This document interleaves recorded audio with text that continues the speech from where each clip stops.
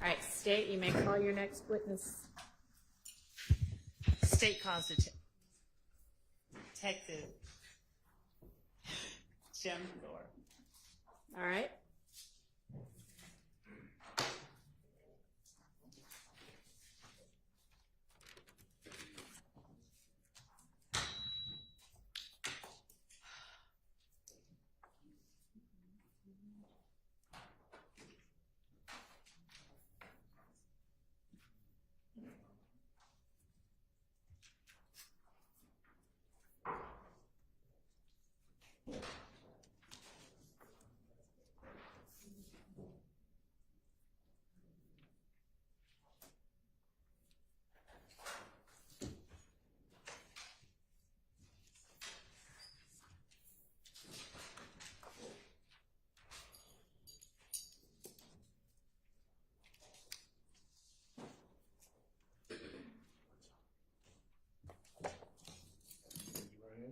Swear firm testimony you give today the truth, the whole truth, nothing but the truth.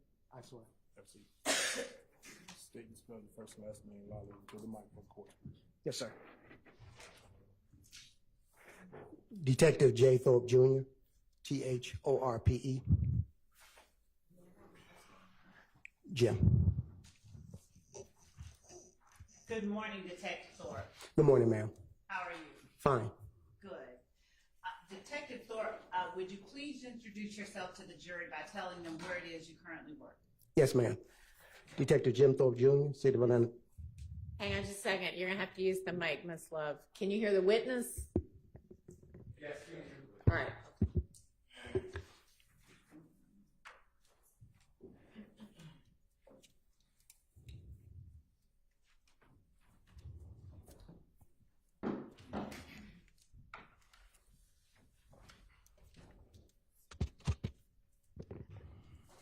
All right, if everyone can hear me and can stand the static, I'm going to use this Thank one. you. Thank you. Would you go ahead? I apologize. Tell the jury where it is that you currently work. Yes, ma'am. I currently work City of Atlanta Police Department, Homicide Unit. How long have you worked at the City of Atlanta Police Department in the Homicide Unit? I work with the City of Atlanta now for 30 years and 9 months. All right. Have you worked as a homicide detective the entire time? Yes, ma'am, 20 years. Now, 30 years and 9 months and 20 years are different. So what did you do when you first started working with the Atlanta Police Department? My first assignment. Okay, can I hear you if you don't use the mic? And I'm sorry that it's staticky. Maybe one day we could get that fixed also, but we're just going to have to endure the static. Yes, Your Honor. Try to minimize it. What did you do when you first started working with the Atlanta Police Department? Yes, ma'am. The first assignment was the Atlanta Police Zone 3 Precinct Evening Watch Mobile Patrol. That would have been in what year that you started that? I started Mobile Patrol in 95. What types of activities did you conduct as a Zone 3 Evening Watch Mobile Patrol officer? Answering 911 calls, dealing with all types of calls of accidents, suspicious persons, shootings, robberies, burglaries, car thefts. Okay. There we go. Yes, ma'am. And tell the jury what parts of Zone 3 you patrolled as a patrolman in Zone 3 Evening Watch. Then the beat I was assigned was called 304, and that beat was mostly around Metropolitan Parkway, Sylvan Road, leading up to Cleveland Avenue and Lakewood Avenue. How much of Cleveland Avenue did you patrol? It would depend on if we were short an officer. They would reposition my team. It was 2 officers assigned to the beat 304. So either one of us could get pulled, and usually around Cleveland Avenue, that was the 308 beat. And we pretty much control all of Cleveland, 75, 85, north and south, Jonesboro Road, and all the streets surrounding Old Hayville and streets like that. Okay.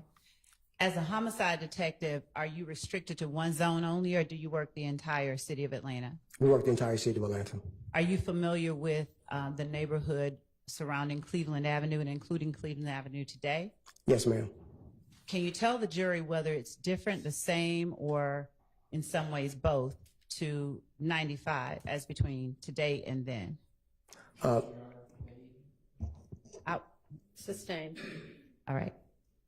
How do you describe the neighborhood of Cleveland Avenue back in 1995? How would you describe it in terms of the community? Community, like a better terminology, wasn't aggressive. That part of the Cleveland Avenue really was not a high crime area or gang activity respondent back in 95 to 97. And that was the length of time that you worked evening patrol, 95 to 97? Yes, ma'am. And typically, what types of crimes did you have the most opportunity to respond to in that area? Objection, Your Honor. Relevance. Overruled. Mostly shootings, like I said, robberies, burglaries, things of that nature. Would you describe for the jury your, you mentioned there was not a lot of particular kind of activity. Did that change? Has that changed today? Yes, ma'am. Is there a particular kind of crime that you see more of today that you did not see back in 95? Yes, ma'am. Would you tell the jury what types those are? Mostly gang activity, shootings, related shootings. Now, after you left Evening Watch Patrol of Zone 3, what station did you take up at APD? Yes, ma'am. I was transferred to the Red Dog Unit, Evening Watch and Day Watch. How long did you work the Red Dog Unit? About 3 to 4 years. Now, after the Red Dog Unit, what was your assignment? I was promoted from the Red Dog Unit to detective, and my first assignment was the burglary unit. And what year was that? 2000. About 2000, yes, ma'am. Prior to joining the Atlanta Police Department, would you tell the jury what your education was? Yes, ma'am. Graduated high school on time, associate's degree, and at that time I went into the military, U.S. Army. All right. How long did you serve in the Army? Roughly about 6 years. And what was your station? What was your job in the Army? Without getting into too much detail, just generally speaking. Soldier. Okay. Are you originally from Atlanta? No, ma'am. Did you come to Atlanta after you left the Army? No, ma'am. I was here. Okay. After you joined the burglary unit, tell the jury what your responsibilities included.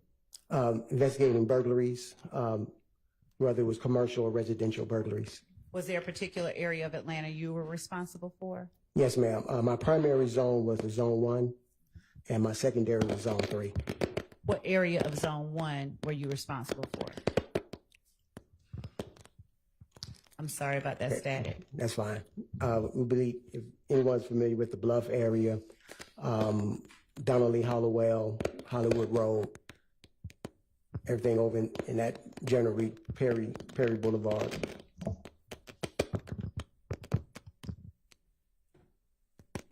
Hang on one second. I'm trying to solve this problem.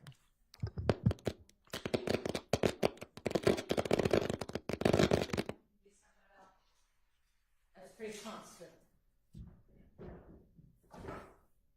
Sorry about that.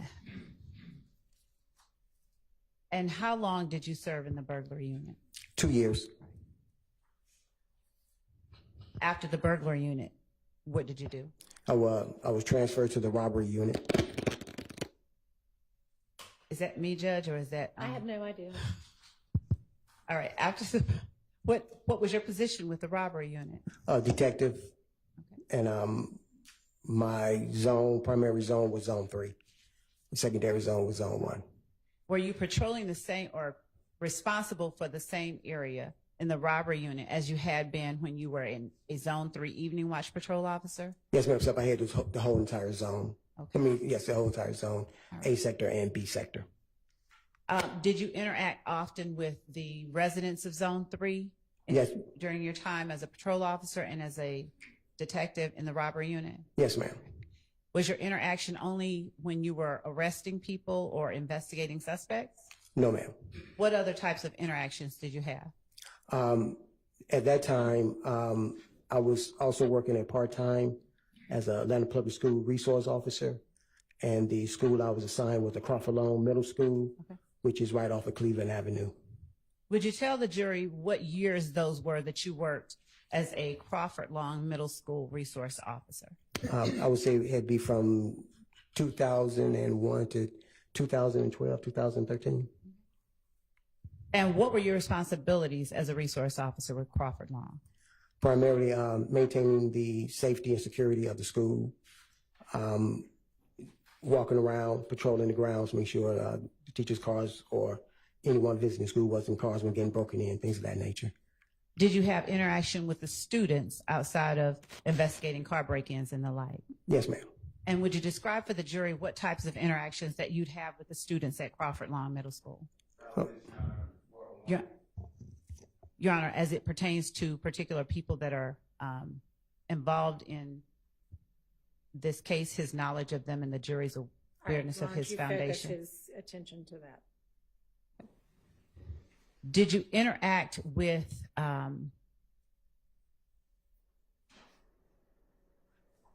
the court's indulgence? I'd just like to ask a broader question and narrow it down. I won't prolong that. Did you interact with the students and converse with them on a personal level? Yes, ma'am. Did you interact with the students' parents at times? Yes, ma'am. Did you interact with a student by the name of Quindarrius Zachary? Yes, ma'am. Describe your, when you first met Quindarrius Zachary, how old was he? I say he'd be about 11 years old. And in what capacity did you interact with him? Was it?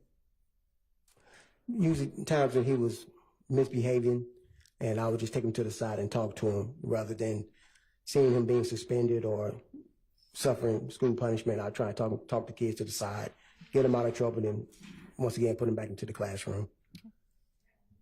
What year was that you got to meet Quindarrius Zachary?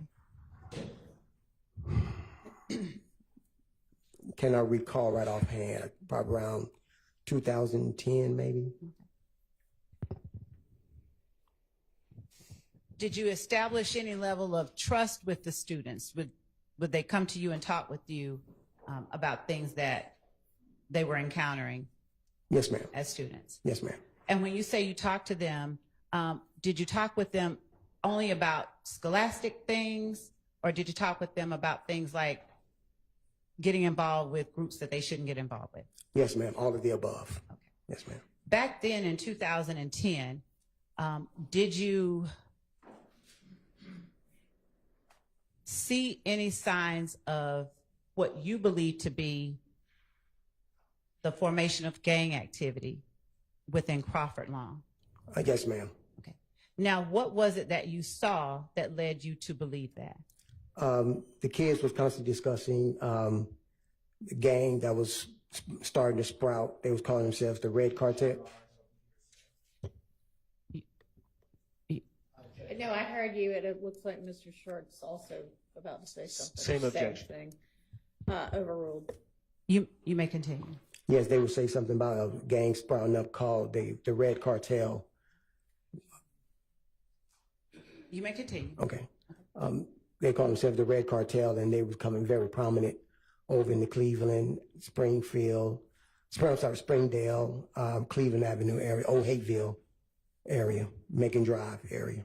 Apart from hearing the name Red Cartel, did you see any indicators or signs of the ways that people calling themselves Red Cartel identify themselves? They mostly wear the color red. Did you ever see them, without specifically showing any gang signs, did you ever see them display any signals that were seemingly unique to members of the group itself? No. I'm going to object to this line of questioning. I don't believe that there's a proper foundation for this witness. Your Honor, Is this the first time this witness has testified? yes. Okay. You need to lay a foundation. Okay. Sustained. Yes, Your Honor. Thank you. When you started out as a school resource officer at Crawford Long Middle School, would you describe for the jury what type of training that you had with the Atlanta Police Department? I had basic academy training along with interviews, interrogation training, also burglary and robbery. And later during that tenure, I was transferred to the homicide unit, which I received numerous homicide classes and training. What training or experience did you have that caused you to form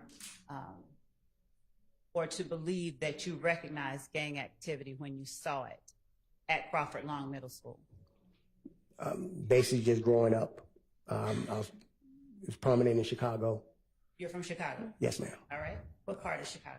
South Side. Now, what did you see growing up that caused you to believe that what you were looking at Crawford Long were signs of gang activity? It was the same standard. Kids would wear like red bandanas or clothing of red, some article on them with red. Usually the red bandana, we called it flagging, you represented. At that time, once I received that information, I notified the gang unit. Your Honor, Yes, sir. I'm going to object to relevance, lack of foundation, and this line of questioning I don't believe is going to lay a foundation. So that's why I'm saying relevance as well. Okay, overruled. Thank you. You may continue. Please speak to the jury. Okay. At that time, I notified the Atlanta Police gang unit, and they confirmed that that it was. Sustained. Without speaking specifically Okay. about confirmation in particular instances, more broadly speaking, when you did see things that you believe were gang activity, did you notify the gang unit? Yes, I did, ma'am. Why did you do that? Just to alert them and to get more information for myself. In talking with the kids at Crawford Long Middle School, did they confide in you about their involvement in, for instance, groups like Red Cartel? I'm not asking what they said. Sustained. Okay.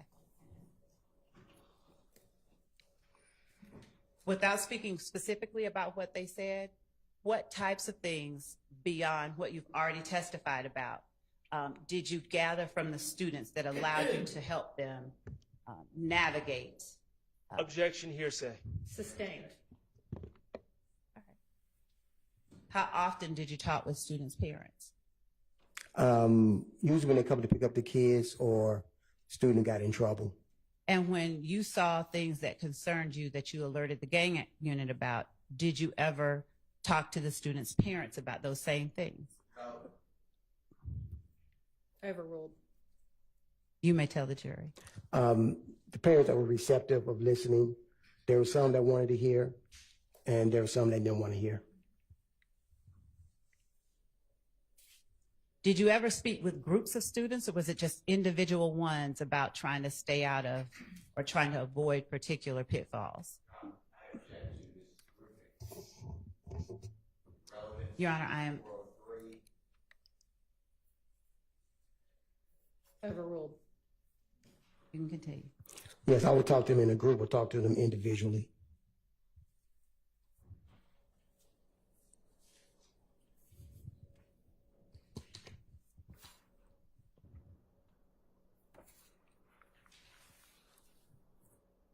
And were the subjects of the conversation always how to stay out of trouble?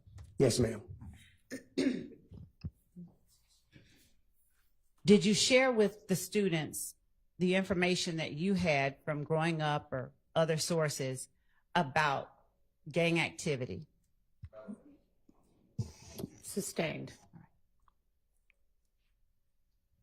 In what ways, beyond talking to the students, did you attempt to keep students from being involved in gangs? Sustained. Did the information that you were able to gather from the students in any way inform your investigations and ability to get information about criminal investigations later on as a detective? Yes, ma'am. How? I developed rapport with several of the kids. A trust was formed, and they would, if they see me out on the scene, anywhere near that, they'd come to me next day in school and say, "Hey, officer, Generally speaking, Yes. they would come to you and would they offer you information? Yes, ma'am. All right. Other than Quindarrius Zachary, were you familiar with any other persons that, through your investigation in this case, that you came in contact with? Yes, ma'am. Who were you familiar with during your time as a school resource officer?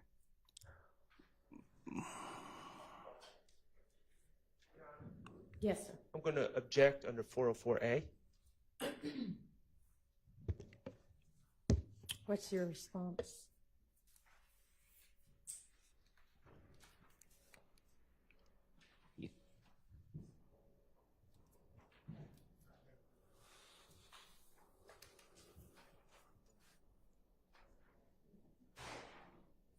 Your Honor, I'm not certain what exactly the, Maybe tailor your question. okay.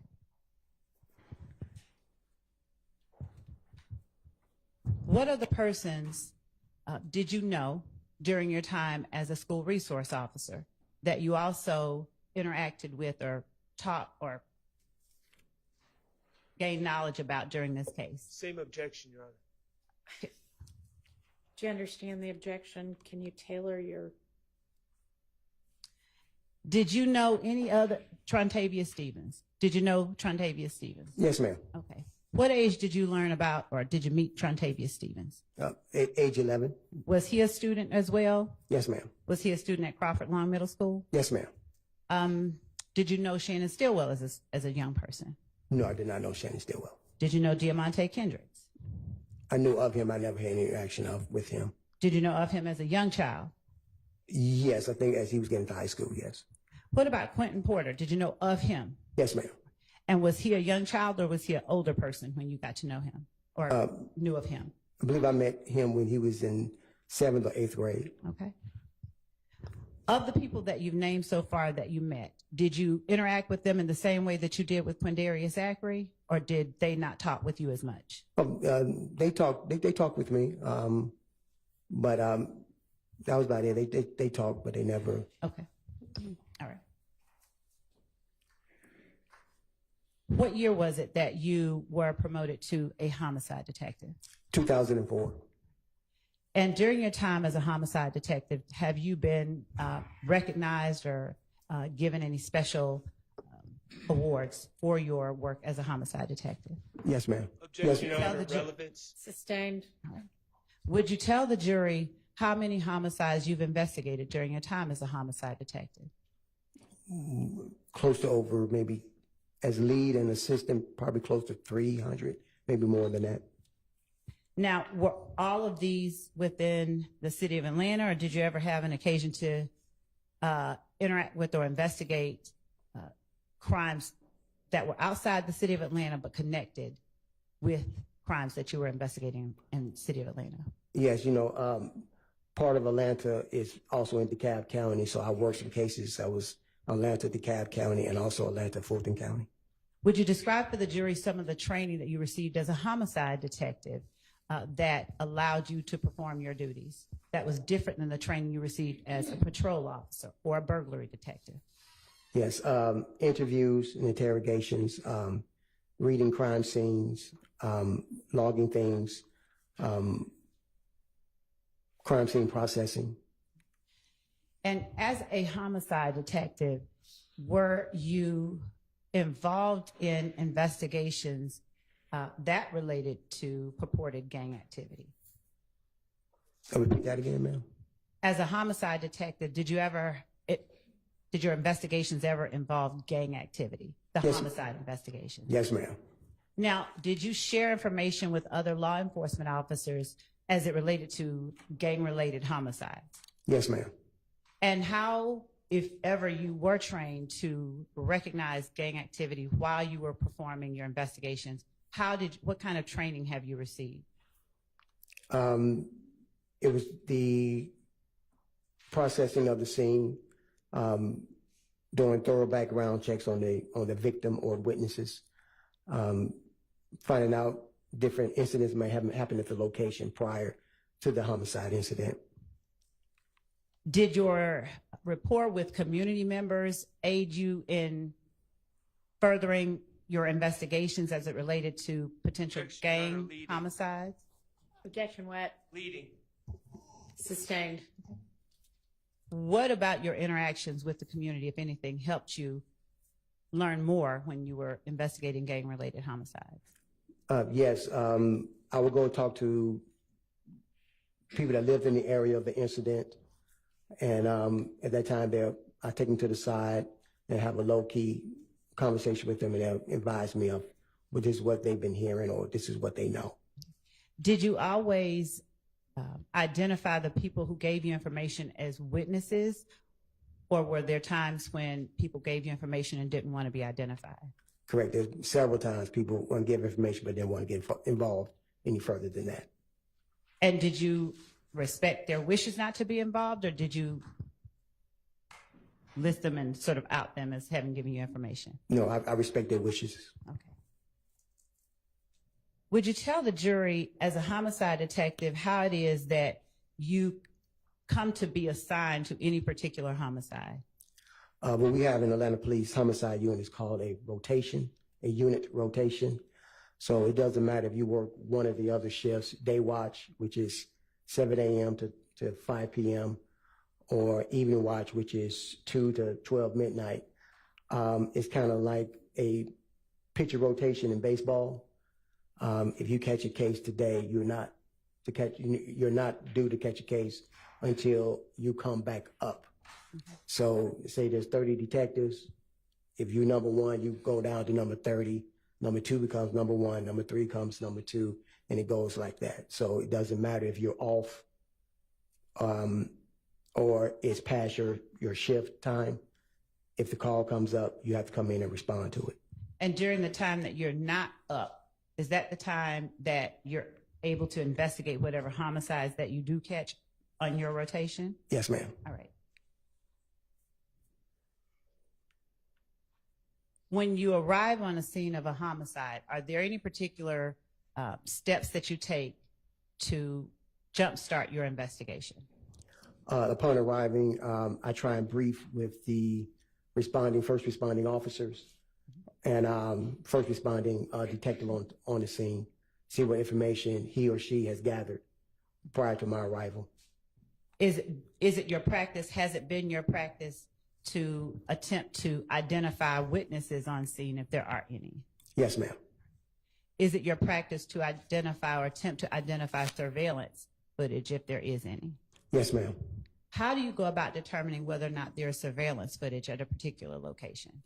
We walk around and you try and see if there's cameras fixated on the structures, or you go inside and see if there's door ring cameras on some of the residents, or you go inside the business and see if they have a camera that may be facing out their front windows. As the lead detective, do you delegate responsibilities in the investigation of the homicides that you're responsible for, or do you handle every aspect of that investigation? We delegate. What types of activities do you delegate to other persons? Depending on how many homicide detectives on the scene, I have them do what is called a neighborhood canvas. They automatically go around, start knocking and talking to people, and also looking for surveillance cameras, things of that nature. And do you work with the VIC unit to determine whether or not there are? Do you ever work with the VIC unit? Overruled. Yes. And how long have you worked with the VIC unit? Since their first inception and coming into work with the APD, we usually call down and ask them, do they have any VIC cameras in the immediate area? And they're able to tell us they have cameras at this location, either facing north, east, south, or west. At that time, we give them the time frame of the incident, and they're able to go back and take a look and see exactly if they have any footage of anything that may be relevant to our homicide investigation. Has the number of VIC cameras remained constant over the time that you've worked as a homicide detective? No, ma'am. Would you explain how they've not remained constant? Have they increased, decreased? They're increased because of the success of the video integration camera systems. Because of the what now? Video integration camera system that is increased because of their reliability. Okay. Would you explain to the jury whether license plate readers and VIC cameras are the same or different? They're different. The license plate reader picks up on a tag of a vehicle, stores it in, as they would tell you exactly which direction that vehicle has been traveling, what other LPR readers it has hit on, so you can go back and backtrack to see exactly where that vehicle may have started or came from. Is there any particular information you'd need to be able to track a vehicle with license plate readers? Sometimes we're able to give a make and model and description of the vehicle. And once again, the LPR teams are able to go in and say, okay, we found this vehicle that looks like the vehicle you're talking about. We see that the license plate reader is showing that it was in the immediate area at the time of the incident. Okay. Now, have license plate readers always been in effect within the city of Atlanta during your time? No, ma'am. And do you know or remember when you all first would have had access to license plate readers? I want to say probably around maybe 2018, 2019. Has the number of license plate readers since that time that you're familiar with remained constant, increased, decreased, or something in the middle? Increased. And how do you know how it's determined where a license plate reader will be placed? No, I tend to think that it's based on the high activity of traffic or whatever in that particular area, and also the crimes that may occur in that area. And does the Atlanta Police Department decide where license plate readers will be placed? I believe it's decided by City Hall and the police department talking together. All right. And what about video integration unit cameras, VIC cameras? Who decides where those will be placed? Same thing. I think it's a joint collaboration between City Hall and the Atlanta Police Department. All right. Do you obtain knowledge about whether license plate readers caught any particular information in the same way or different than you get information about VIC cameras? Or to ask a better question, how do you learn whether or not there are license plate readers that may have captured something you need in your investigation? Once again, we'll call and see. Sustained. Your Honor, how do you know where the license plate readers are that might have captured something of interest in your investigation?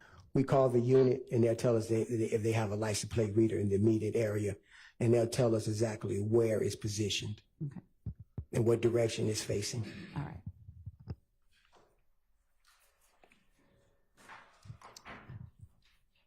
Would you describe for the jury where the Summerhill community is located?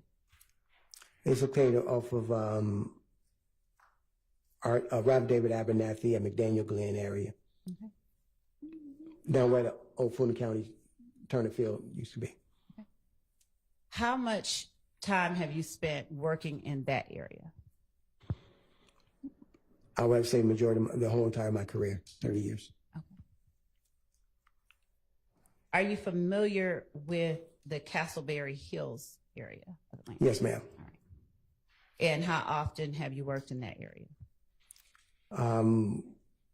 Per my patrol as a Red Dog officer and responding as a burglary detective, robbery detective, and homicide detective. 330 McDaniel Street. What area is that in? That is the Zone 1, Zone 5 area. This is like a border. Okay. And when you say border, is it a border between different communities? No, it's a border between the zones. Okay. What communities make up that area? It's both residential, apartment buildings, businesses. Okay. And is 330 McDaniel Street in Fulton County? Yes, it is, ma'am. Did you have an occasion to respond to that location on January 10th, 2015? Yes, ma'am. What time, if you recall, did you respond? I believe I received the call around 9:30 p.m. from Detective Darren Smith of the Atlanta Police Homicide Unit. He advised me that there was 3 subjects shot at that location. Are you called only when there is a confirmed death? Or are you called before you know whether or not someone has died? It depends on the status of the paramedics when they transport. If they say the person is low critical, we respond because there's a good chance that they might not survive once they get down to Grady. When you responded on January 10th, 2015, did you have any confirmed deaths? Not until I arrived on the scene. What information or what were you responding to? I responded to 3 subjects that were shot. One is low critical, one is in critical condition, one is in critical but stable condition. And would you tell the jury what the names of those 3 subjects were? Yes, ma'am. The first subject that was in critical condition was Donovan Thomas. And I want to make sure I pronounce their names right. You mind if I look at my notes? No, and Okay. if you, I'll hand you a copy of your report. Okay. Yes, ma'am. The second subject that was in critical condition was Reginald Hendricks, and the third that was in critical but stable was Quindarrius Sanders. Now, did you have an opportunity when you arrived on scene to speak with either of those 3 people? No, ma'am. They was already transported to Grady. All right. When you arrived on scene, had the scene already been cordoned off or roped off? Yes, ma'am. And when you arrived on scene, was there any other homicide detective already there assisting or directing? Yes, ma'am. Detective Smith was on scene. Now, was Detective Smith up in the rotation or was No, it ma'am. yours? No, ma'am. So when a detective is not up in rotation, how is it that one homicide detective would be working a scene before you, if it's your homicide? Yes, ma'am. That depending on how many detectives are working that day. There's a lead detective that will go out to the scene, gather the information, start processing, and they'll notify the next up homicide detective that there's a call and there's 3 subjects. Like on this day, 3 subjects that were shot. Okay. How familiar with you were with the area of 330 McDaniel Street before you got that call on January 10th, 2015? Very familiar. Had you ever interacted with persons in that area on a casual basis as opposed to during an investigation? Yes, ma'am. Doing an investigation.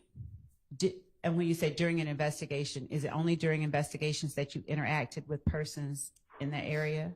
Yes, ma'am. Just about. Yes, ma'am. Were there or was there an apartment complex in that area? Yes, ma'am. Do you remember the name of the apartment complex? No, not off the top of my head, no. Okay. I believe that one across the street, down the street, was Castleberry Apartments. Okay. Were you familiar with or had you had any occasion to visit or be familiar with Castleberry Hills Apartments? Yes, ma'am. When you got on scene, did you make any efforts to locate surveillance footage? Yes, ma'am. Tell the jury what efforts you took to locate surveillance footage.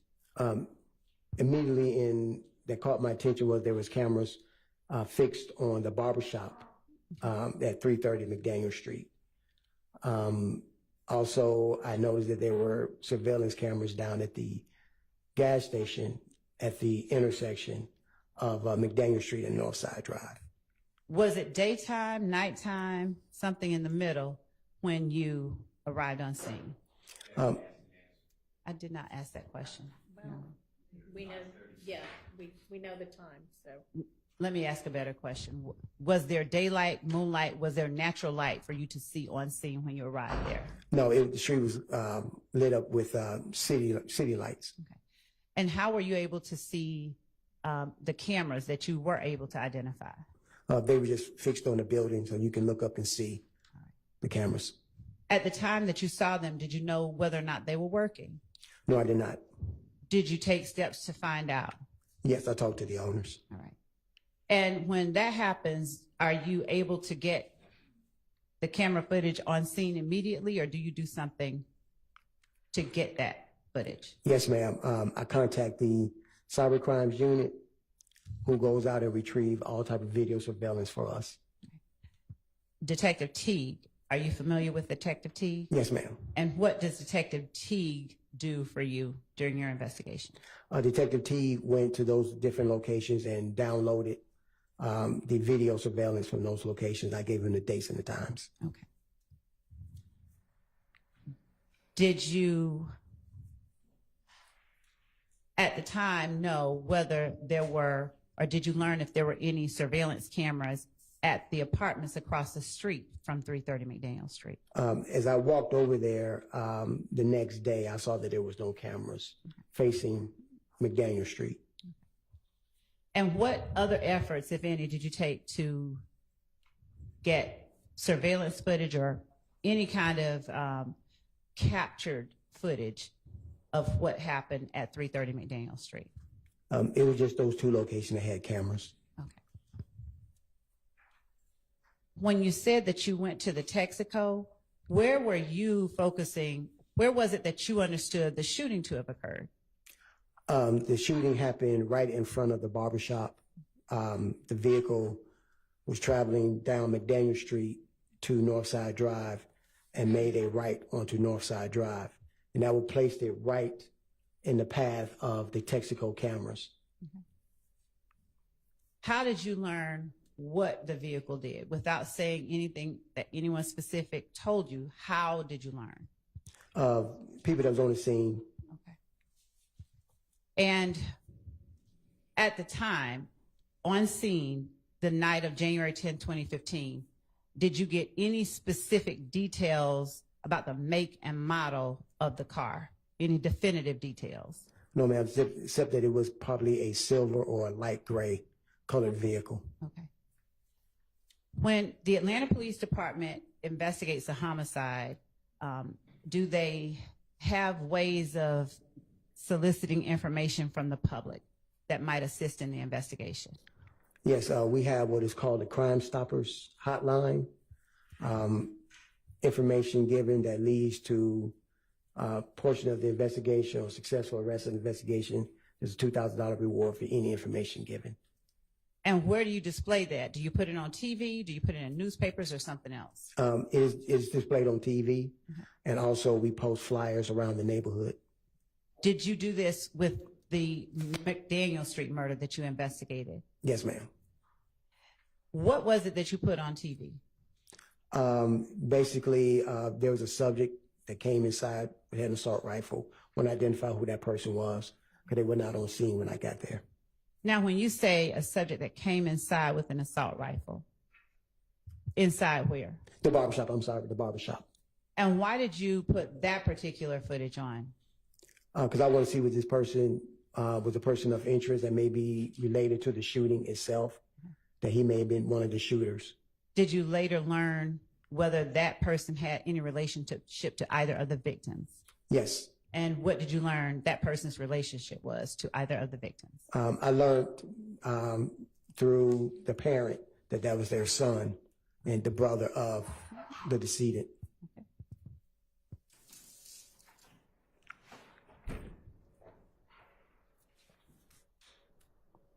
Other than the footage of the person going into the barbershop, did you have any other footage displayed on television to try and help in your investigation?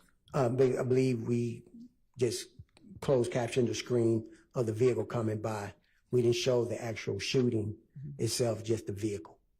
And when you say closed caption the screen, did you do a still shot or did you play a portion of a video surveillance? Yes, what we did, we condensed it down so that the shot would just show that's the vehicle coming down the street.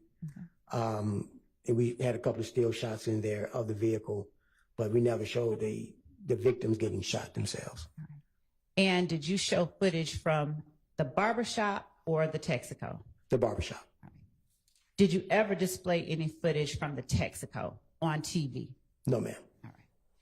How do you decide which footage you're going to put out there and which footage you're going to hold back? Based on the relevance, because the Texaco did not show the actual shooting itself. The barbershop did. To your knowledge, did you all get Crime Stoppers calls or people calling in after you put up the video from in front of the barbershop? Yes, ma'am.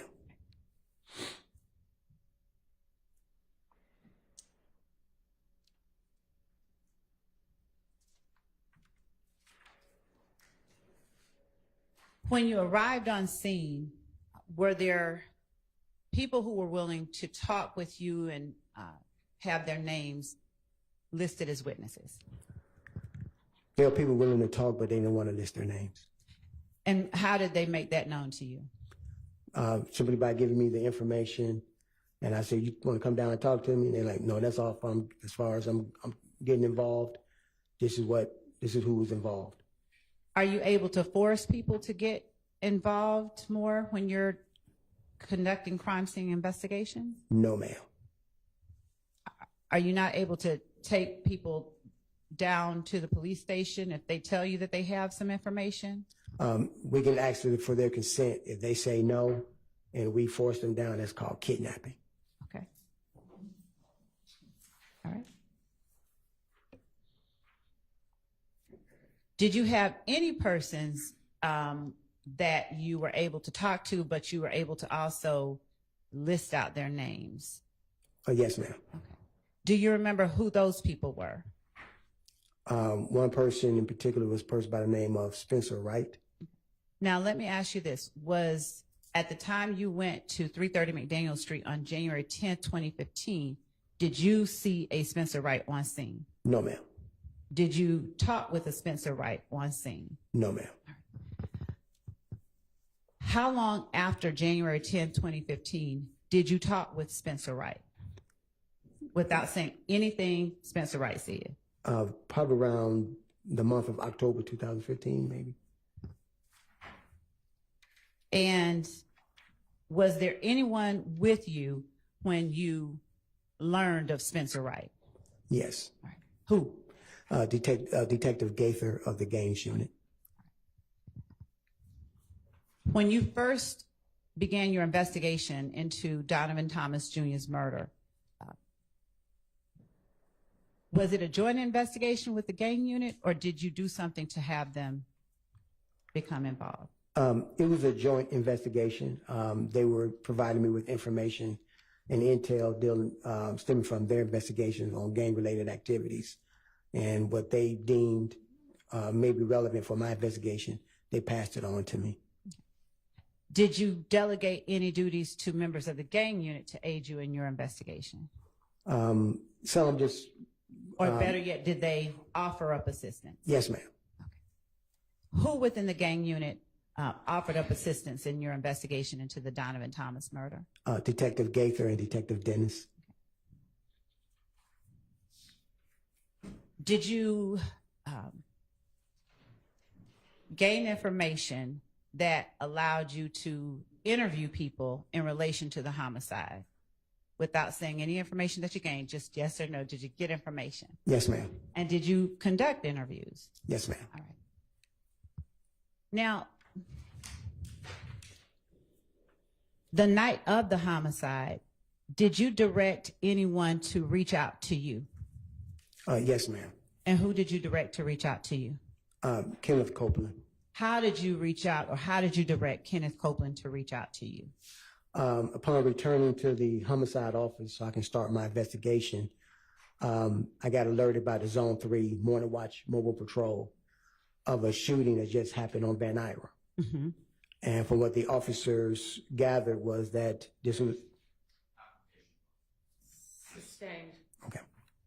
We won't talk with Okay. you about the officers on Van Ira Okay. and what they said. Okay, ma'am. But were you able to determine whose residence or what was on Van Ira at that location that the officer told you about? Yes, it was Kenneth Copeland's baby mother's house. All right. And how did that cause you? Why was that of interest? And to ask a better question, what did you do after you spoke with the officer about the shooting on Van Ira? At that time, I went out to the scene myself. Okay. Did you speak with anybody on scene at Van Ira? Yes. Who did you speak with without saying what they said?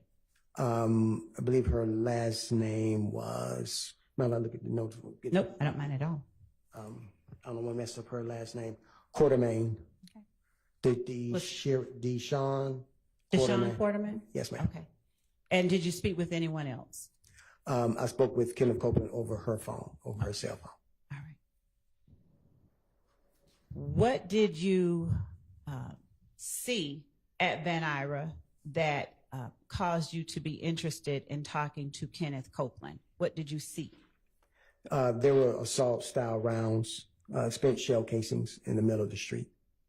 Now, were you able to see what type of shell casings, if any, were on scene at 330 McDaniel Street? Yes, ma'am. And what type, if you recall, did you observe on scene at 330 McDaniel Street?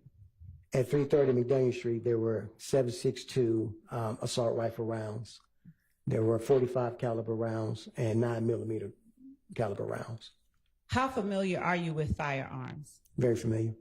And what training have you received in firearms over your career, not only as a law enforcement officer, but in the military? Extensive. All right. Tell the jury what kind of training. Basically, the uses of the weapon, the safety of the weapon, and what particular weapon is able to fire what kind of round. All right. Have you had occasion to fire those type of weapons that you saw shell casings for on scene at 330? Yes, ma'am. What you saw on Van Ira, were they similar type rounds? Not necessarily caliber. Were they similar or different? They were assault rifle rounds, so they similar but not similar. Okay. And when you say similar but not similar, could you explain a little bit more? Okay. The 7.62 rounds that was recovered from 330 McDaniel Street are typically fired from AK-47 assault rifle. Any rifle built off that schematic. The rounds that we recovered from Van Ira was rounds that is associated with the AR-15 Okay. assault rifle. Do you recall how many rounds you observed at Van Ira? I want to say possibly 10 to 12, or 10 to 15, something like that. Did you observe any damage to any structures or property at Van Ira? Yes, there were some defects to the residence. Were there any people shot at Van Ira? No, ma'am. Were there people at home at the time that the residence was shot up, or something different? Yes, ma'am. All right.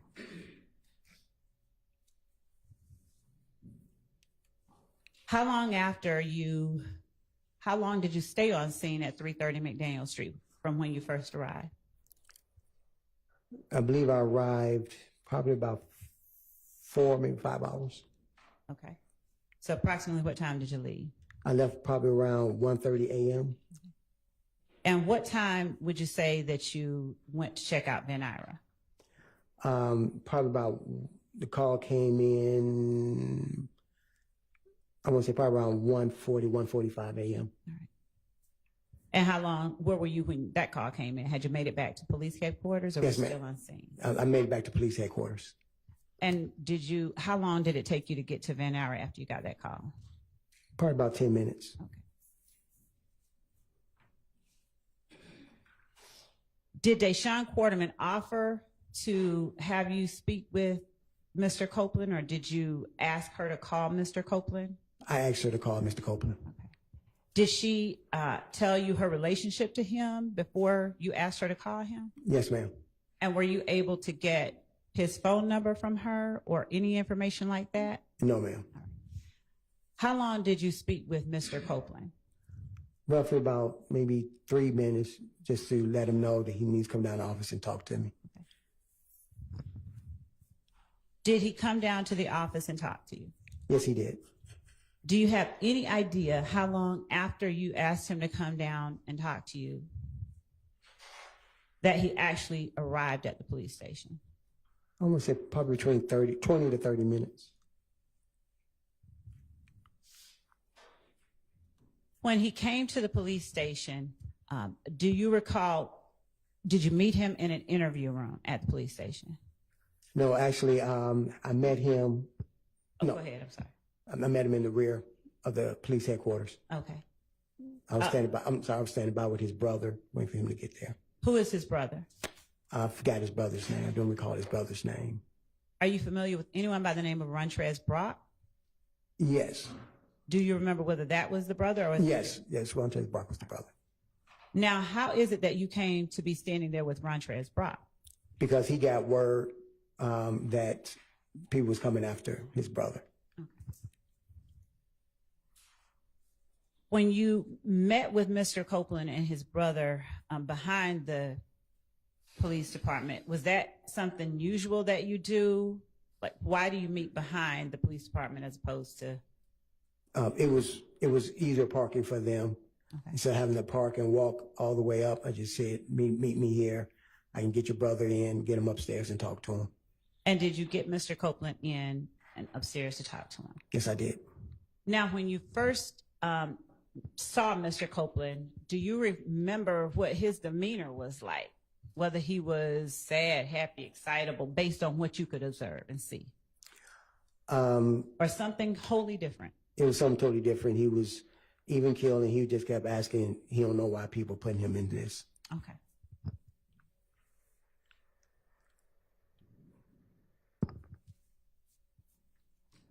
Did you tell him that he had to come upstairs and talk with you?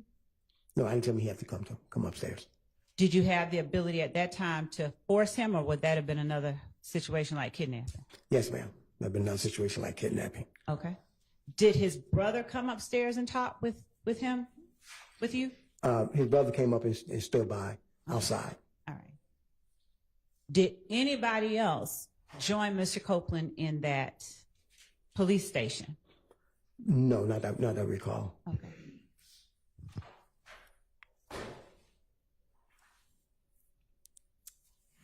Do you remember about how long you talked to Mr. Copeland in the police station? I think maybe a couple of hours, an hour or two. Did you talk to him inside an interview room, outside an interview room, or both? Inside the interview room. Did you start any conversations before you got to the interview room? No, just basically that his name had come up in the investigation. Okay.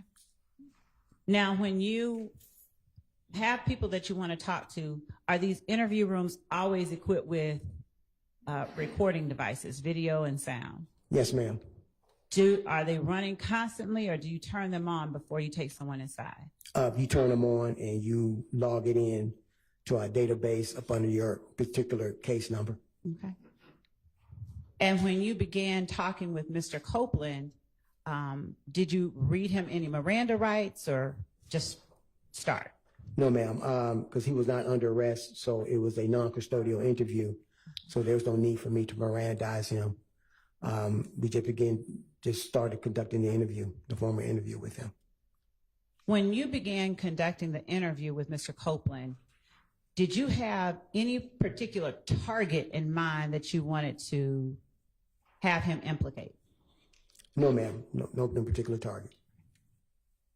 And as you interviewed him, did you attempt to get him to tell you somebody did any particular thing? Yes, ma'am. All right. And were you telling him the people that you wanted him to talk about, or were you asking him for information or something in the middle? Yeah, I was asking for information, and pretty much the question was always in the middle. Okay. When you began talking with Mr. Copeland, did you have knowledge about any people that you wanted him to give you information on? No, ma'am. All right. And during the course of your conversation with Kenneth Copeland, did you get information that led you to other people you were interested in talking to? On that initial night, no. Yeah. And was there any particular concern that you understood Mr. Copeland to have that night? Other than he spoke about an altercation. And when he spoke about an altercation, did you say anything to suggest to him that you knew about the altercation? Somewhat, yes, ma'am. Now, did Mr. Copeland's, did he ask you questions during the interview? I think just general questions like, how did my name come up in this? Once again, I don't know why. Did he try to get you to help him in any way in terms of ensuring his safety? Yes, ma'am. He wanted me to speak with the family of Donovan Thomas, let them know that he had nothing to do with it and stop coming after him. Okay. Now, did he know, or did you know, did you tell him that it was these people coming after him, or was he just speculating, to your knowledge? He was just speculating. Okay. Did you give him any assurances about what you would do to try and ensure his safety? Yes, ma'am. I told him I would speak with the family and let them know that at this point in time, he is not a person of interest or a suspect. And when you gave him that assurance, when you told him that, did you have any information that anybody in Donovan Thomas's family was involved in shooting at Kenneth Copeland or his family? No, ma'am. Okay. No information.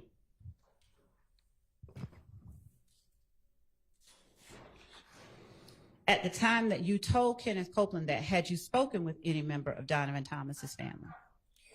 Not at that time.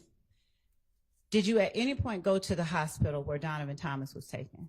Yes, ma'am. When? The next day. All right. Well, the morning of the next day. 11? Yes, ma'am. The 11th. The morning of the 11th. How long after you spoke with Kenneth Copeland did you go to the hospital? I want to say about close to midday. About close to afternoon, because I went and spoke to the other two surviving victims. Okay.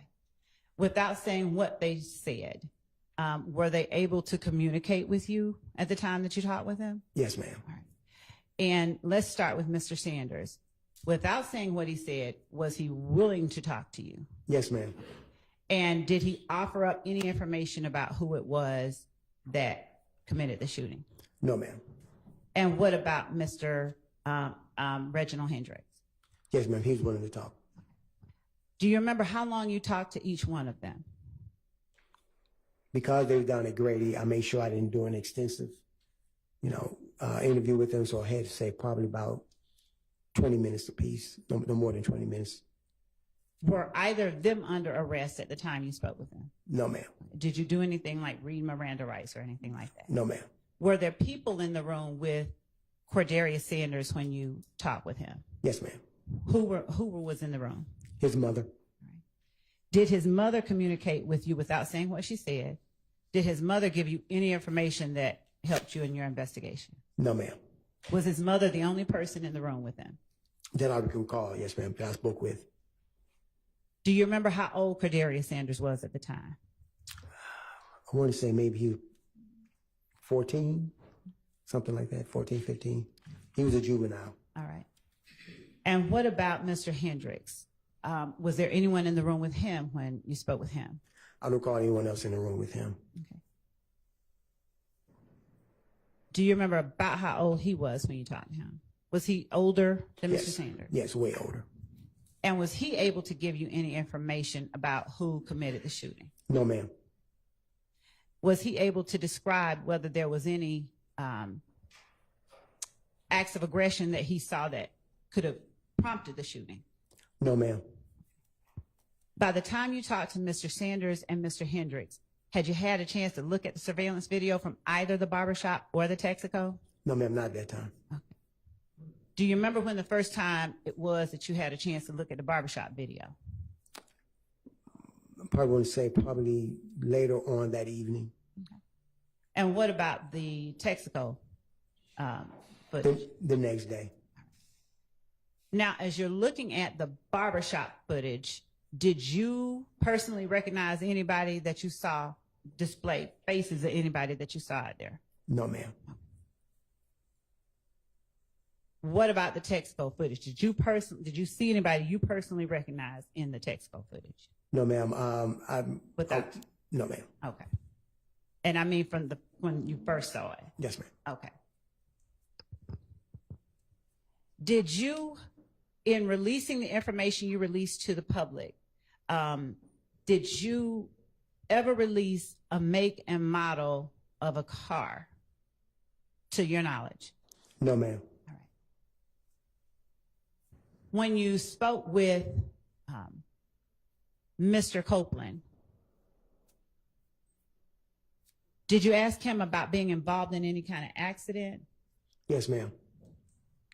Without talking about what anyone else said, do you know why you asked him about being involved in an accident?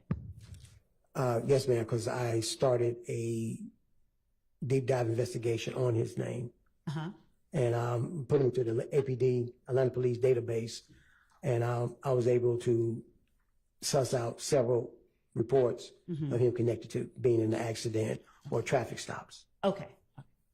And were your questions based on whatever vehicle you saw reflected in that report, or Yes, something ma'am. different? What was reflected on people's description of people was given of the vehicle.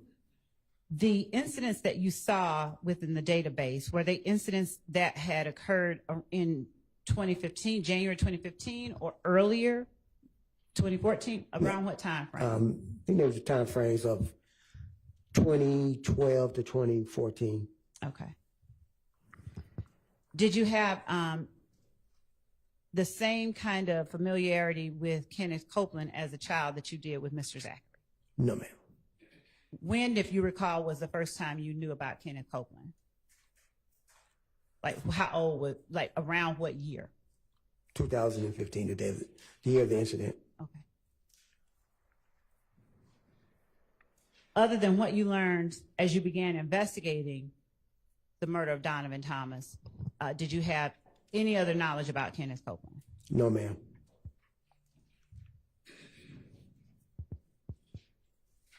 Did you ensure or did you offer to do anything else to, or offer any advice to Kenneth Copeland to help him secure the safety of his family? Did you make any suggestions? I think probably general Okay. suggestion of that nature. All right. Did Kenneth Copeland have any cell phones or anything with him that you saw when you first talked to him on January the 11th? I didn't see him with a cell phone. Okay. Now, do you remember Mr. Copeland offering you, and let me ask you this, the interview with Kenneth Copeland, it was recorded, right? Yes, ma'am. All right. Now, when was the last time you could remember looking at that interview? Like, did I show it to you today? No, ma'am. Okay. And do you remember everything about that interview? Everything? Not everything in detail. Okay. Like the kind of clothing Kenneth Copeland was wearing. Do you remember that? I couldn't remember. I think it was dark clothing. Okay. All right. Did Kenneth Copeland offer to give you any information that might help you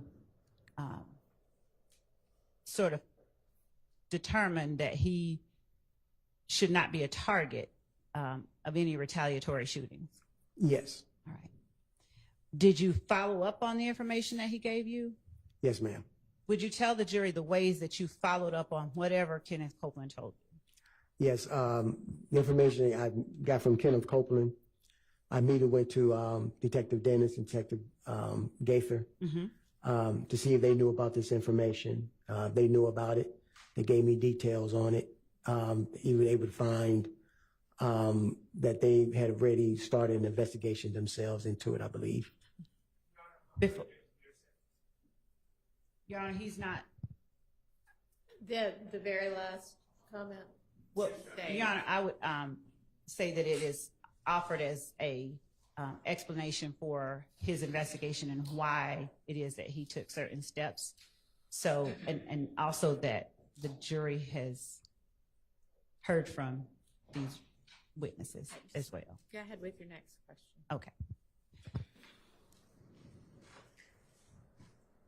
Before you got the information from Mr. Copeland that you went to investigators Dennis and Gaither about.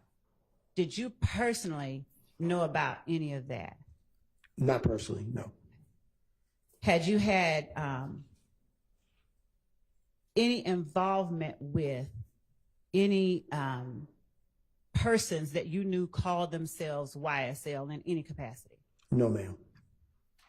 Had you had any, did you have any knowledge about what YSL was before you talked to Kenneth Copeland? Say that question again, ma'am. Did you know about YSL at all before January 10th, 2015?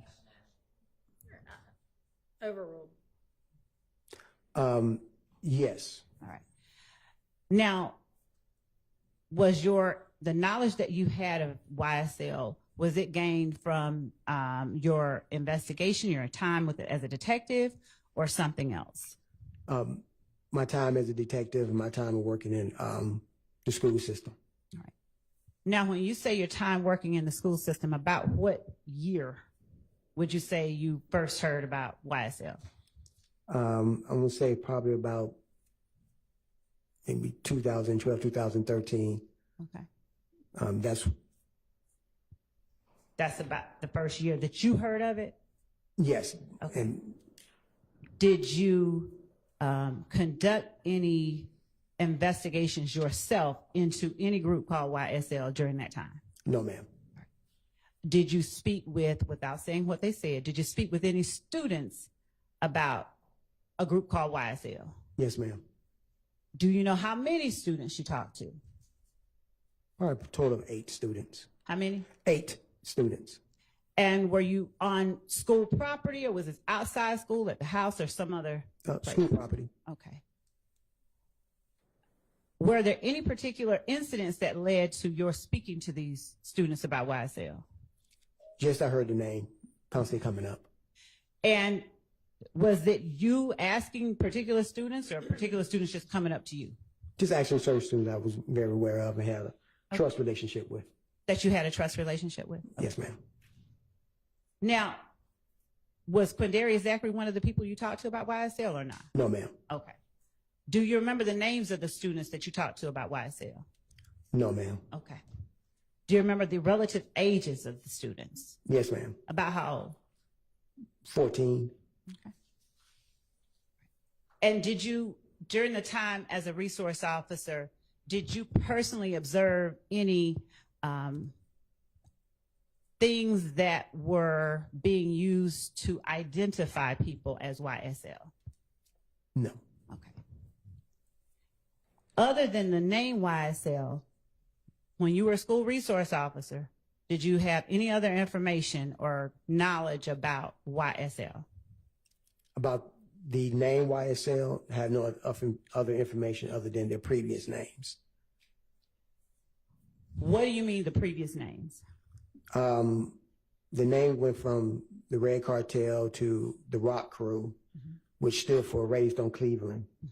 Then it went over to YSL. All right. Is this information that you learned, how did you learn this information that you just talked about? Talking to the kids and working in the neighborhood. All right. Did you ever speak with grown-ups, the family, the parents of the kids about YSL or these other groups, Red Cartel or Rock Crew, without saying what they said? Yes, I did. All right. Overruled. Did you ever arrest anybody during that time just for being affiliated with Red Cartel, Rock Crew, or YSL? No, ma'am. Okay.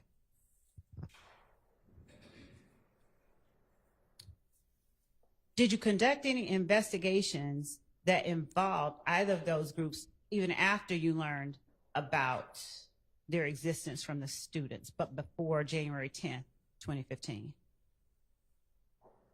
As in the YSL name itself or the previous names? Either.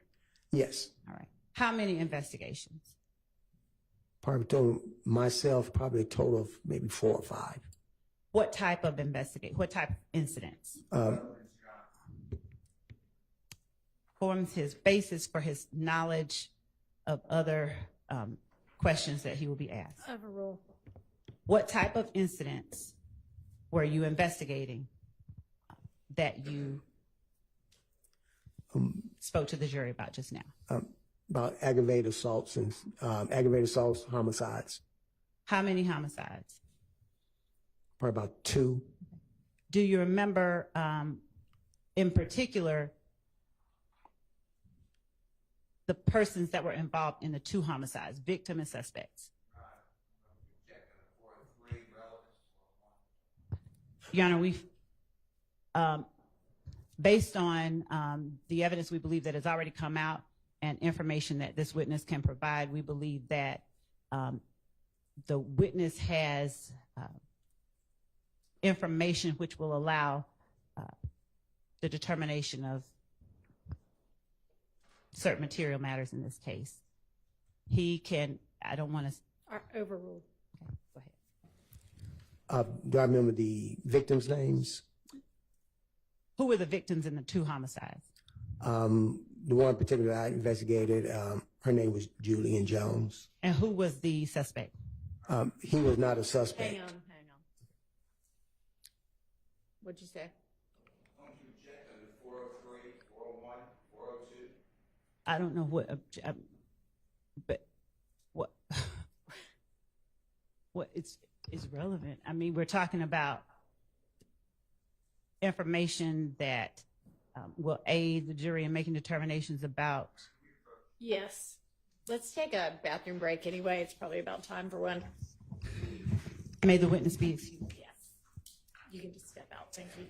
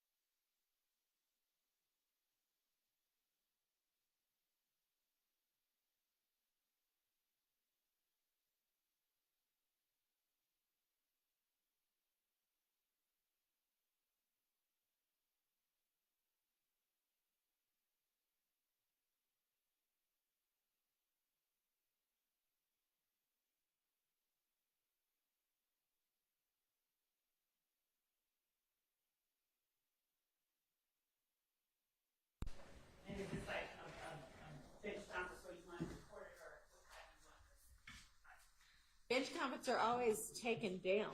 Bench conferences are never recorded, so this is a bench conference. Well, honestly, it's not, because it's just an evidentiary issue, right? Right. Yes, so, yeah, that's fine. Okay. All right, so that was a 401, 402,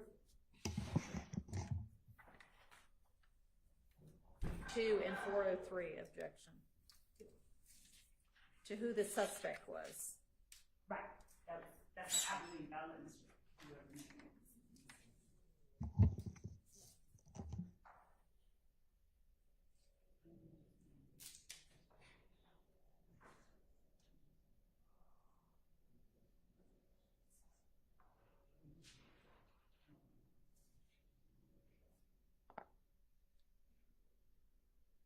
Are you going to respond beyond just, I believe it's relevant? No. Are you going to tell me why? Yes. Your Honor, the homicide, I believe one of the homicides that the witness will talk about is a matter that an earlier witness talked about as it related to Rock Crew. I believe that the one that he is going to talk about is going to deal with Quentin Porter and Javaris Crittenton. I believe that this information corroborates information given by other witnesses and allows the jury to determine the credibility of information that they have heard from other witnesses. It's not bolstering because it's his personal knowledge, but to have information about a subject from two unrelated people who are not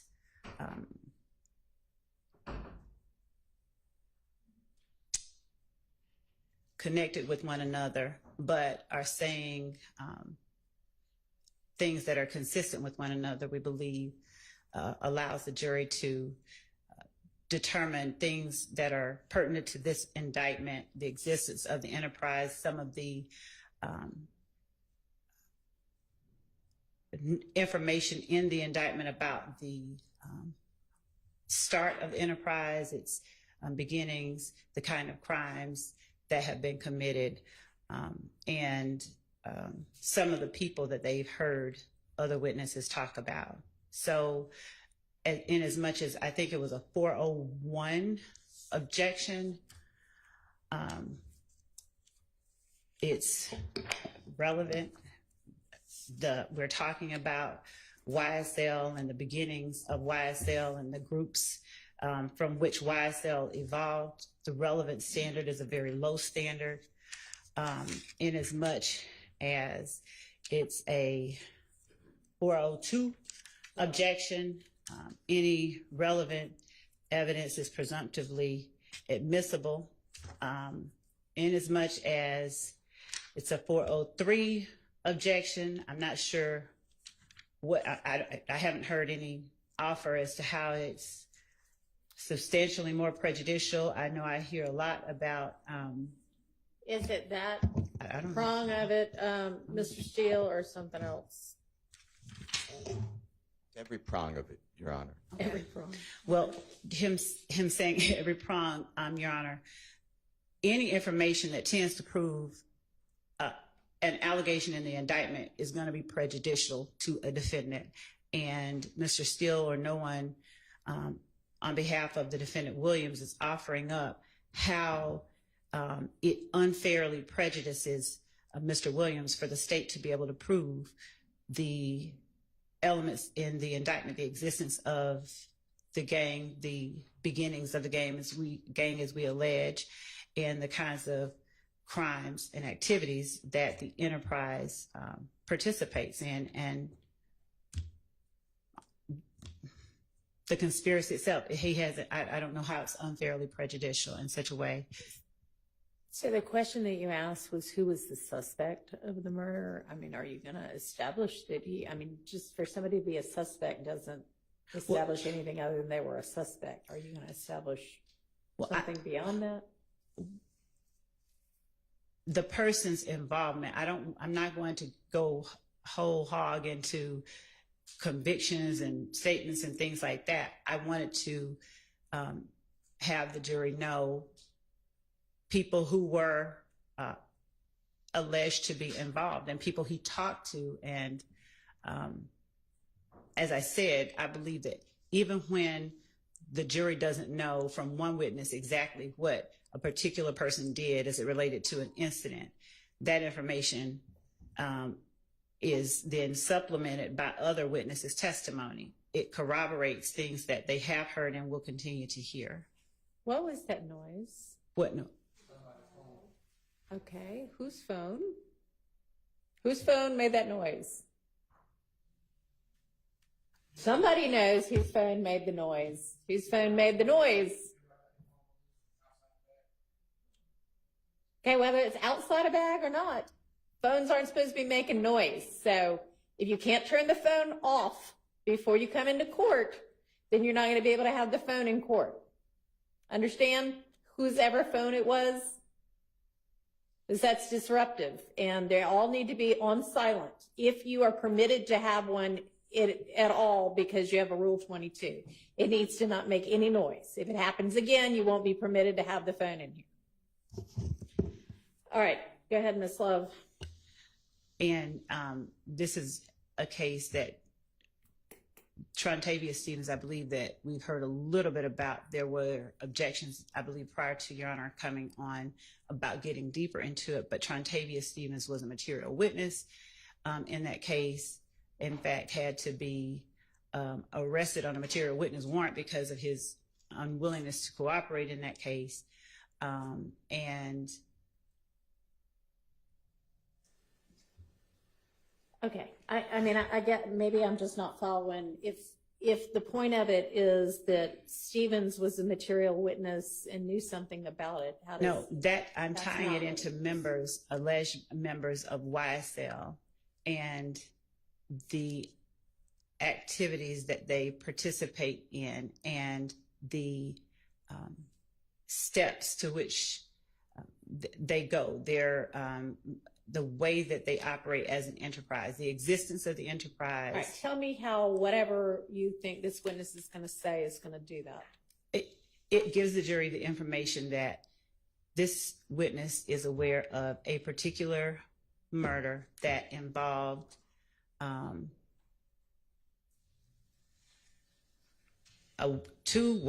Rock Crew and then later YSL, Quentin Those Porter being and Porter and Crittenden Porter and Trontavious Stevens. and Stevens. Yes. And he's going to be able to testify that they were involved in this murder? No, they didn't do the murder. So what is it then? Your Honor, their involvement and their association with one another, we have to prove association between members of YSL. We have to prove the type of enterprise it is. We have to, and the type of activities and the lengths to which they go to protect and preserve it. So, and what is it that this witness is going to say about either of those two people that's going to show that? Your Honor, the existence of those people and their associations, number one, and it's not always going to be a linear, this person saying this directly proves a fact. It's evidence that is relevant in that it gives the jury information. Don't tell me what it's going to do. Tell me what the evidence is. I mean, I don't know your case as well as you do. So I don't know what it is that you think this witness is going to say that's going to show any of that. That Trontavious Stevens was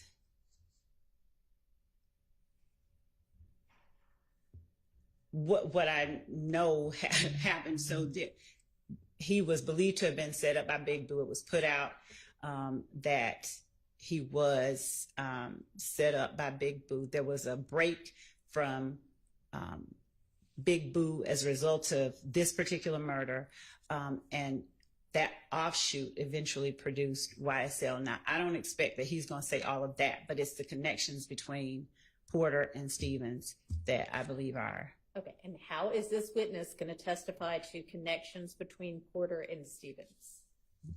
Based on what his investigation and his involvement in the investigation of the murder. He interviewed. Just going to show that these two people knew each other? No, you're not telling me anything. So to the I mean, I'm trying to follow you, but to the extent that their relationship is one that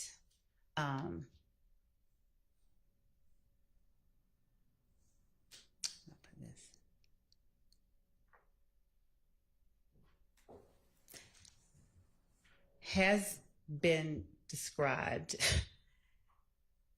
and will further be discussed. Your Honor, just 1 second. okay. Maybe I'll take a bathroom break, and then when you come back, you'll be able to articulate what it is. So let's all. I can. Yes, I'll be able to better Mr. consolidate Sharp. it. Okay. I'll be back. For the record, I'd like to add my objection, which is going to be hearsay and confrontation clause, on top of Mr. Steele's objections. Okay, well, I, at this point, have no idea what this detective might testify to. So I don't know, maybe we'll everybody who needs to go to the restroom, and then we'll reconvene and try to hash this out.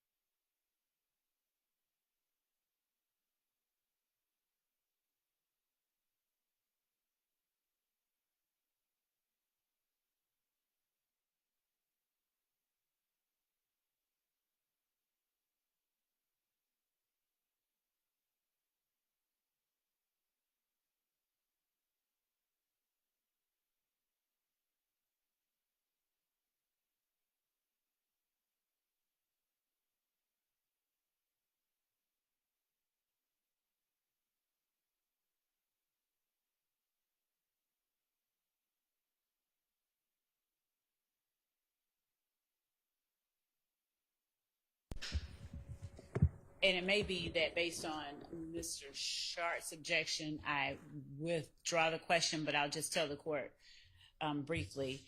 So Mr. Stevens was believed by Mr. Crittenden to have robbed him, stolen some of his jewelry.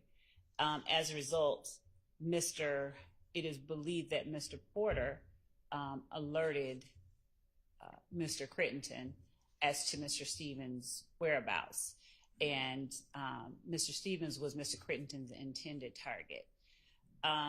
There has been testimony, and will likely be a little bit more testimony, about the impetus of the transition from one group to the other. Detective Thorpe, because of his relationship with kids who were, I'll say, rock crew adjacent associates, he was able to, because of his relationship with them, they willingly offered him information that he was able to then go and get to assist to help him solve that crime. So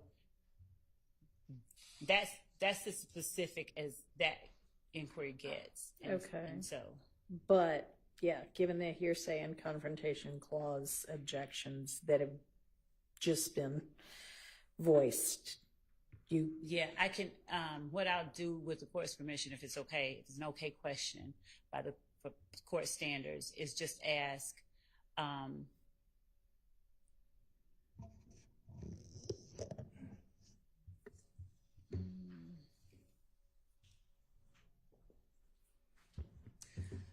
well, given that that was what I was going to pull out, whatever the court's ruling is. well, it seems like the only way he would know that is through his investigation, and given that it was an investigation that would be testimonial and they're not, he's not talking about what they said. He's just saying that they were able to. he's going to be saying, I learned X, Y, Z. Well, how did you learn it? Well, somebody told me. Right. So it's still hearsay, So even if you rephrase it in a different way. Right. I can withdraw. Okay. I can. All right. Your Honor, I appreciate the fact that the state's withdrawing this line of inquiry. However, I would just like to say, moving forward, this is an example. This alleged crime, it was adjudicated in court from 2011, I believe, is not on the indictment. There was no 404B notice. There was no 418 notice. There was no discussion of this as an intrinsic act. So, I just don't think that we should just be bringing up wholly unrelated murders just willy-nilly without at least noticing the other side of our plans to do so. That seems reasonable. Your Honor, as it relates to the information that I elicit from the witnesses, it's nothing that hasn't been. Number one, it's not 404B because I'm not saying that any one of the defendants committed this act. In fact, it was alleged that Trontavious Stevens was the intended target. So, inasmuch as the questions that I ask may involve incidents that YSL members were involved in, number one, it's going to be things that have been provided in discovery. But number two, just because it's another act or overt act, and I think that my brief to the court sort of addressed this, but it's relevant information and evidence of the existence and the nature of the enterprise that they claim is a rap group. So every time that we present evidence of something that proves the existence of the enterprise and the nature of the enterprise, there has been and will be the objection that it's 403, it's too prejudicial. But the point is that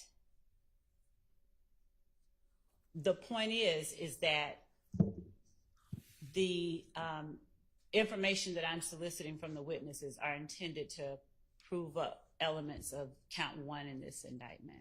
Your Honor, may I respond? He's talking about a lack of any kind of notice. But so he wants to know the questions, because I don't believe that a notice of my asking about questions regarding incidents that, one, we've talked about. I don't believe that We have the never court, spoken that the about defense this. is entitled to the list of questions that the state is going to ask. No, I agree with that. But We've never spoken about this. There's no mention in the discovery. To my knowledge, certainly no police reports about the murder of, I guess, Julian Jones. I only know that because Detective Thorpe said that name.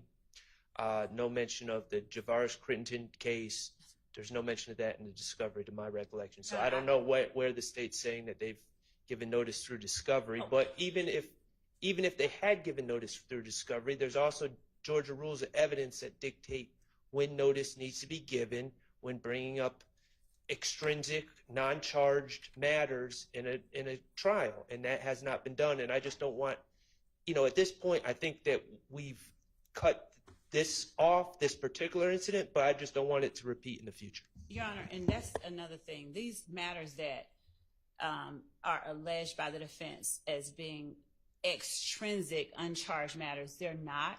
When we're asking about them, and just to cap off something Mr. Sharp said, we've had a witness already talk about the Crittenton murder earlier on, and Trontavious Stevens' involvement in it, just to put a point on that. But the assertion that these are extrinsic, uncharged matters are efforts, we believe, to curtail the state's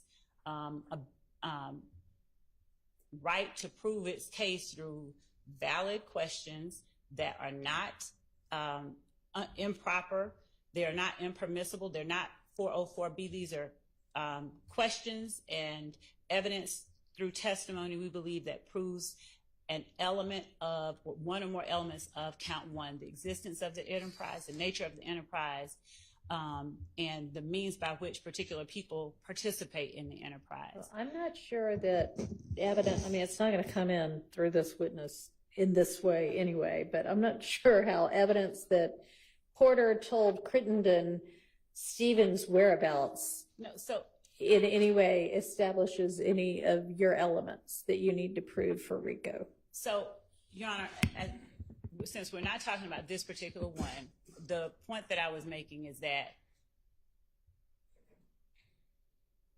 this detective's investigation involved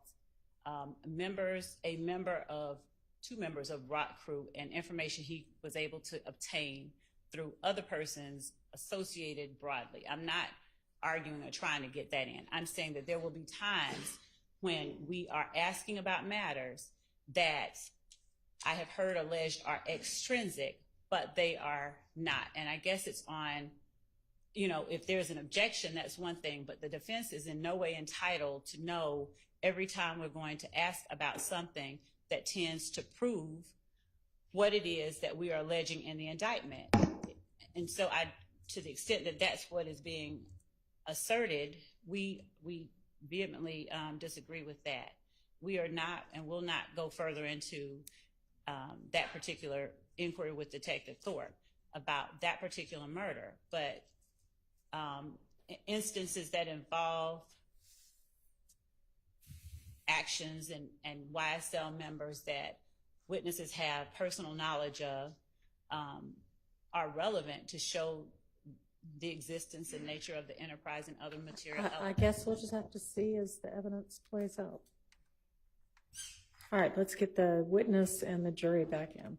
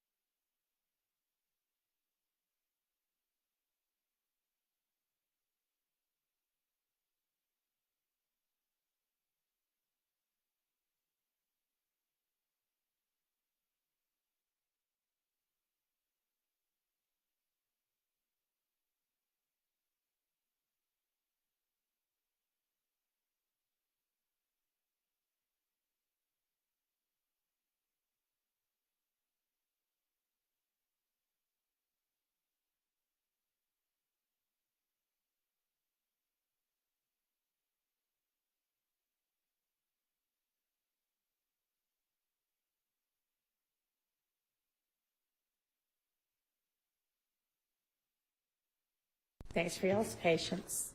Go ahead, Ms. Love. Detective Thorpe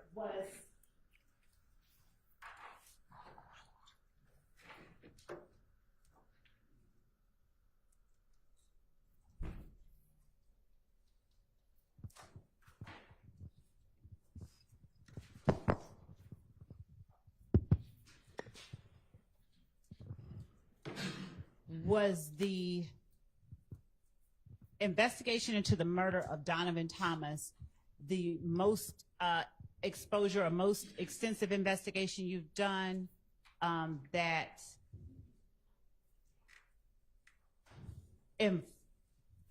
throughout your investigation of Donovan Thomas, did you have an occasion to investigate more about the group YSL? Yes, ma'am. Was that the most extensive investigation that you have done that has involved or in which the name or group YSL has come up? Objection, Your Honor. Sustained. What is when you went out to Van Ira on January the 11th of 2015, was Deshaun Quarterman the only one you talked to? My recall, yes. Did you speak with an Emmett Yarborough as well?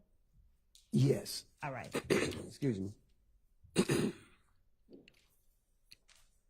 Without talking about anything that Emmett Yarborough said,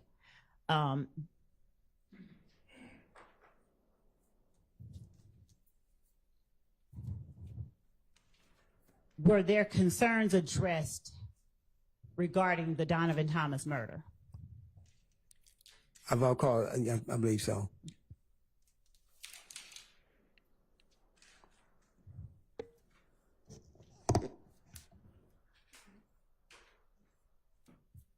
When you collect shell casings, did you direct, when you are on scene as lead detective, do you or other homicide detectives working sort of in tandem with you, do you all direct the collection of those shell casings? Yes, ma'am. All right. And what do you do with them once you collect them? Yes, ma'am. They're photographed and they're placard, so we know exactly what shell casing belonged to what group. And at the time, our crime scene investigations unit, they collect the shell casings, and at that time, we turn them in directly to the GBI firearms. Now, do you all also have with the Atlanta Police Department, do you all also have a firearms section or a department that conducts NIBIN comparison? Yes, ma'am, we do now. Is Jennings Kilgore the person that does that? Yes, ma'am. Did you work during the investigation into the murder of Donovan Thomas with ATF as well as the GBI? Yes, ma'am. Was some of the evidence that was collected in later associated incidents submitted to the ATF versus the GBI? I believe so, they were. Yes, ma'am.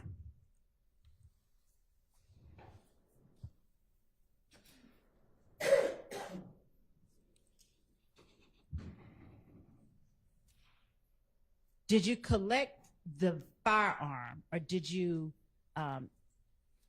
interact with the person that you saw going into the barber shop with the assault rifle? Yes. Right. Did you collect that firearm? Yes, I did. At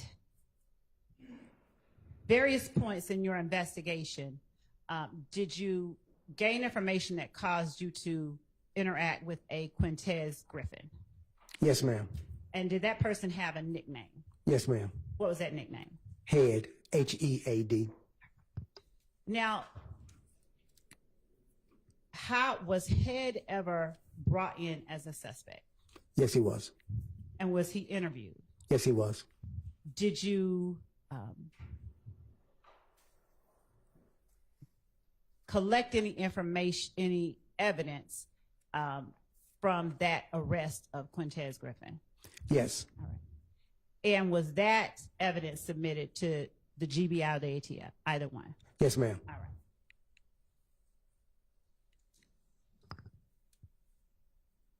Throughout the month of January and into February, were you personally aware of other incidents that you then looked into as connected with the murder of Donovan Thomas? Not myself in particular, but I was getting information from the gangs unit. All right.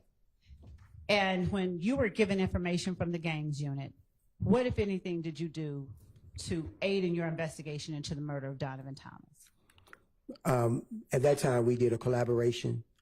Anything that they needed done, like search warrants or anything pertaining to that nature, or order of production for inmate to do an interview with, I would conduct that for them.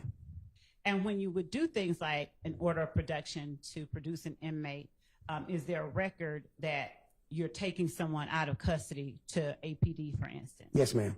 All right. And did you keep records of each inmate that you did that with? Yes, ma'am.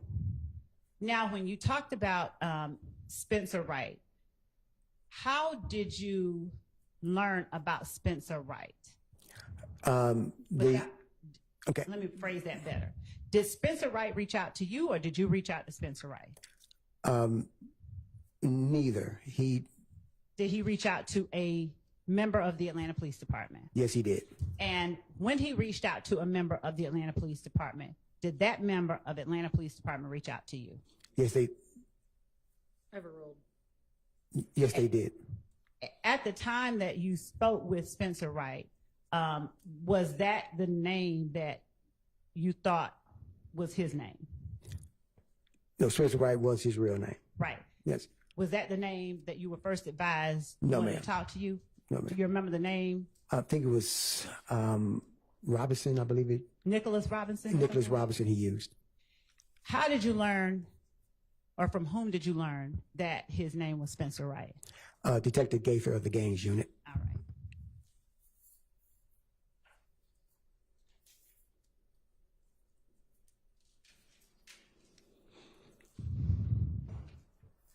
Between January of 2015 and October of 2015, when you interacted with Spencer Wright, were there any other steps that you took that you can describe for the jury to help you solve the murder of Donovan Thomas, without going into anything anybody said, just the steps that you took? Yes, I will work and correlate information along with the gang unit, possibly develop suspects based on their investigation. Okay. Do you know how many incidents between January of 2015 and October of 2015 you looked into to aid in your investigation of the murder of Donovan Thomas? Yes, ma'am. How many? It was over 40. Okay. Were all of these incidents the same type? What type of incidents were they? Retaliation shootings.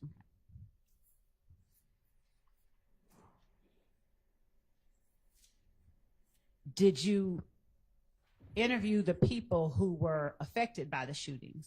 Did you have an occasion to interact with or interview any of the people who were affected? No. Did members of the Atlanta Police Department, Yes, ma'am. responding officers, Yes, ma'am. In the gang unit. and was it always Detective Dennis and Detective Gaither, or did, for instance, Investigator Connor, Investigator Price, and other people help you? Sustained. Was it always Detective Dennis and Detective Gaither? Yes, ma'am. Sustained.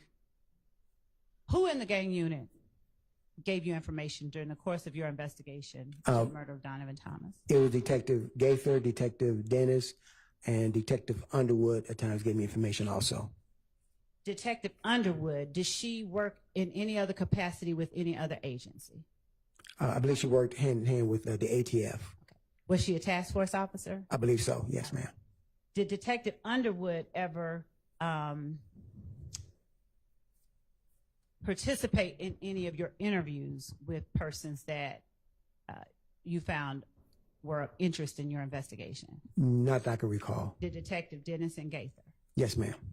Were they the only persons who helped or participated in these interviews? Yes, ma'am. Do you know how many interviews you conducted in trying to find out or solve the Donovan Thomas murder? Objection to solve.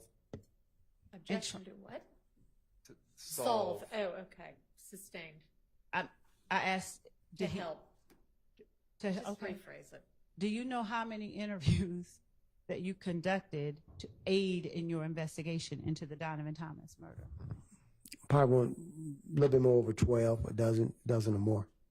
Were these between January and October 2015, or did you do any after that date? After that date. All right.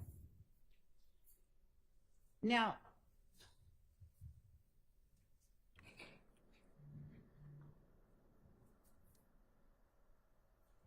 at some point, do you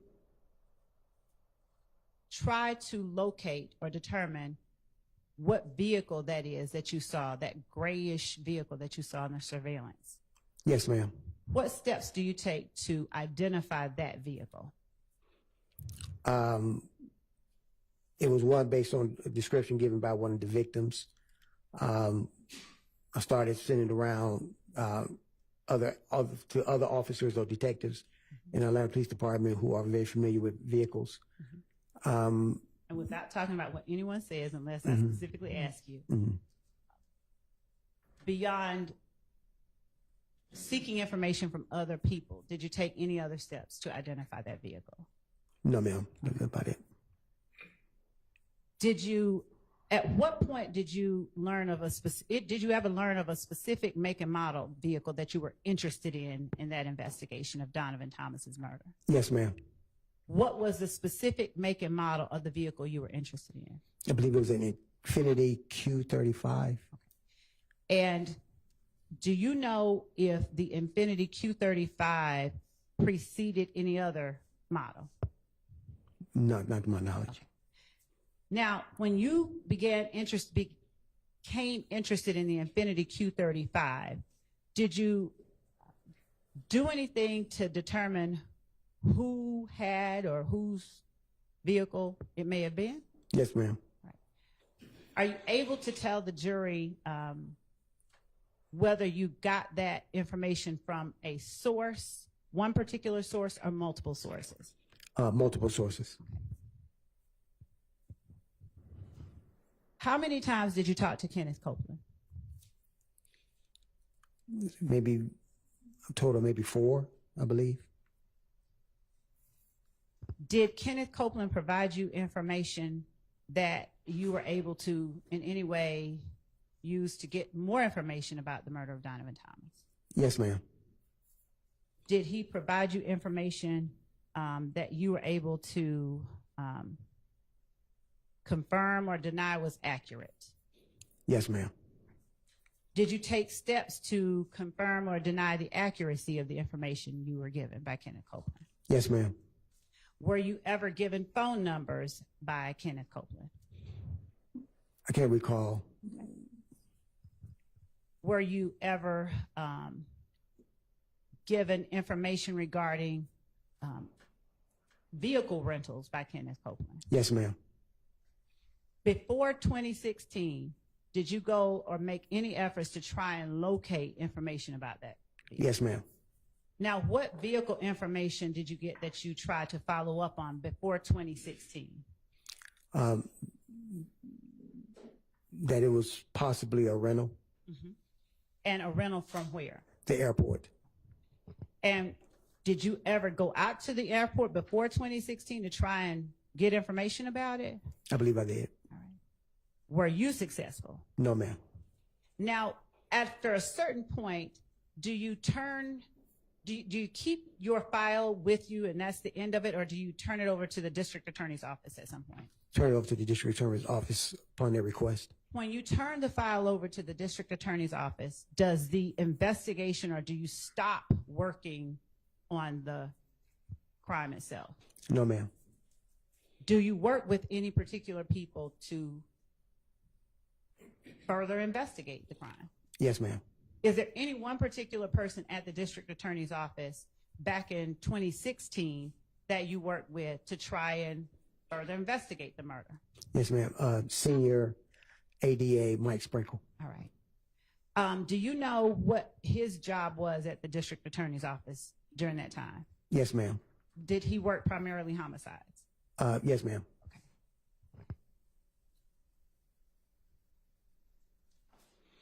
Did you participate in any interviews with Senior ADA Mike Sprinkle back in 2016? Yes, ma'am. Based on, were you able to get information from Senior ADA Mike Sprinkle that you didn't have before 2016? Yes, ma'am. All right. Did you make any effort to follow up on that information? I did, because I worked with him. He was doing the follow-ups and let me know. Okay. So I became his assistant. All right. During 2015 and 2016, were you familiar with social media? Yes, ma'am, somewhat. When you say somewhat, did you ever utilize social media inquiries to help you in your investigations? No, ma'am. Did you ever gain assistance from others with social media to help you assist in your investigations? Yes, ma'am. And for the Donovan Thomas murder, do you recall who it was, if anyone, that gave you social media assistance? I believe it was Detective Gaither and Senior ADA Mike Sprinkle. All right. And how is it that Detective Gaither assisted you with social media? She would tell me about different media posts, Okay. what is being spread around on Instagram, media posts, social media, period, about this incident. Would she capture any of those posts and provide them to you? Yes, ma'am. And she'll tell me that she's looking into this to verify. Okay.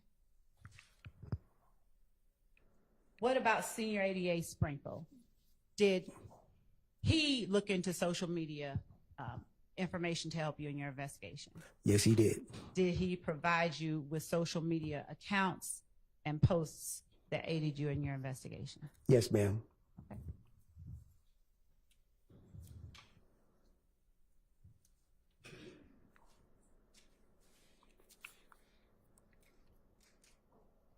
Going back to Mr. Wright, did you interview him once without Senior ADA Mike Sprinkle? Yes, ma'am. Did you interview him again with Senior ADA Mike Sprinkle? Yes, ma'am. All right. What about Quindarrius Zachary? Did you ever conduct any interviews of Quindarrius Zachary, not getting into anything he said? Yes, ma'am. Right. Do you know how many you conducted? Maybe about 2 or 3. Okay. Did you take any steps to compare information you got in one interview with information you may have gotten in another interview? Yes, ma'am. Did you in any way use those comparisons to sort of either dispel information as untrue or corroborate information? Yes, ma'am.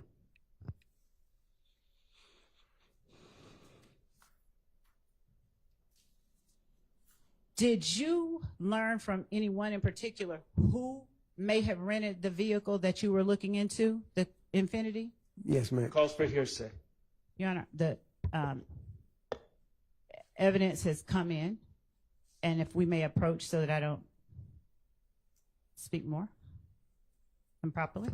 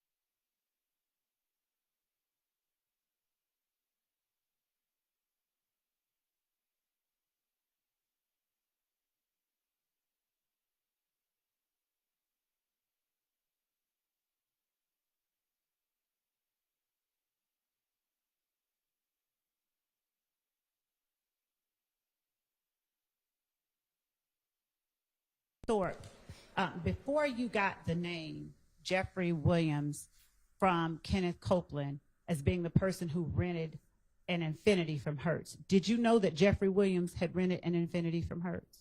No, ma'am.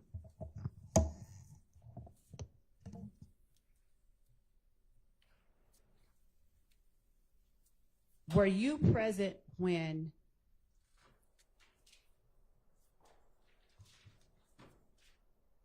are you aware of whether members of the district attorney's office, in conjunction with the Atlanta Police Department, went back out to Hertz in 2016? Yes, ma'am, I'm aware.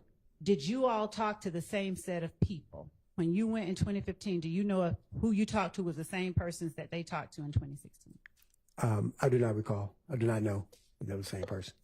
And were you able to get more information in 2016 once you began working with the district attorney's office? Yes, ma'am, a lot. Did you use that information gained from Hertz to aid in your investigation into the murder of Donovan Thomas? Yes, ma'am.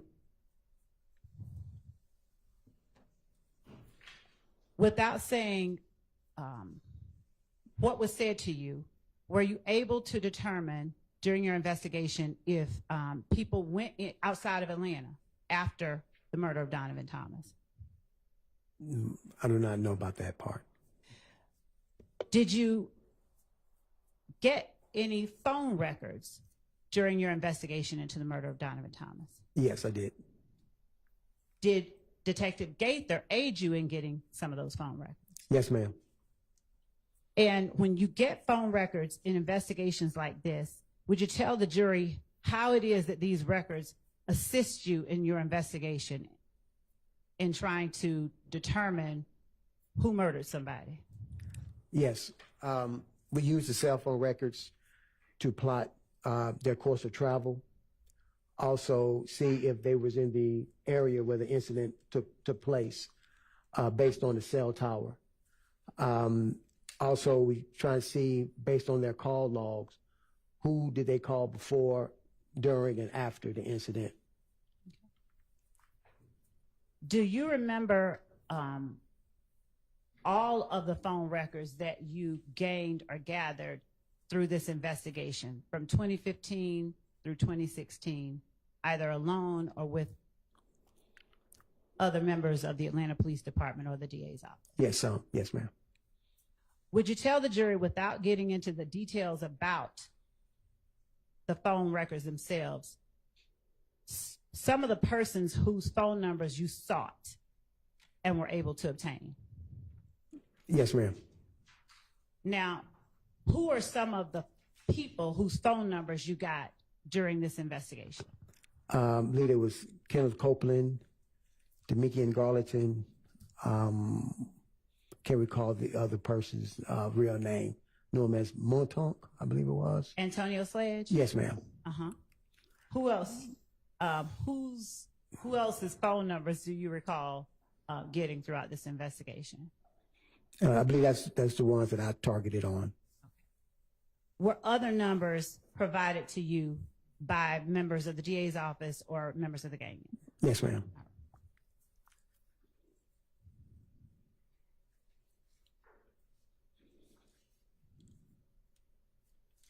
When you met with the people that you interviewed, did you show them the surveillance footage and attempt to get information about this footage from the people you interviewed?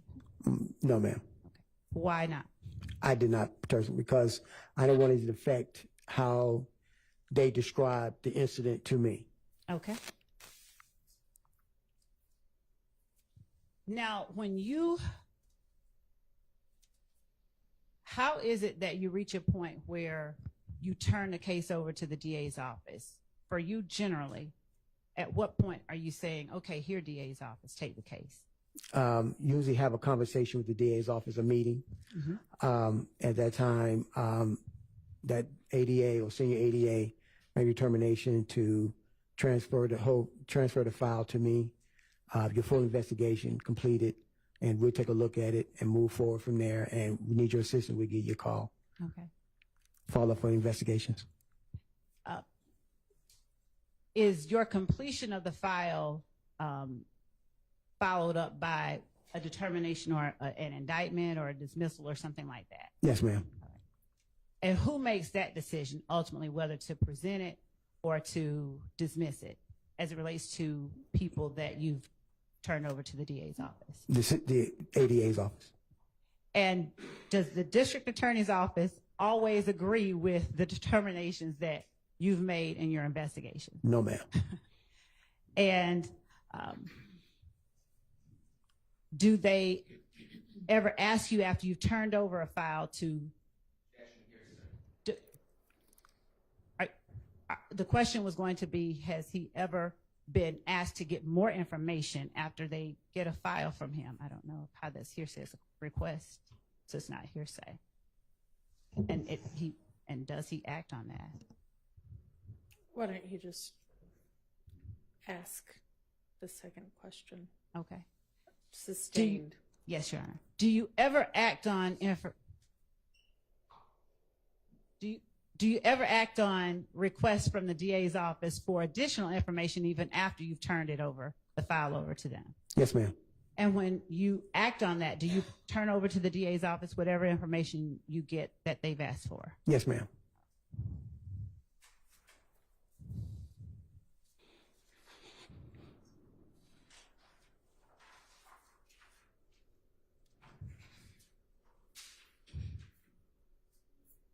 In the Donovan Thomas murder,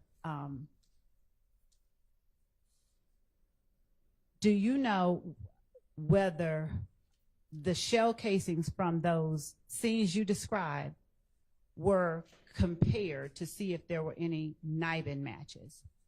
Yes, ma'am. Was that done at your request, the gang units, or someone else's? My request.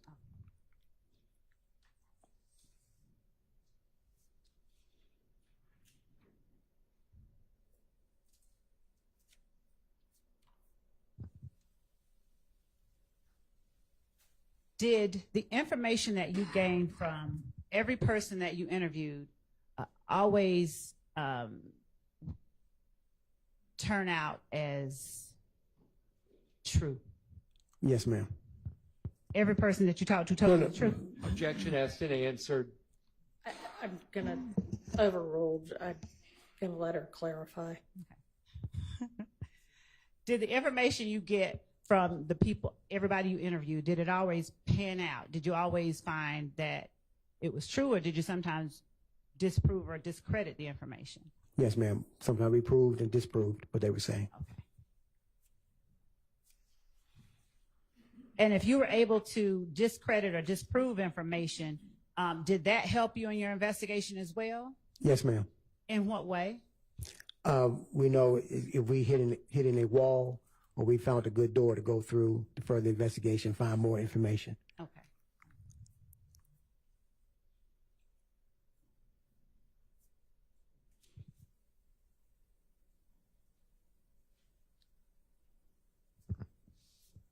Do you particularly in your homicide investigations ever attempt to listen to jail recordings to get more information about your homicide? Yes, ma'am. And did the DA's office get you information about jail recordings that aided in your homicide? Yes, ma'am. Was that Senior ADA Mike Sprinkle? Yes, ma'am. Did you also work with David White? Yes, ma'am. And was that ADA Sprinkle's investigator? Yes, he was. Was Mr. White able to get you even further information that helped in your investigation? If I recall correctly, yes, ma'am, he did. Do you know where, did you ever determine where the vehicle that you were interested in from Hertz ended up? No, ma'am, I was able to determine what happened to it. Do you know if Excuse me. ADA Sprinkle and Investigator White investigated that further? Yes, ma'am. Your Honor, calls for hearsay. Sustained. Okay.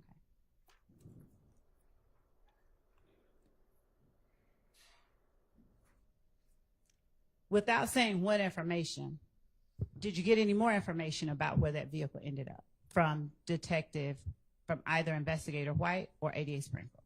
Yes, ma'am.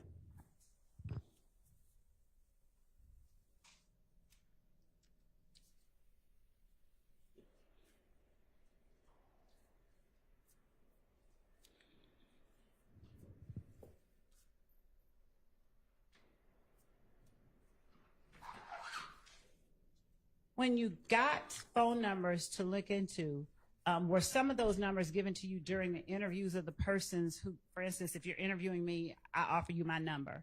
Does that happen sometimes? Yes, ma'am. Did that happen sometimes in this case? Yes, ma'am.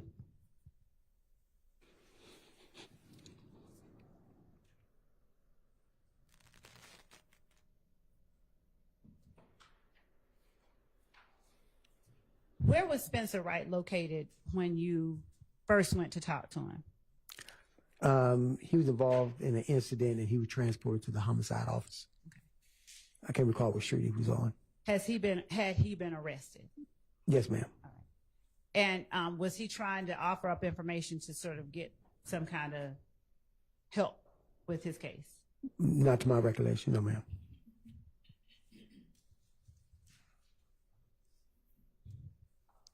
When you get information, do you ever get information from people who've been arrested that want sort of quid pro quo? Yes, ma'am. And what do you discard that information, or do you try to follow up on it, or something different? I try to follow up on it. Why do you follow up on information when they're offering it in exchange for help? Because that's part of the investigation process. You got to figure out if they're telling the truth. Information they deeming is correct and can help you with further your investigation. Okay.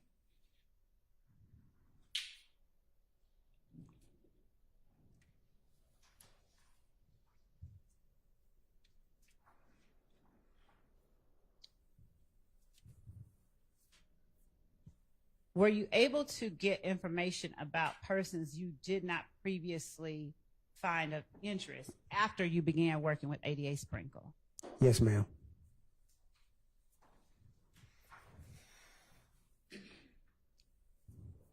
Now, when you get to the point where you turn over a case to the district attorney's office, do you have to make arrests? I mean, have you at that point made arrests or taken out warrants? Overall, or this particular case? In general, do you turn over the case before or after you've taken out warrants? It depends on the investigation. Sometimes before, sometimes after. A whole lot of times more after the arrest is made. And what is it that decides whether you're going to turn it over before you decide who to arrest versus after? Depending on the investigation, like I said, we have a discussion, a meeting with the senior ADA, and let them know exactly what's going on with the investigation. This is what I've determined as a possible probable cause. 9 times out of 10, sometimes they see it your way, sometimes they don't. Okay. And if you've made an arrest, do you have to go into court and testify after, not before trial, but before a judge to make any determination about whether or not? Objection, Your Honor. Relevance. Sustained.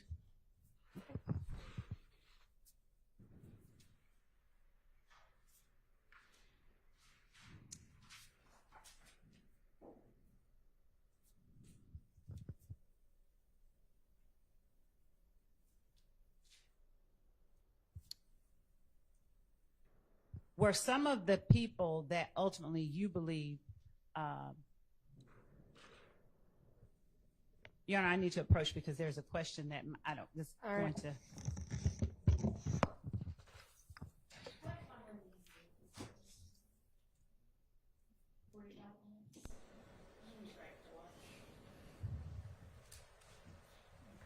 All right, so we're going to take our lunch break now. Yeah, let's be back at 1. Can we be back at 1:30? Can y'all be back at 1:30? Is that going to give you all enough time? Let's do that, since we got a late start this morning.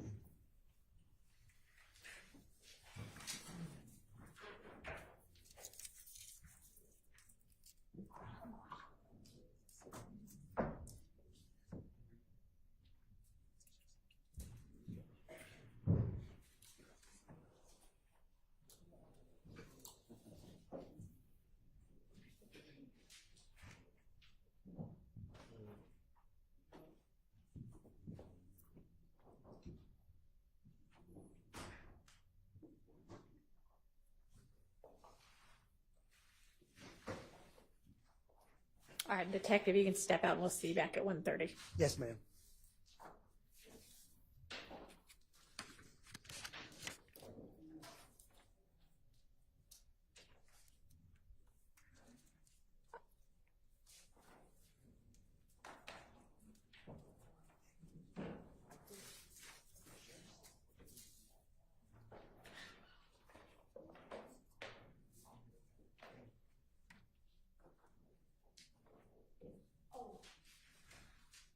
Yes, ma'am.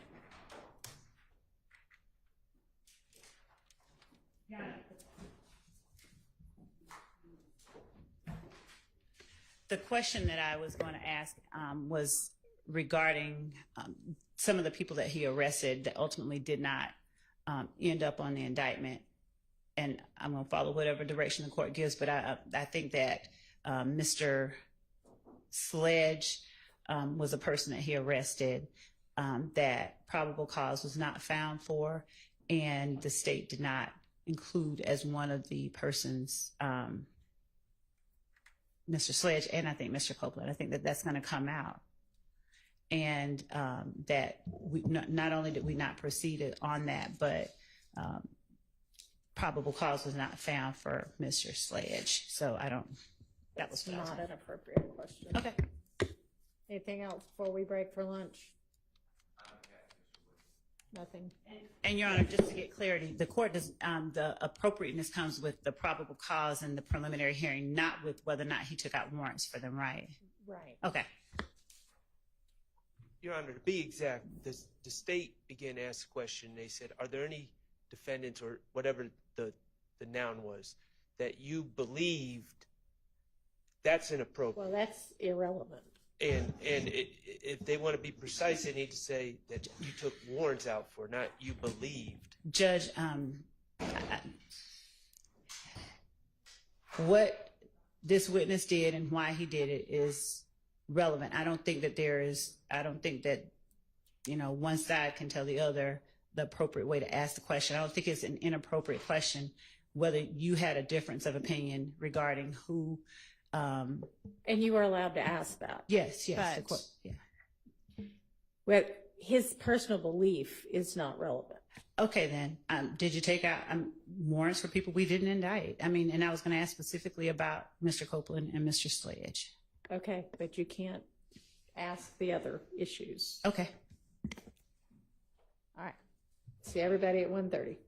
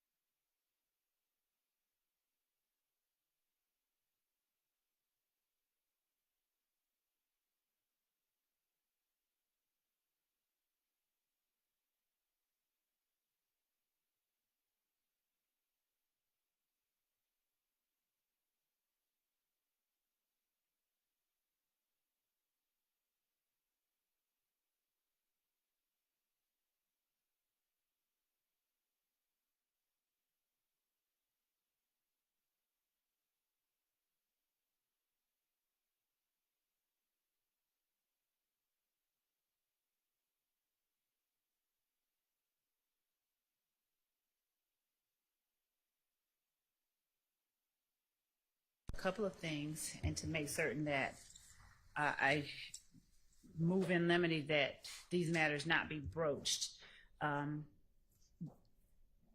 cross-examination.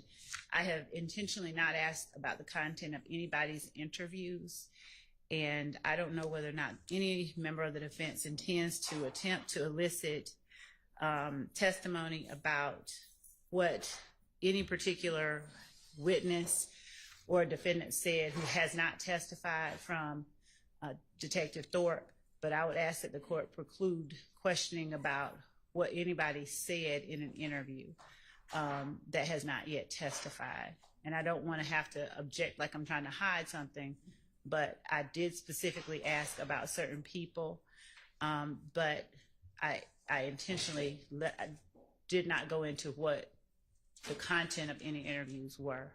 So in as much as that may be an issue, I would rather, if we can, address it before the jury comes out. All right. Anybody want to be heard on that?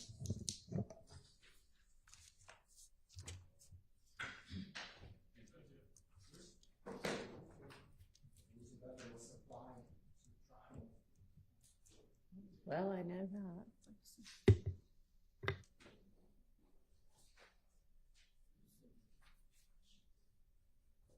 So, does anybody want to be heard on that?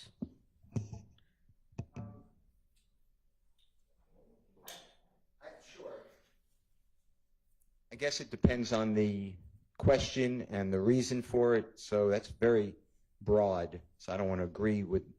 I don't want the court to just say yes, that's off limits. But I think we should do a question by question objection.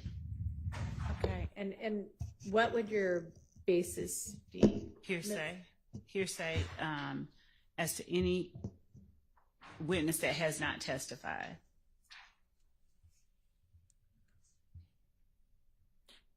All right. I mean, I don't know that I can decide that before I hear sort of what questions being asked. I'll give you an example, if I may.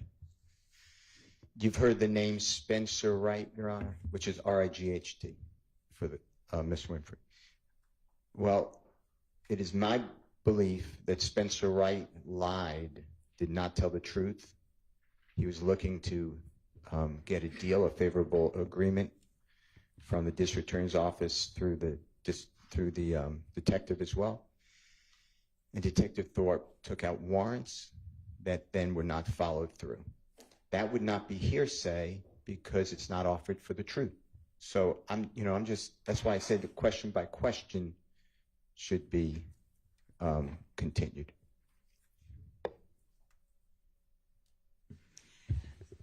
Your Honor, having Detective Thorpe testify that Spencer Wright lied necessarily gets to what Spencer Wright said.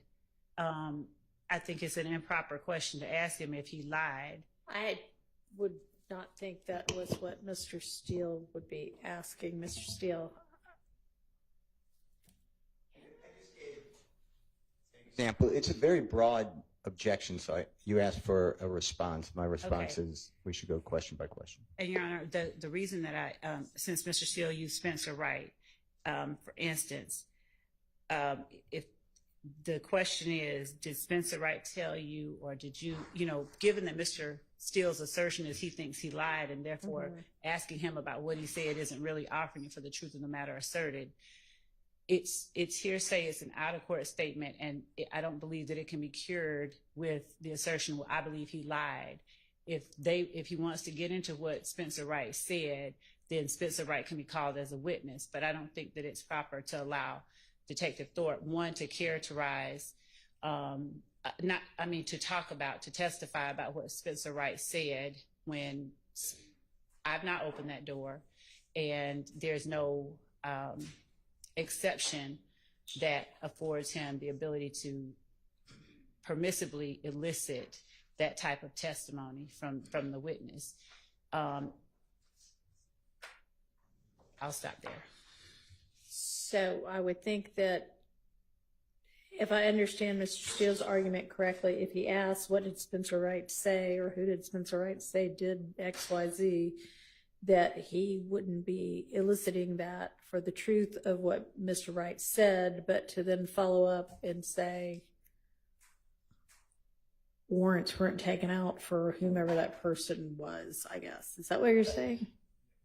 Well, Your Honor, I mean, he could ask whether warrants were taken out based on what Spencer Wright said, but I think that him getting into whether he lied or what he said specifically Yeah, I don't would think not be he's, proper. yeah, I agree with that, but we weren't talking about a question about whether the officer thinks that, or the detective thinks that Mr. Wright lied. It would have been, you had said this would be hearsay, and he's offering something that if he asked it wouldn't be for hearsay purposes because it wouldn't be for the truth of the matter. Your Honor, So, I mean, I can't make a blanket ruling that nobody can ask anything about. But Go ahead. asking about whether Mr. Steele believes that it's the truth or not, eliciting specific statements from the witness. It's an out-of-court statement that may or may not be considered true. He may say he's not offering it for the truth of the matter, but I think it's akin to asking what Detective Thorpe did based on information he got from other people. And the idea is that it wasn't that what they said is true. He followed up on it, but I can't talk about what the other people said. And in the same manner that the objection was sustained, that I can't even, it's somehow embedded hearsay, this idea that having Detective Thorpe talk about what Spencer Wright said that Mr. Williams' attorney believes isn't true somehow is okay because he doesn't believe it's true. It's the same type of situation where he's asking a question that necessarily relies on hearsay and sort of almost implicitly puts before the jury information that without Spencer Wright testifying, they should not be made privy to. And he can ask a question, did Spencer Wright give you information? Did you try to confirm it or to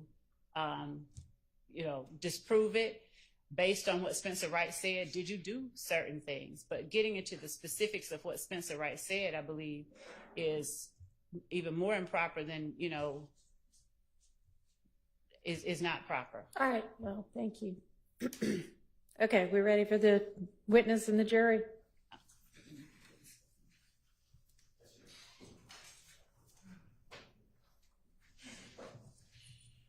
And I'm sorry, I just want to say one thing. And I will be asking if he interviewed certain defendants. I will not be asking what they said. Okay.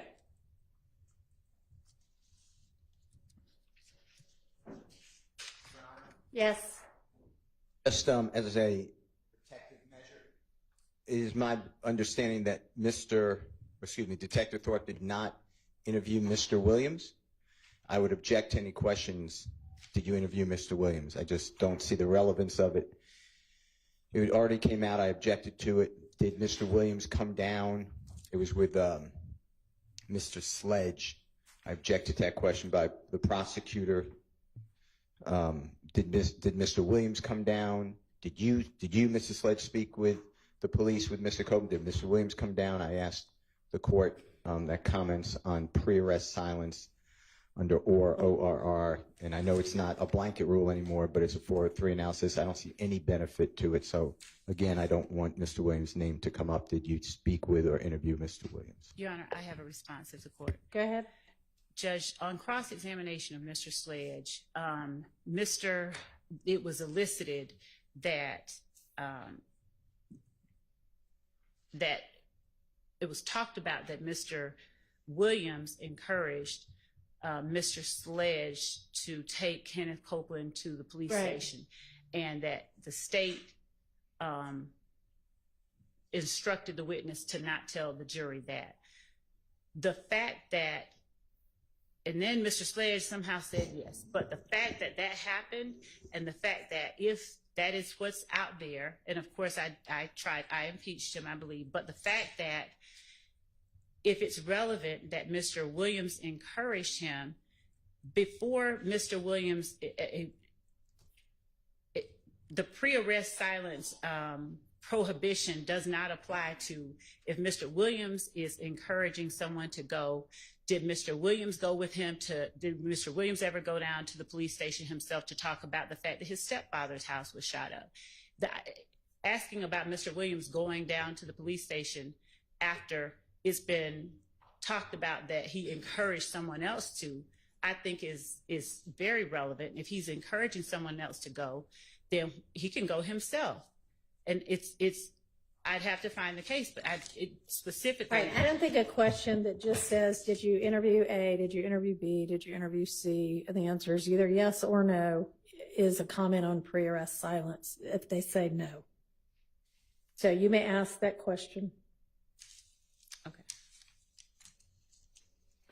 Are we now ready for the witness and the jury?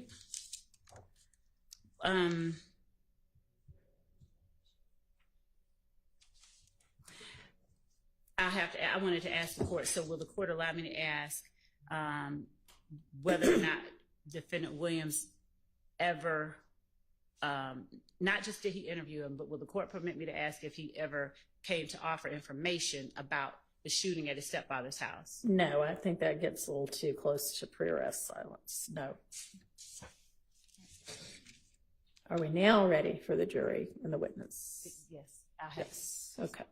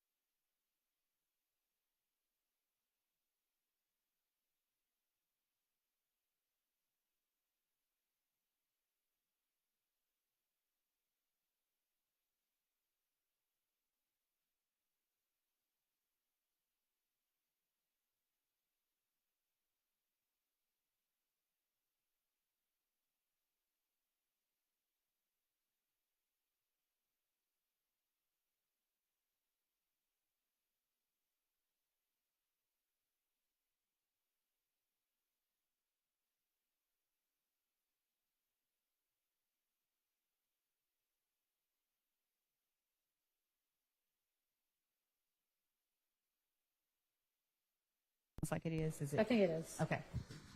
Detective Thorpe, before you talked to Kenneth Copeland, did you know that Jeffrey Williams had rented a Corvette before he rented the Gray Infiniti? No, ma'am.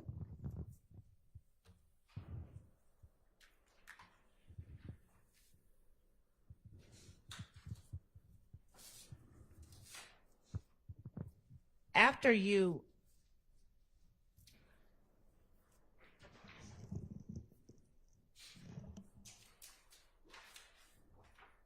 spoke with Mr. Wright, did you also, without talking about what anybody said, speak with a person with the last name Stillwell, Termon Stillwell? Yes, ma'am.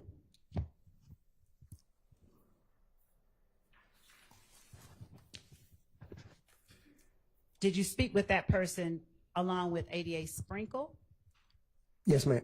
And was that in the DA's office? Yes, ma'am.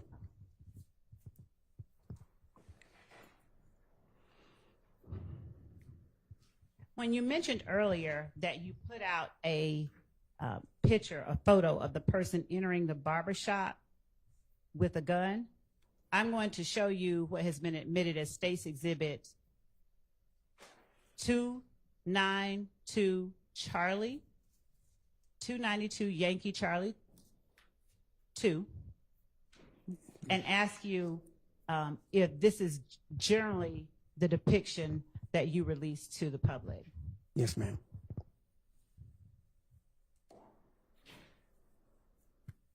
Yes, ma'am. All right. And I'm going to now show you State's Exhibit. Just one second. 5 Yankee. 5 Yankee. And ask you whether this is or isn't similar to the photograph that you released to the public.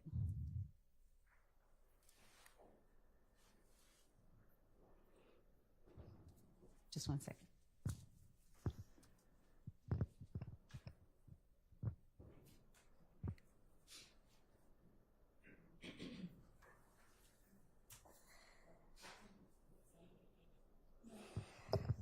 And while we're actually pulling up, it's going to be a different exhibit. I'll ask you this. After speaking with Kenneth Copeland, did you also speak with Antonio Sledge? Yes, ma'am. Do you recall who all was in the room or in the interview with Mr. Sledge? Yes, should be Detective Dennis and Detective Gaither. All right. And did you also speak with Diamante Kendrick? Yes, ma'am. And who was in the room when you interviewed him? Detective Gaither and Detective Dennis. Did you also interview Shannon Stillwell? Yes, ma'am. All right. Who was in the room when you interviewed him? I believe it was Detective Dennis and Detective Gaither on that one also. And were all of these interviews captured in the same way that the interviews in normal interview rooms are recorded, audio and video? Yes, ma'am. All right. Showing you 296 Yankee.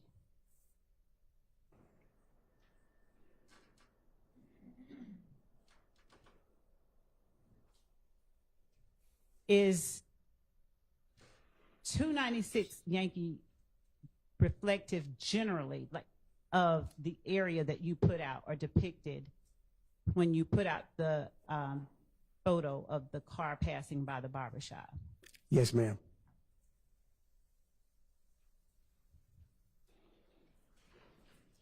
After you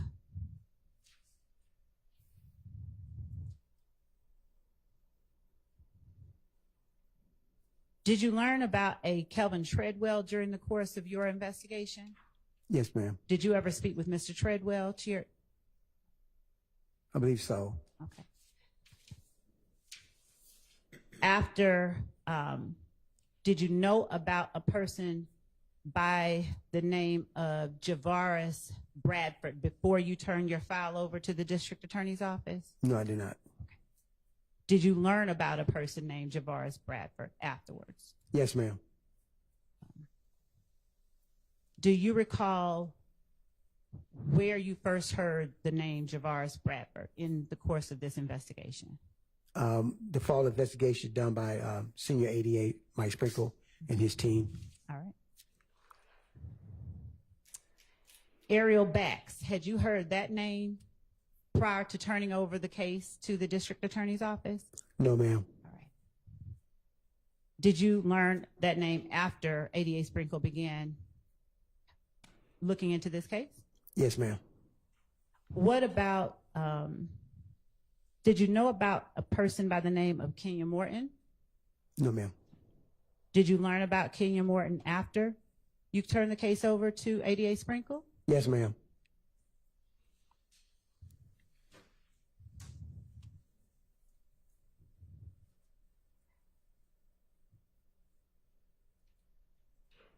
Did you personally ever pull any phone calls from the jail from a Martinez Arnold? No, ma'am, I did not.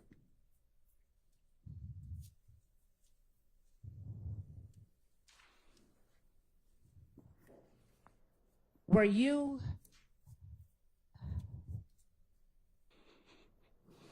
now? Did you personally ever interview or speak with Mr. Williams, Jeffrey Williams? No, ma'am. Okay.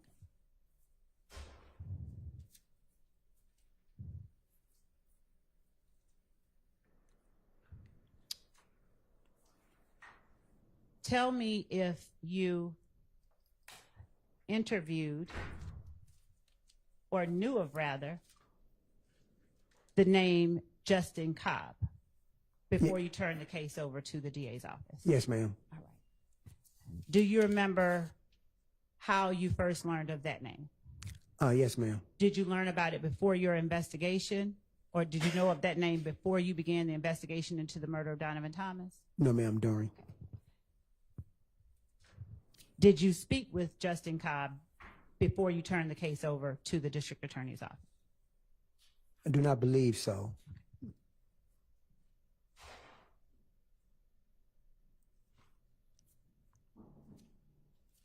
Would you tell the jury whether, after the interviews that you made, whether you conducted any other acts to further your investigation, either in tandem with Mr. Sprinkle or someone else, in order for you to further your investigation into the murder of Donovan Thomas, without telling what anybody said? Okay. Yes, I did. What types of other actions did you take to further your investigation? Interviews. We conducted several interviews afterwards, Okay. in which they took the lead. And who took the lead? Senior ADA Mike Sprinkle. And after those interviews, and when you collected cell phone records, was it you that plotted them, or did you simply aid in collecting the cell phone records? Aid in collecting the cell phone records and sent it all over to the ADA's office. Okay.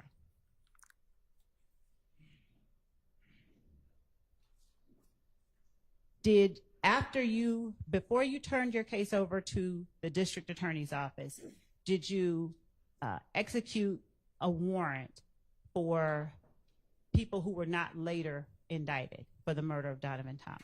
No, ma'am.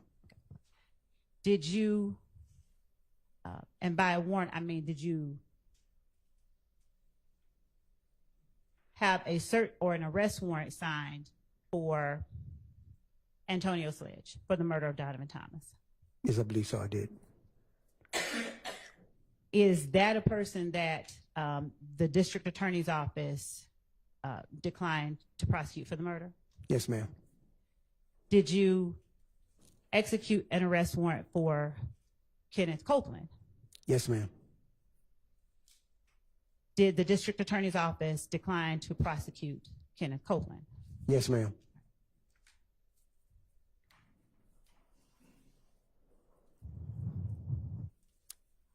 Did the district attorney's office indict people that you had not arrested or executed arrest warrants for?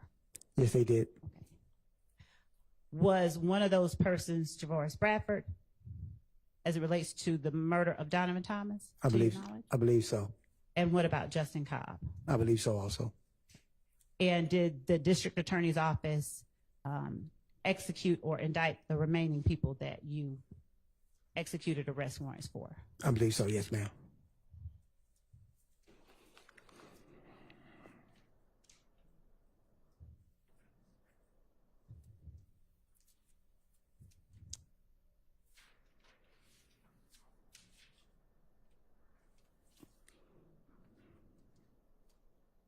How long is it customary to investigate a murder? Do you have a certain timeline that you have to finish it by? No, ma'am. Do you close it after one arrest, or if there are other suspects, or do you continue to investigate it? Continue to investigate.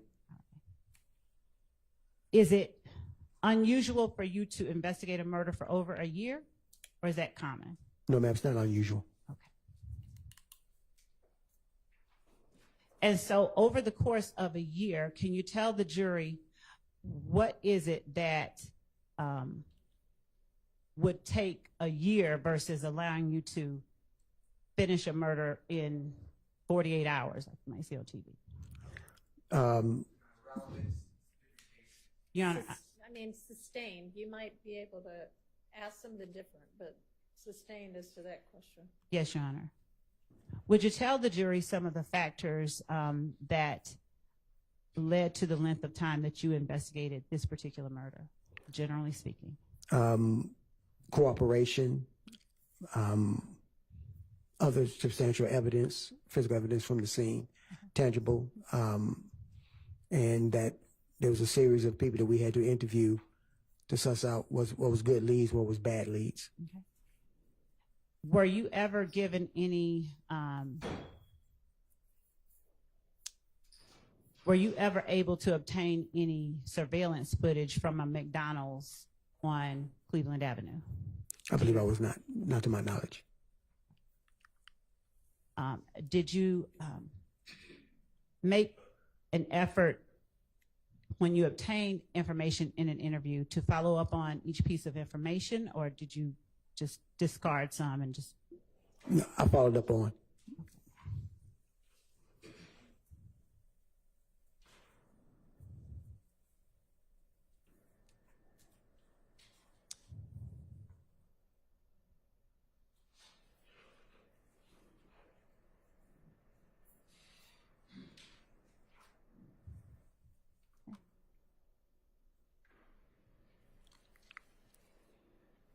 Just 1 second, Your Honor.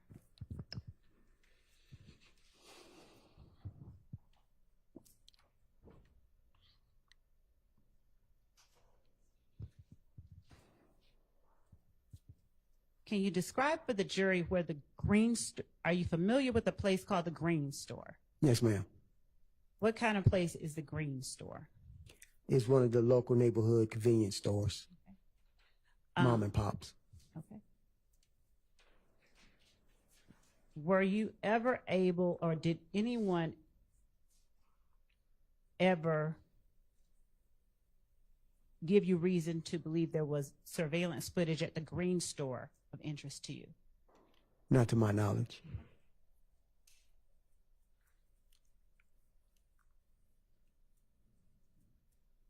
When you interviewed people who were under arrest, did you make certain to always read them their rights? Yes, ma'am. Okay. And if they weren't under arrest, was there ever any reason to read any rights? No, ma'am. Okay. All right, just 1 second.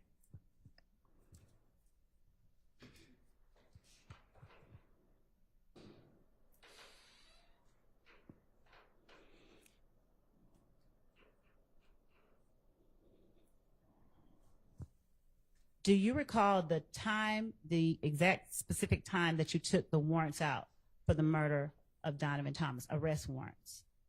I believe it was around the month of November. Of what year? 2015. Okay. And do you remember when it was that you turned the case over to the DA's office?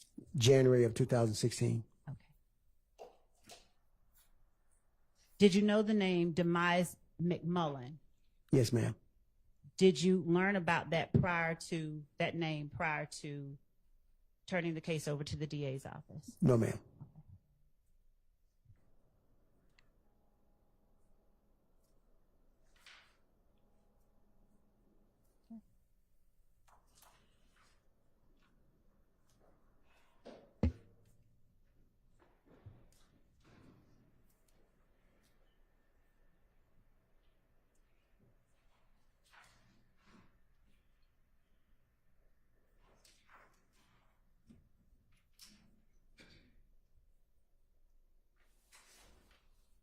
Your Honor, I think that that's all that I have at this moment. All right. Any defense counsel have questions for this witness?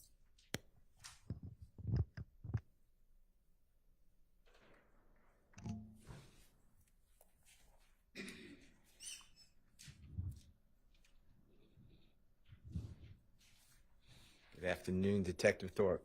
Good afternoon, Mr. Steele. How are you? Fine, sir. How about yourself? Can I ask you some questions? Yes, sir.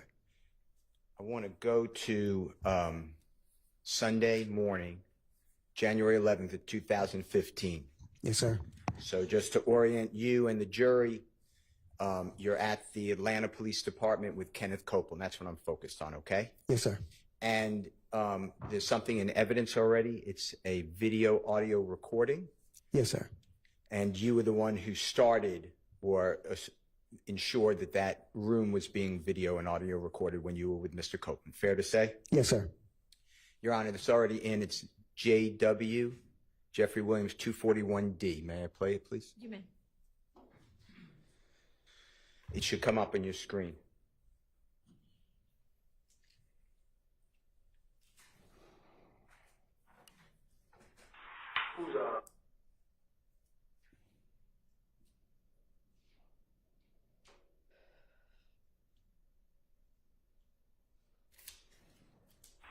Who's Walter Lee Maddox? Who? Who's Walter Maddox? Huh? No, did y'all ever rent or own an Infinity? Infinity. Y'all ever rent one of those cars before? Have you been stopped in an Infinity before? Have I? Yeah. Had an accident in an Infinity? No. A Maxima? Have I ever had a cover again? Mm-hmm. No. Okay. Let me think. Try this year? Anytime. I had a coverage in the Pontiac. That was a couple years ago.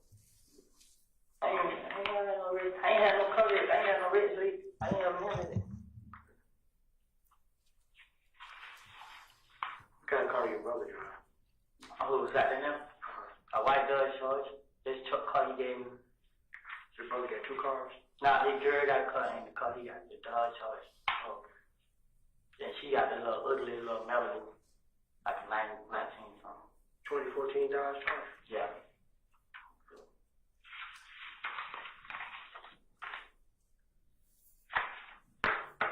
White? Yeah.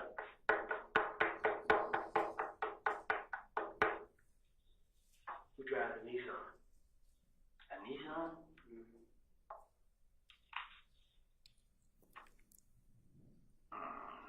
What color? What color is it? Gray. How about that? Okay. Y'all ever had a Infinity Gray, a gray Infinity Q45 before? A truck? No. A cup? Yeah. Not I know of. Were you able to hear that? Yes, sir. Okay, and that's fair. That's accurate. Looks true. Yes, sir. Okay. So you were asking Mr. Copeland questions about a gray, potentially rental car Infinity. Is that fair to say? Yes, sir. And this is within 8 hours approximately of the shooting of Mr. Donovan Thomas and the two other people, right? Yes, sir.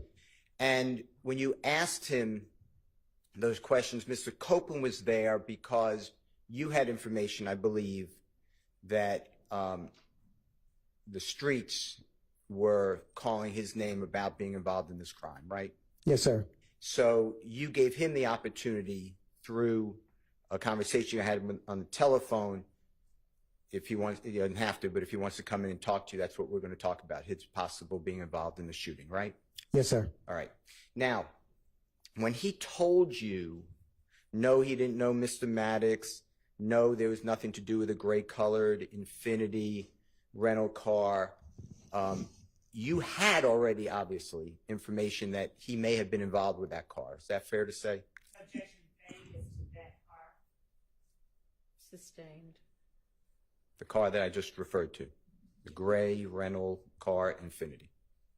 Yes, sir. Okay. Now, he denied any knowledge or access to that type of vehicle that we just saw in Jeffrey Williams 241D, right? Yes, sir. And you had a reason to believe that he was not being truthful, correct? Yes. Objection, Your Honor, as to the improper form of the question. Sustained. You did not, at that point, you had information contrary to his denial, true? Yes, sir. Now, he also at that same interrogation, meeting, interview, whatever you want to call it is fine, with Mr. Copeland. You also asked him where he was at and around the time of the shooting. Is that fair to say? Yes, sir. And he told you two places of interest. One is the McDonald's, right? Yes. Objection, Your Honor. Mischaracterizes regarding at or around the time of the shooting. Overruled. Tells you about a McDonald's, right? Yes, sir. He told me about McDonald's. And that McDonald's, the jurors have seen pictures and they've heard the address, but we're talking about on Cleveland Avenue. Fair to say? Yes, sir. And it's near a laundromat. If you're familiar with the area. Yes, sir. Okay. Near the laundromat, near the auto place, and across the street is other establishments, including a gas station convenience store. Fair? Yes, sir. And to your knowledge, at that time, were there cameras, when I say cameras, surveillance cameras, on the laundromat building? I believe so there was. Were there cameras on the McDonald's? I believe so. Yes, sir. Were there cameras on the auto parts store? I believe so. Yes, sir. Were there cameras across the street on the convenience store or gas station? Yes, sir. Now, when you went, I assume you followed up on that alibi, true? Yes, sir. When you went to those establishments, or did you go to those establishments? Yes, I object on the basis of assuming facts and evidence. There was no. The question was regarding an alibi and base. I think it's an improper question. Overruled.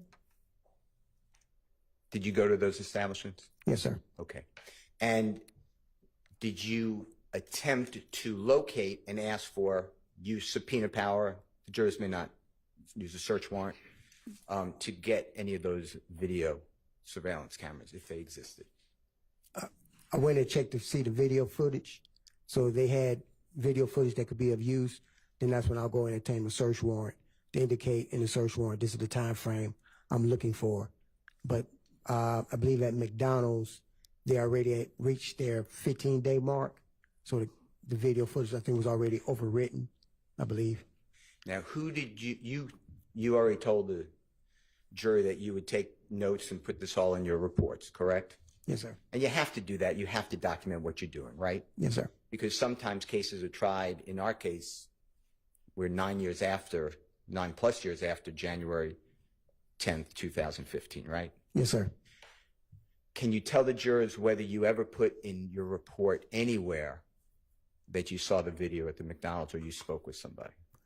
No, I believe I did not. Is there a reason you did not put that detail in your report? No, because I didn't understand any evidence from that, so that's why I didn't document in my report, but I had it in my notes. Okay. How about your notes then? Did you ever, where are your notes today? I can't find my notepad. And to be fair to the jury, I asked you about your notes previously, fair? Yes, sir. And you said the same thing, you can't find it, right? Yes, sir. It's gone. Yes, sir. Okay.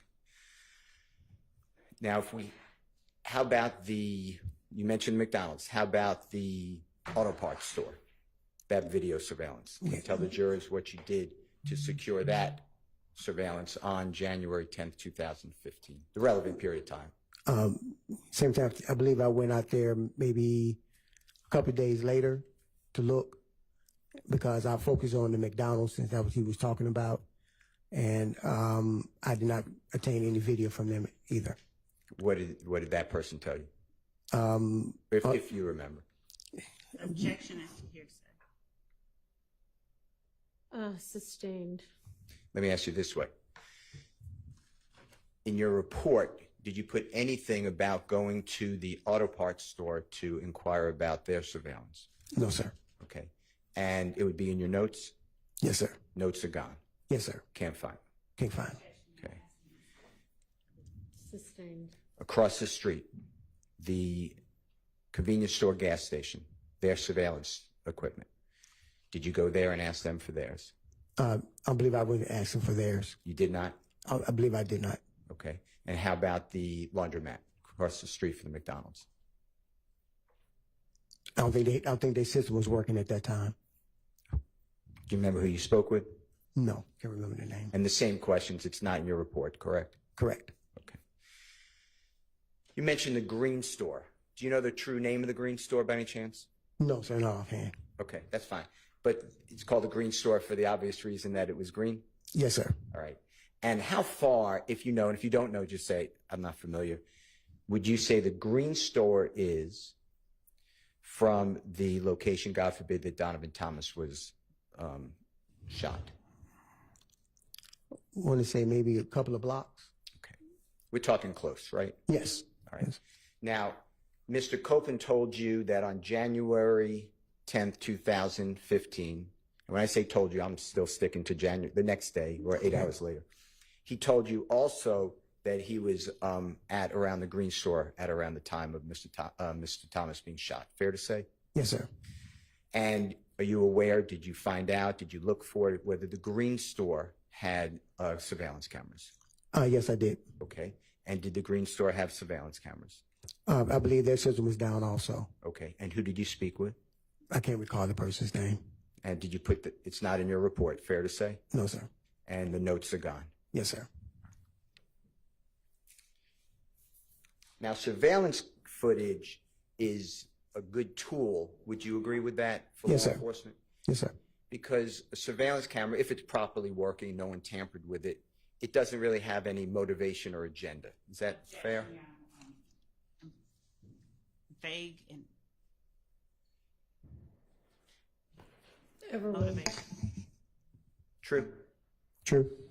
And it just captures, if it's working properly, the images that it has in front of it, right? True. So we wouldn't really have to debate whether Mr. Copeland or others were at a McDonald's if we had that surveillance. Objection calls for speculation. Sustained. Now, with regards to Mr. Copeland, when he told you he made the denial of the infinity, remember what we just played? At that point in time, that got you, I assume, so you tell us, that got you interested in maybe he's not being forthright. Is that fair? Objection, Your Honor, as improper questions regarding. Sustained. You questioned whether he was being truthful with you. Is that fair to say? Objection still, Your Honor. Sustained. Did you have questions on his answers that he denied the infinity? Objection, Bless vague. you. Bless you. I'm sorry. I said objection vague. The question was, did you have questions? Questions on his. Sustained. How did you take it when Mr. Copeland said, no, I don't have anything to do and no memory of the infinity? Objection, Your Honor, vague Overruled on that basis. Okay, how did I take it? and Yeah. relevance, Your Honor. Sustained. Okay. All right. Let me ask you about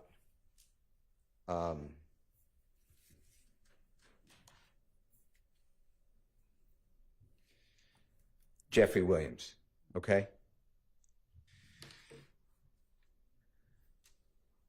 You found out that Jeffrey Williams rented a Corvette vehicle from Hertz Rental Car at the airport, fair to say? Yes, sir.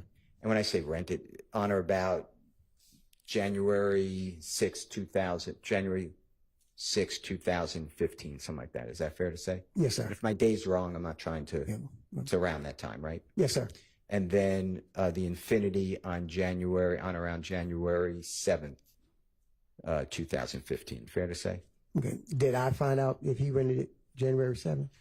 You found out later that Yes, sir. Mr. Williams, in his name, there's an Infinity vehicle rented, right? Yes, sir. Through the DA's office. Yes, sir. Tell the jurors what evidence you have that Jeffrey Williams drove that Infinity rented vehicle. Objection, Your Honor, regarding matters that are within the province of the jury in terms of evidence. Rephrase. Do you have any evidence to share with the Rephrase. jury? That's the issue, that she's rephrased the question. I think that's a proper question. Rephrase the question.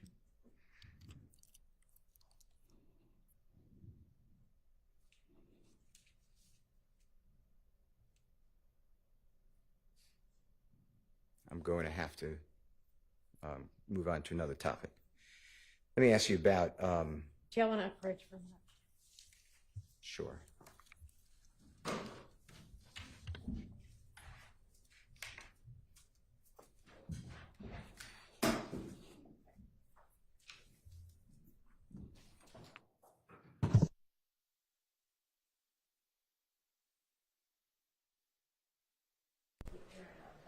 Just check and make sure it's a little distracting. Check and make sure your phones aren't getting picked up by it.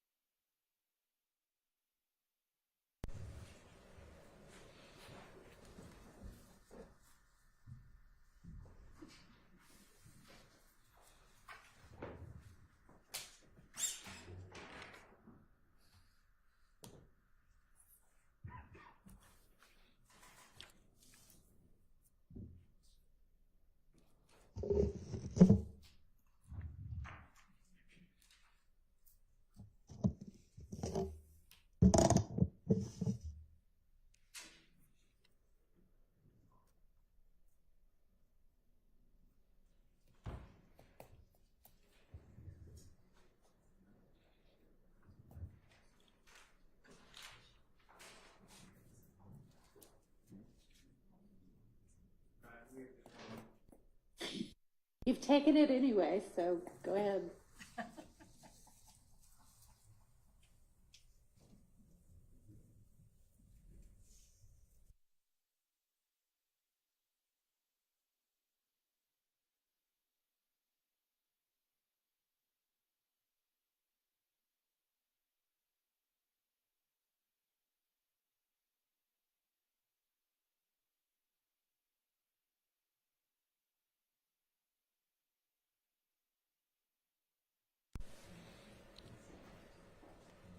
Yeah, I don't have any questions. Thank you so much.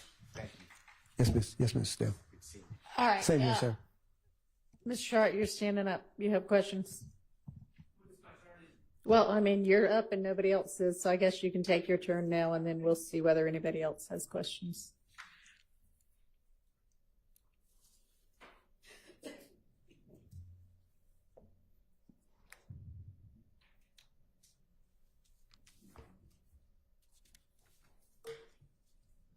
Investigator Thorpe, good afternoon. Good afternoon, sir. All right, my name is Max Shard. I represent Shannon Stillwell, okay? Yes, sir. All right. Do you have a copy of your report in front of you? No, sir. Okay. Let me see if I can get you.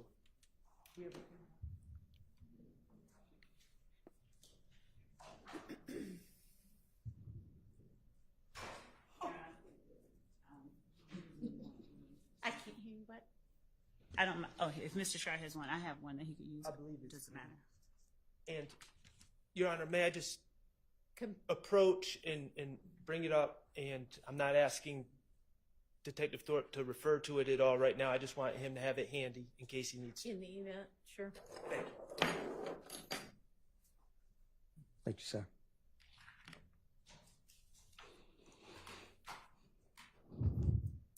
Okay.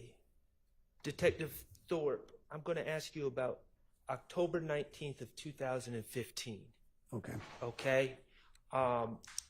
And that is the day, for reference. Do you know what happened on that day off the top of your head? Yes, sir. Okay, that was the day that you spoke to the person who identified himself as Nicholas Robinson, correct? Yes, sir. Okay. All right, I'd like to talk to you about how that happened. Zone 1 Day Watch contacted you about having a person in custody, correct? Yes, sir. And you were informed by your fellow officers that this person was named Nicholas Robinson? Yes, sir. Okay. And that's the way, to your understanding, this person identified himself to the police? Yes, sir. Okay. Now, this Nicholas Robinson, he was in custody, correct? Yes, sir. Okay. He had, on that day, on October 19, 2015, he had been arrested for a felony offense of theft by receiving, correct? Yes, sir. Objection, Your Honor, as to, never mind, withdraw the objection. Right. And he was also had probation warrants. Yes, sir. Okay. The reality is, Nicholas Robinson was on his way to Rice Street, to 901 Rice Street, the Fulton County Jail. Yes, sir. And your fellow officers called you and said, this person may have information on something you're working on. Yes, sir. Okay. And you decided, well, before I get there, on direct, as I understand your testimony, you testified that you did not think Nicholas Robinson was trying to help himself out by talking to you. Yes, sir. Okay. And when I say help himself out, I'm talking about get consideration on charges that were now pending against him. Are we on the same page? Yes, sir. Okay. And your testimony is you do not believe that he was trying to get help for those. Asked and answered. Overruled. Is that your testimony? You don't believe he was trying to get curry favor and get help with his pending charges? Yeah, he may have, but that was not up to me. Okay, well, let me ask you this. Prior to October 19, 2015, prior to the date he had been arrested, had Nicholas Robinson ever come up to you and tried to give you information? No, sir. Okay. You decided to conduct a formal interview with this person who, to you, was known as Nicholas Robinson. Yes, sir. Okay, and what was he wearing at that time of the formal interview? Was he in Rice Street Blues yet? Relevance. Sustained. Okay. During the course of your interview with Nicholas Robinson, he continued to refer to himself as Nicholas Robinson, correct? Yes, sir. Okay. And you referred to him as Nicholas Robinson because you believed that was his identity, correct? Yes, sir. And he never corrected you. Yes, sir. And you all, without getting into what was said, you all spoke about the shooting of Donovan Thomas. Yes, sir. Okay. After this interview on October 19, 2015, Investigator Gaither informed you that this man's name was not, in fact, Nicholas Robinson, correct? Yes, sir, but it was not after the interview. It was during the interview. Okay, during the interview, Yes, sir. Investigator Gaither informed you that this man was not, in fact, Nicholas Robinson, Correct. and his name was Spencer Wright. Correct. Okay, and let's be clear, when we say during the interview, it was well into the interview. The interview hadn't just started. You guys had been talking for some time. Yes, sir. Okay. And this interview happened on October 19, 2015. Yes, sir. Okay. The warrants that you took out on the Donovan Thomas case were taken out. I know you testified that it was in November sometime. Yes, sir. It was actually taken out on October 20th, 2015. Isn't that correct? Yes, sir. All right. Okay. I want to talk to you a little bit about your reports. You've been in law enforcement for how long? 30 years and 8-9 months. 30 years and 9 months. Mm-hmm. Okay. And all that with Atlanta Police Department? Yes, sir. Okay. When you were brought on by the police department, before you even started you started on the streets, right? Yes, sir. On the streets. Okay. Before you even started, they trained you on writing reports, correct? Yes, sir. Okay. And throughout these 30 years of service you have with Atlanta Police Department, you've obtained refreshers, taken refresher courses on writing reports, correct? Yes, sir. Okay. You have been trained that your reports are to be accurate, correct? Yes, sir. Okay. Accurate about evidence received, Yes, sir. accurate about things that have been told to you, Yes, sir. and accurate about the work you do on a case, correct? Yes, sir. You were supposed to document that work, correct? Yes, sir. And it's also, these reports are also supposed to be complete, correct? Yes, sir. Okay. So, as per your training, work you've done on the case, your reports are to include a complete accounting of this work, correct? Yes, sir. All right.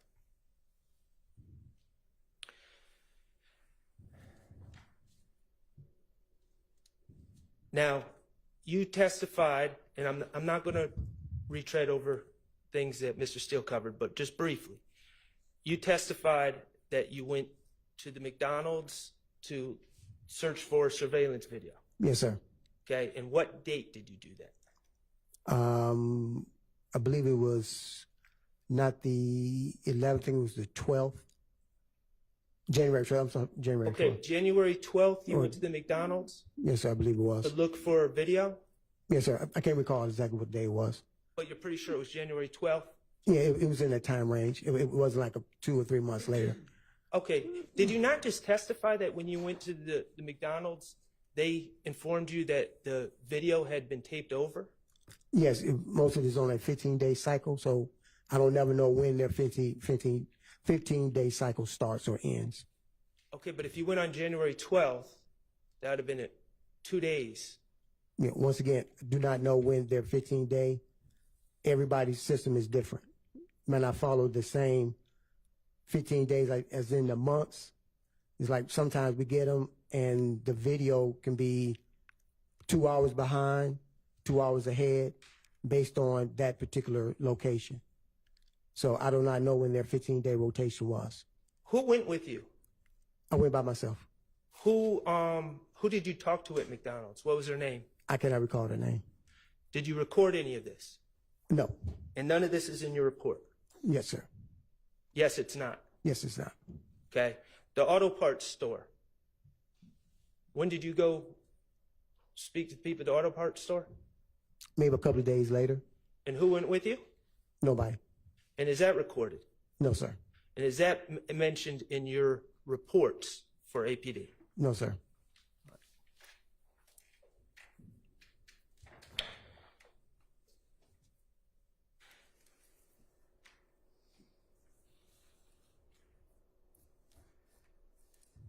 When did you realize you lost your notepad?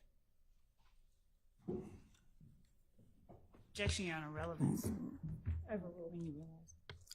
I cannot recall. I knew that upon hearing the indictment, I went looking for the case file, and I could not locate the case file. Did you not hand over your notepad to the DA's office when you handed over your file? No.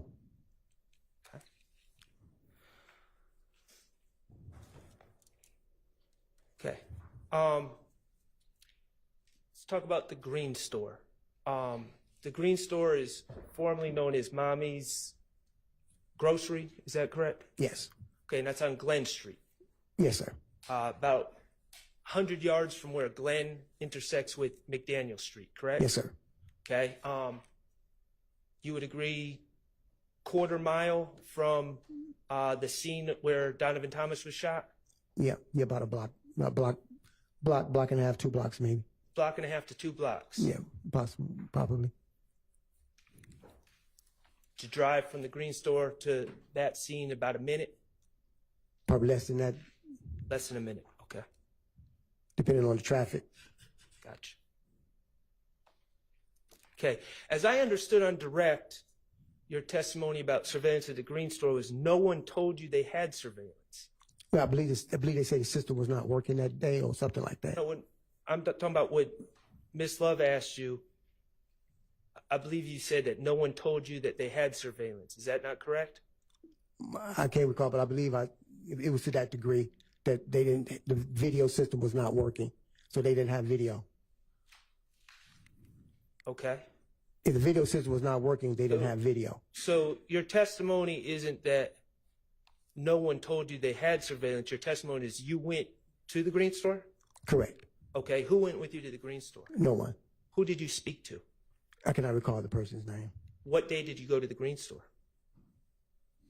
Probably within that week, I believe it was. Okay, and it was that trip to the green store, was that recorded? No, sir. Okay, is that in your notes? No, sir. I mean, excuse me, in your report? No, sir. Okay.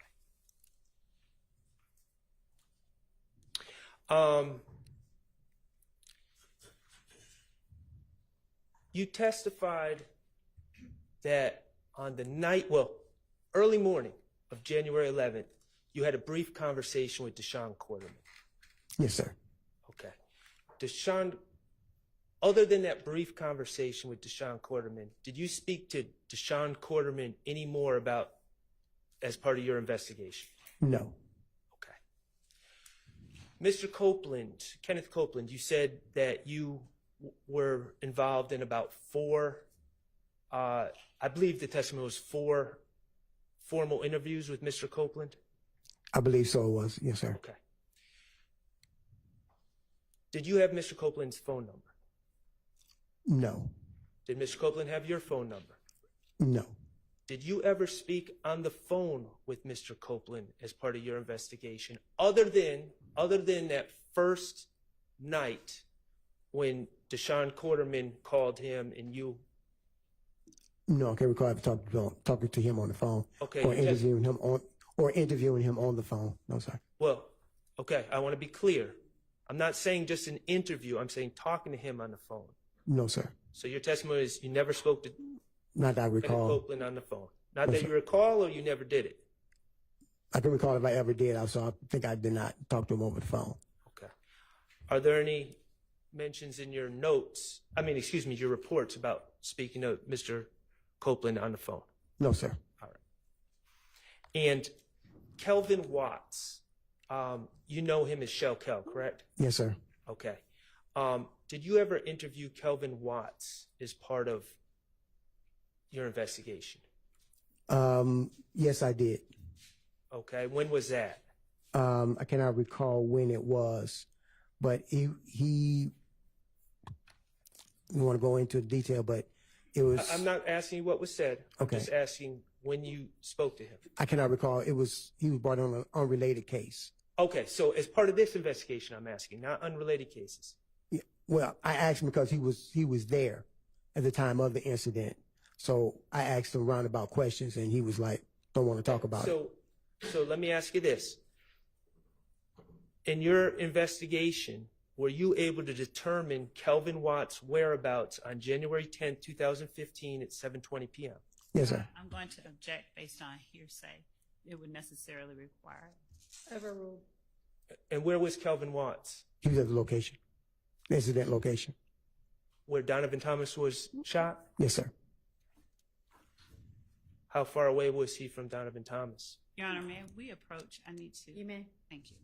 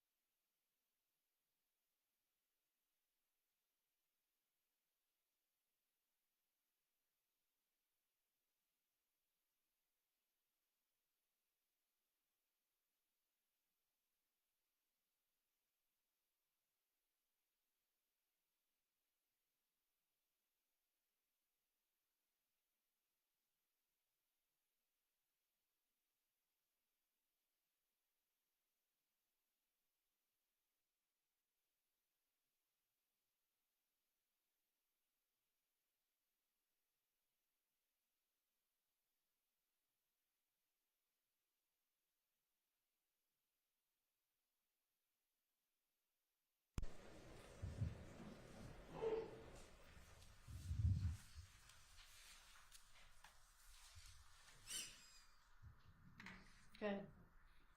Investigator Thorpe, how did you determine that Kelvin Watts was on the scene? I'm going to object to assuming facts not in evidence, and I'm going to ask that a proper foundation be laid. That's overruled. The video surveillance footage of a person coming inside the barbershop was presented to the media, placed on the news, and his father called me and notified me that the person I'm looking for with the assault rifle is actually his son, Kelvin Watts. Oh, okay. Let me try to clear this up.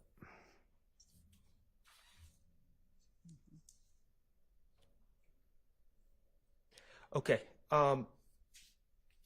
Investigator Thorpe, could you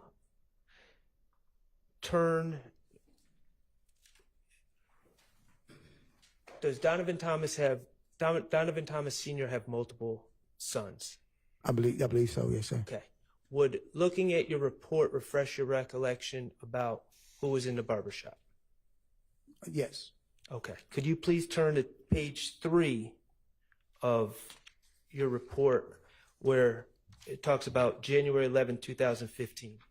I'm assuming your page 3 is the same one I'm looking at.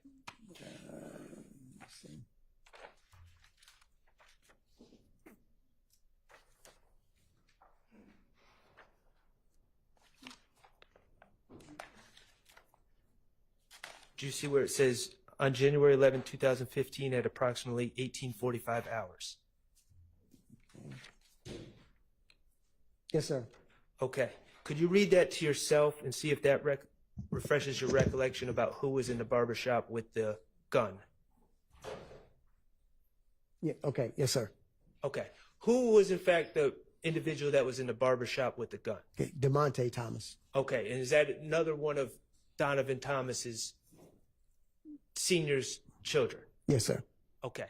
Now, Kelvin Watts, I'm going to ask again, do you know whether he was at the scene or not? No, sir. You don't know one way or another? No, sir. Okay. And did you ever specifically ask him, without giving me the answer, did you ever specifically ask him when you interviewed him about a Objection, different case? relevance as to whether he asked him, it would. Overruled. Did you ever specifically ask him if he was at the scene or not? Yes, sir. Okay. And were you able to identify, you've seen the surveillance video, correct? Yes, sir. Were you able to identify all of the people that were standing by Mr. Donovan Thomas Jr. when he was shot? No, sir. Okay. Thank you. I have no further questions. Any other defense attorneys have questions for this witness? Mr. Williams? Questions for this witness? Okay. Is there redirect? Yes, Your Honor. Detective Thorpe, you were asked on cross-examination about an alibi that Mr. Copeland gave at the time of Donovan Thomas's murder. Do you recall that? Yes, sir. Yes, ma'am. I'm sorry. And do you recall exactly what it was that Mr. Copeland told you he was doing at the time of Donovan Thomas's murder? Yes, if I recall correctly, he stated that he was home in the bed asleep. Okay. So, did he ever tell you that he was at the green store at the time of Donovan Thomas's murder? No, ma'am. Did he ever tell you he was at the McDonald's at the time of Donovan Thomas's murder? No, ma'am.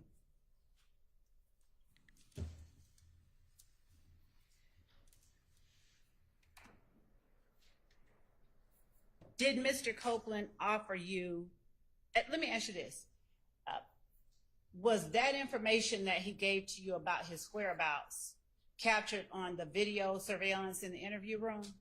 Yes, ma'am. Did Mr. Copeland ever tell you anything different about what he was doing or where he was at the time of Donovan Thomas's murder outside the interview room? No, ma'am. Now, how many, you said you worked 300 homicides or more during your time with APD? Yes, ma'am. How is it that you give to the district attorney's office the results of your investigation? Do you normally just turn over your notepad, or do you summarize it in a report? I summarize it in a report. Okay. It was called the lead investigator supplement. All right.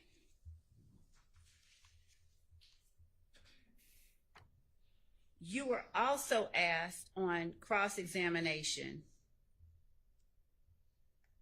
about the time it takes to get from the murder scene to the green store. Do you remember that? Yes, ma'am. Did Kenneth Copeland ever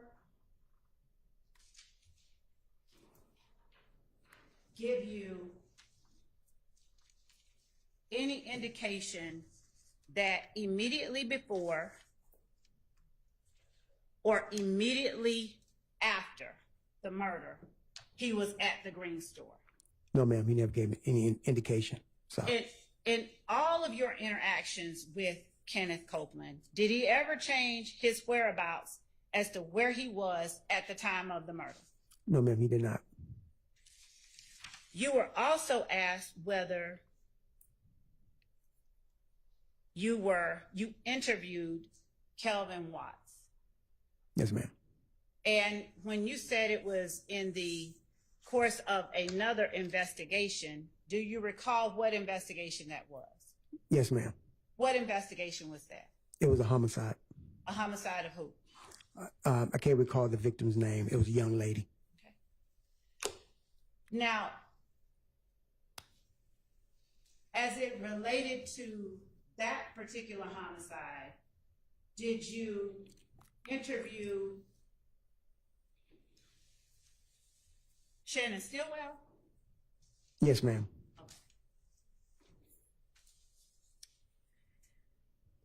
And when you were asked on cross-examination about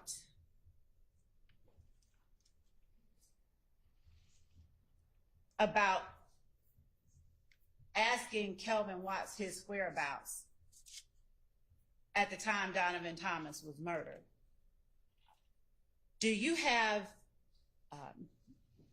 any indication, or did you see any indication on the surveillance footage that you saw that Kelvin Watts was there at the scene of the murder?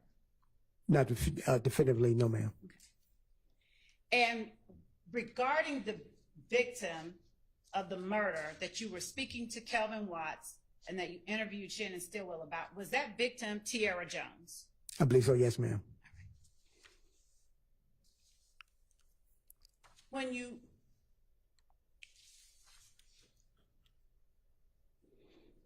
you take notes about what you learned in your investigation, do you include every negative outcome that you have? In other words, I went to this store and found nothing, this store and found nothing. Do you include all of that every time in your investigative summary? No, ma'am.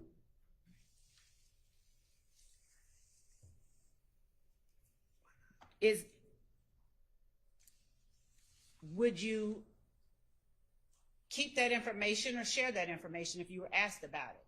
Yes, ma'am. You would share it? Yes, ma'am. So why don't you put all of the negative information, like in terms of not having found anything, in your investigative report? I try and keep my supplements relative to the investigation. So if they wish to do a follow-up, they say, okay, this is where he went. He got this. Let me go back and verify this, verify that.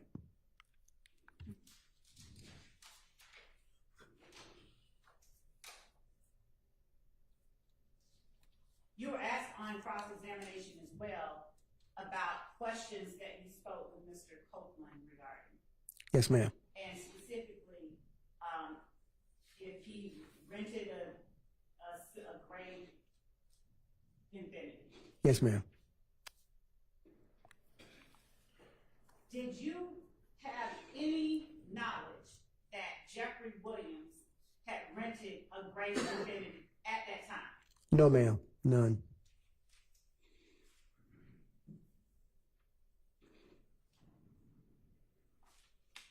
And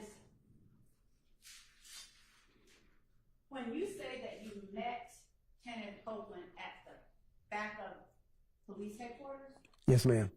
did you see how he arrived? No, ma'am.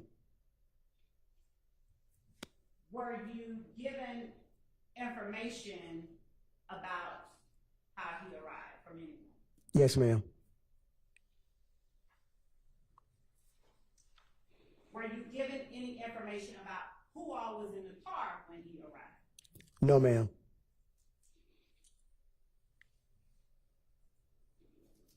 Did your questions regarding what kind of car that Mr. Copeland may have owned or rented have anything to do with what you believe he arrived in? Yes, ma'am.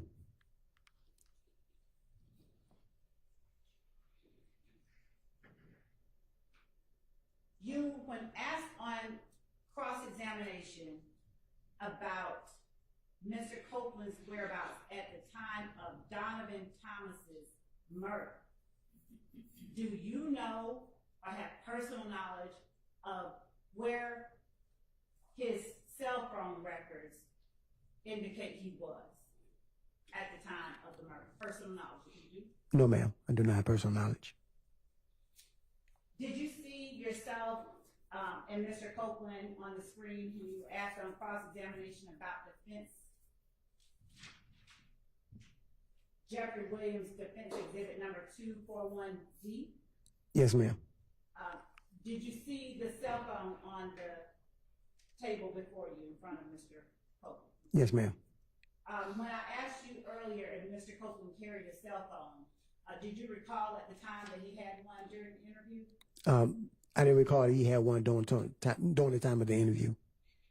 When you video record interviews, such as this one and others, does the video recording of the interviews, do they serve to preserve information that you may not remember later? Yes, ma'am.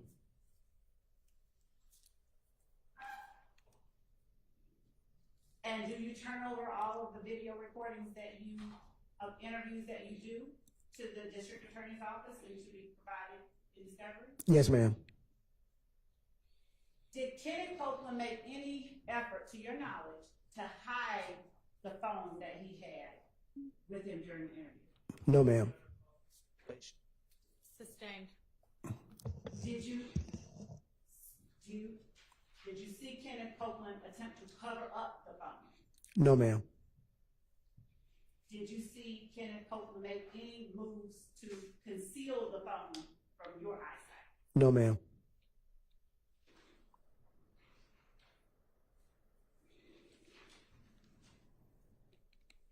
Do you recall whether Kenneth Copeland pulled out that phone during the interview and offered to show you stuff? Do you recall? No, I do not recall him doing that. Would looking at that interview, a certain portion of it, refresh your memory? Yes, ma'am.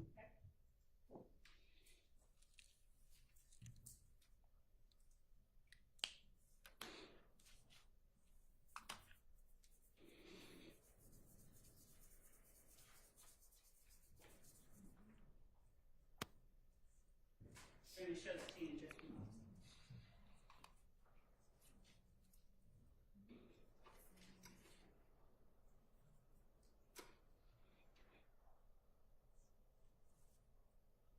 Do you know who or where it is that you got the name Walter Lee Maddox? I believe, Without saying what someone said, just do you believe? law enforcement database. Okay.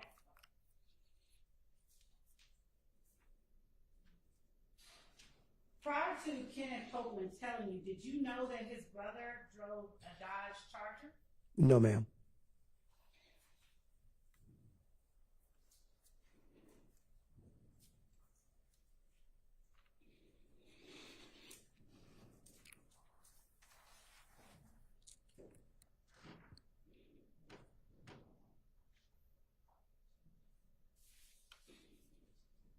to show you what has been admitted as State's Exhibit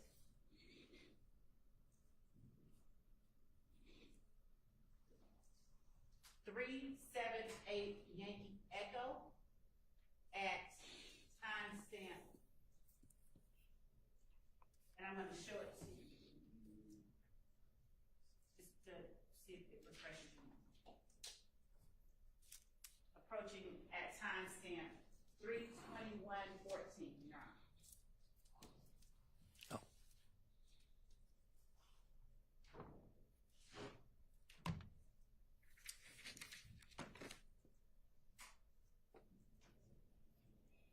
Make sure it's moving.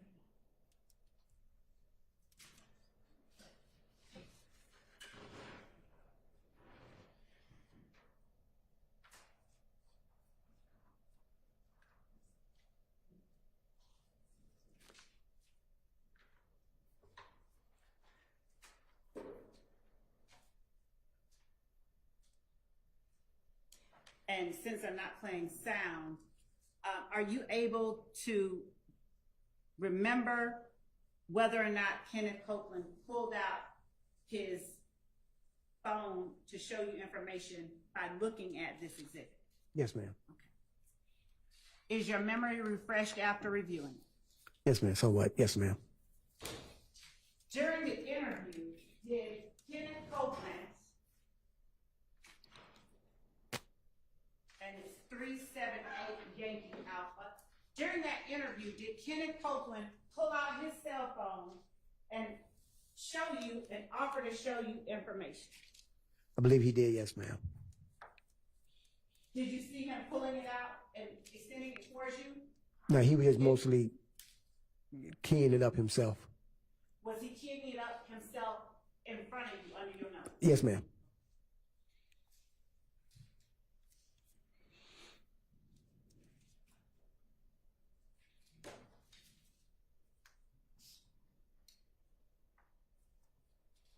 During the course of your investigation,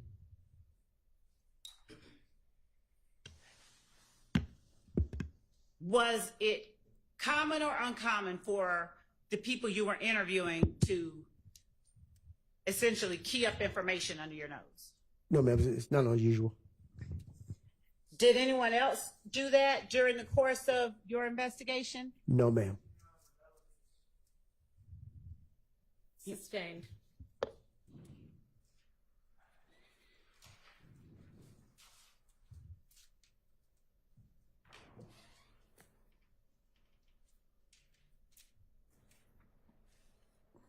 When you turned your file over to the district attorney's office in 2016,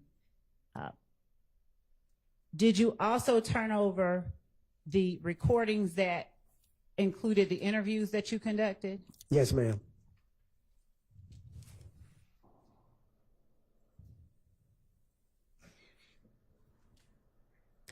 And when you were asked about the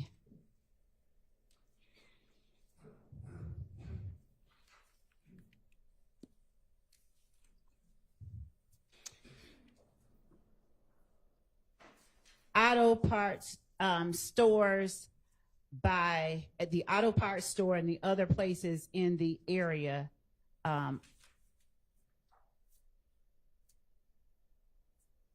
nearby where the murder of Mr. Thomas occurred, at the time that you were investigating the homicide, do you recall what time it was or when in proximity to the murder that Kenneth Copeland said he was at the McDonald's? He said afterwards. And did he also give you information about persons who were at the McDonald's with him? Yes, ma'am. Through your investigation, did you attempt to and gain phone records for people who he said were at the McDonald's with him? Yes, ma'am.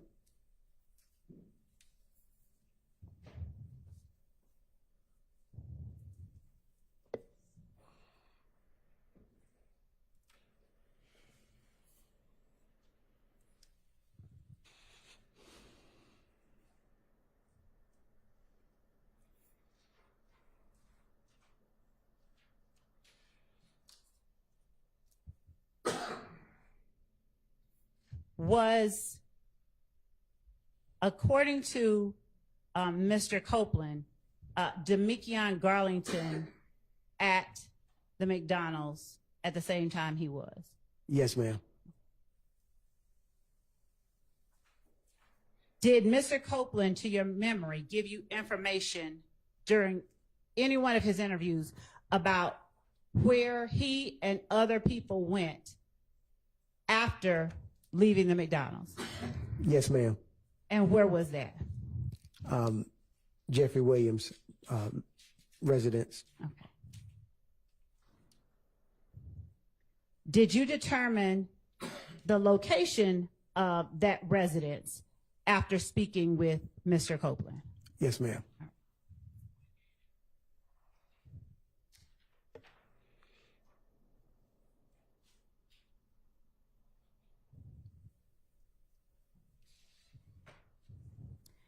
When you reviewed the video surveillance at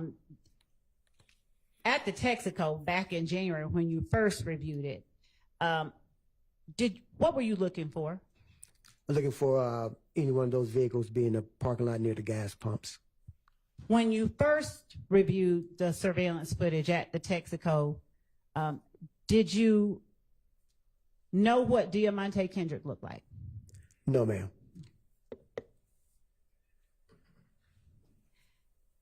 Did you find any evidentiary value when you first reviewed it, or see or anything that you felt you needed to follow up on as it related to people going into the Texaco? No, nothing afterwards. Okay.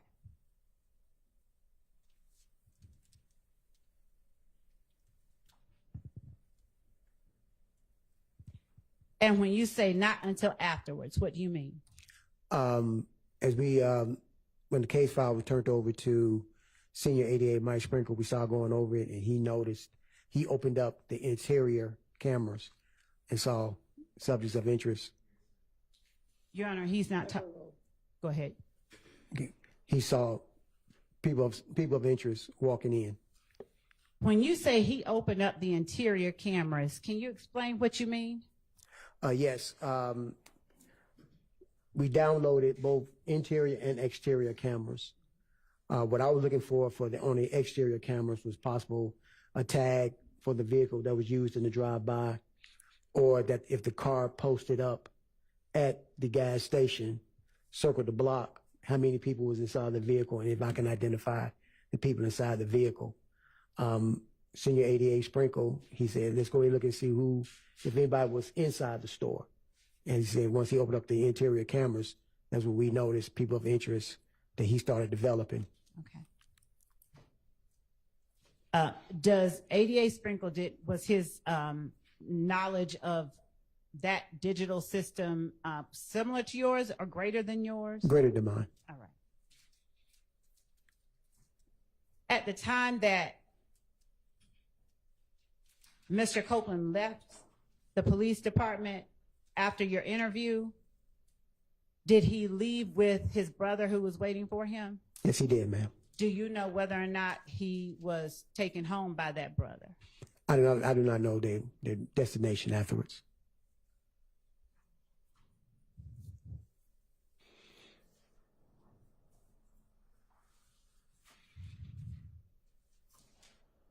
Now, when you looked at the video surveillance at the Texaco initially, did you find anything of evidentiary value? Did you recognize anything of evidentiary value? Objection asked and answered. Sustained. Were you able to get a license plate on any vehicles? No, ma'am.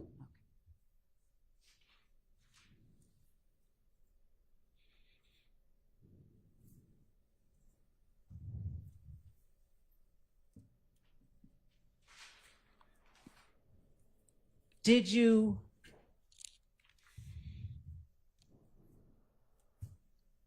do anything to intentionally hold back or withhold anything in the notes you talked about on cross-examination? Did you intentionally destroy them or anything? No, ma'am.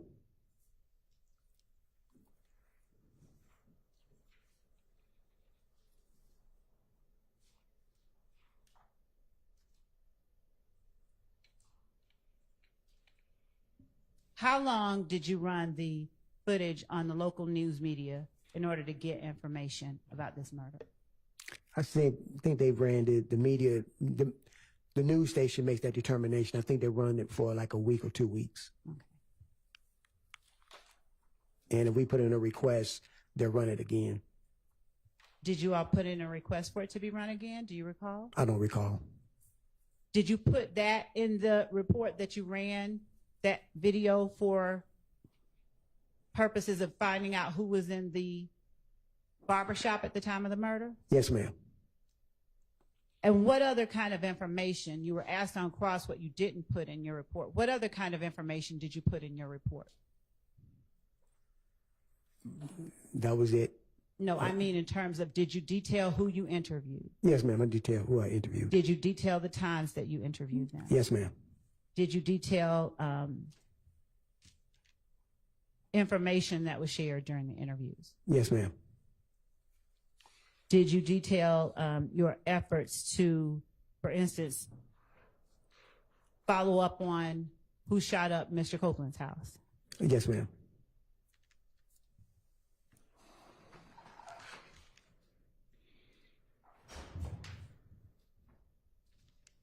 Did you detail information about people that you initially investigated but ultimately chose or decided not to charge? I believe so, ma'am. Yes. Did you put information about Quindarrius Griffin in your interview? Yes, ma'am. In your report? Yes, ma'am. Did you put the information about Spencer Wright in your report? Yes, ma'am. Did you put that Spencer Wright initially gave you a name, Nicholas, Yes, in your ma'am. report? Yes, ma'am.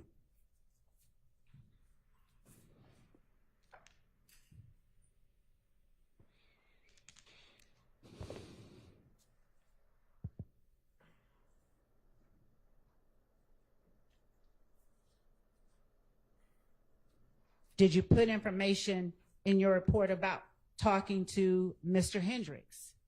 Yes, ma'am. Did you put in your report what Mr. Hendricks told you? Yes, ma'am.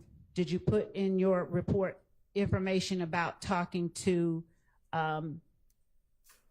Sanders? Yes, ma'am. Did you put in your report what he told you? Yes, ma'am.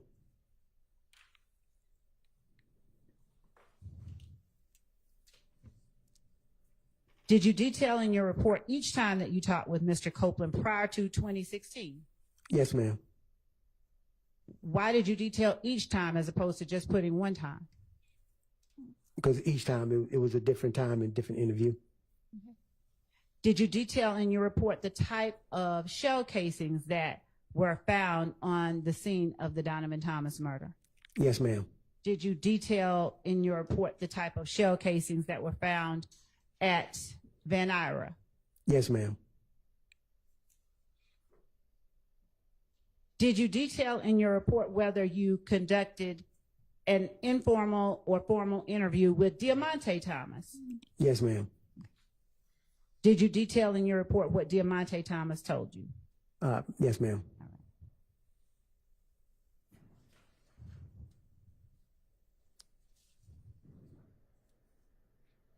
Did you detail in your report information regarding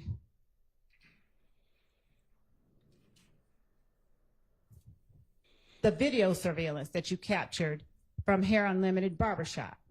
Yes, ma'am.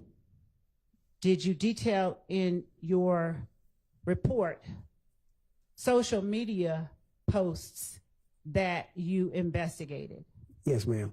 Did you detail in your report the type of the type of vehicle described by persons that you interviewed? Yes, ma'am. Did you put in your report information about what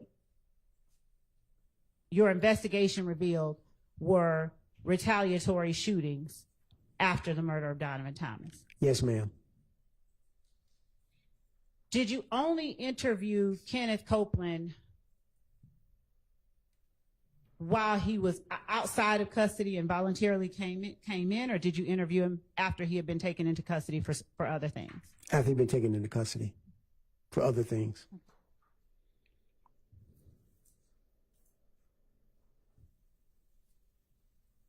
Did you detail in your report going to Hartsfield-Jackson Airport to try and find information provided to you by Kenneth Copeland? Yes, ma'am.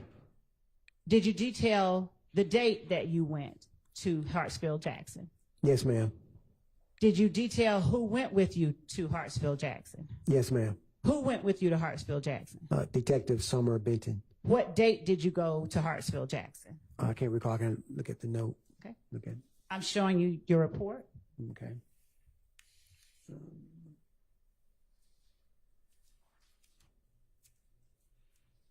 believe it was June 11th, 2015.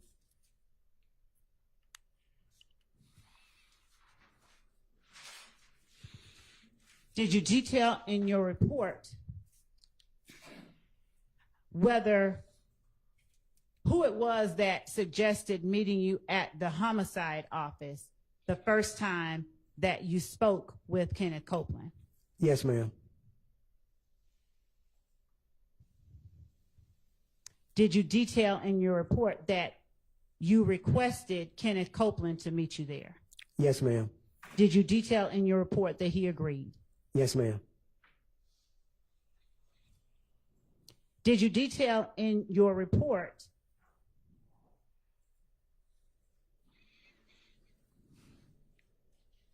that you were not able to find any information about the rental that Jeffrey Williams did when you and Summer Benton went? Yes, ma'am. Did you detail in your report the date and time that you interviewed Demekion Garlington? Yes, ma'am. Did you detail in your report what he told you? Yes, ma'am. Did you detail in your report that you interviewed Justin Cobb?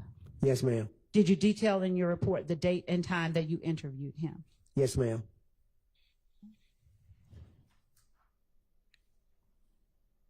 Did you detail in your report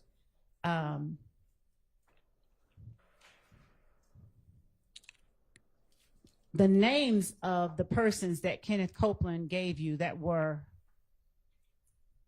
people you found of interest in the investigation? Yes, ma'am.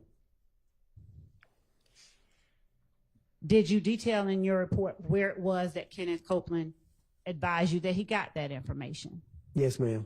Did you detail in your report information about a social media site called Death to Snake Ends?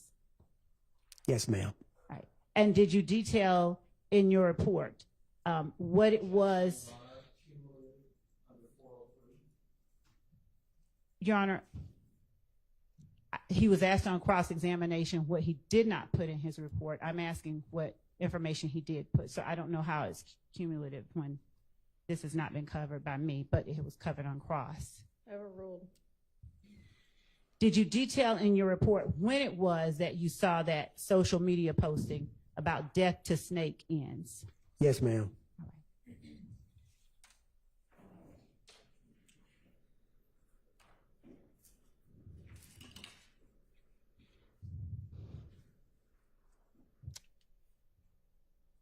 Did you detail in your report who all was present at the time you interviewed Diamante Kendricks?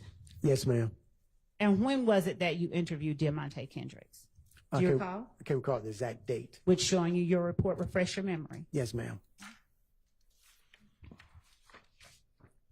It was October 6th. Of 2015? Yes, ma'am. I'm sorry. October 6th, 2015. Did you detail the time that Yes, you ma'am. interviewed? Why did you detail something so simple as the time that you interviewed him? You know, exact time, the time that we started and the time we ended.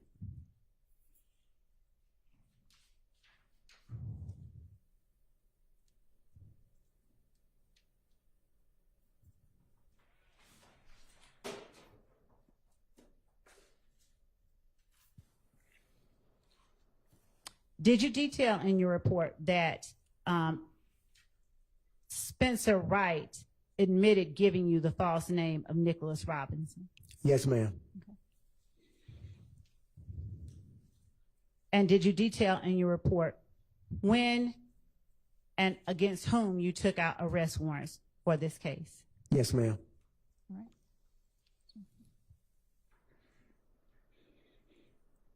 Just one second.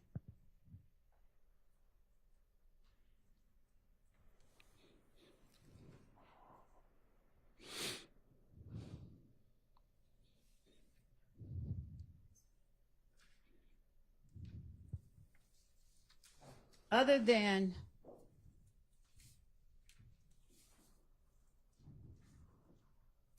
Mr. Copeland's brother, did you see anybody else accompanying Mr. Copeland at the time that he came to see you? No, ma'am. Did you detail in your report that Mr. Copeland came to see you with his girlfriend, Deshawn Quarterman? Yes, ma'am.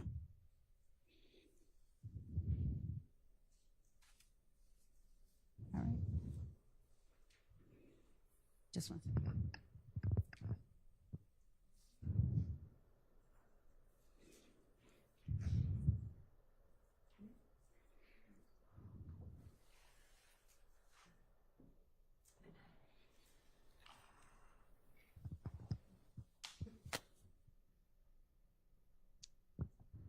Your Honor, with the exception of a matter I'd just like to approach the bench about, that may be the only Okay. question that I have. All right. Come on up.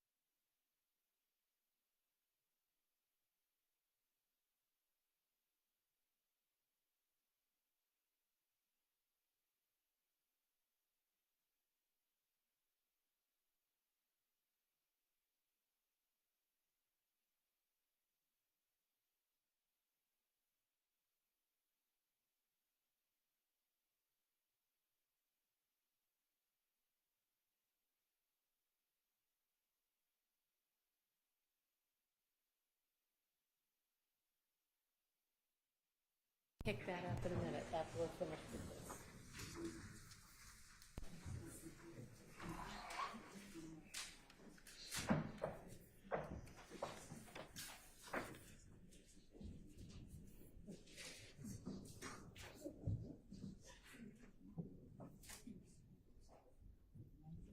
And Detective, we're going to ask you to step out also. Yes, ma'am. Thank you.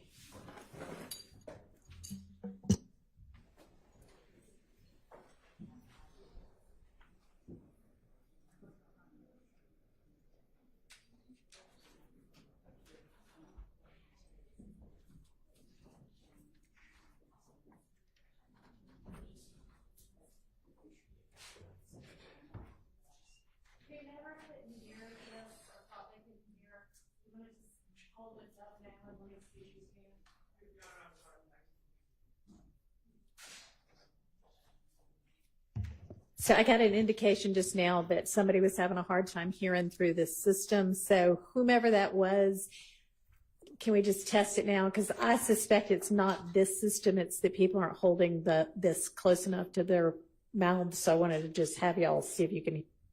So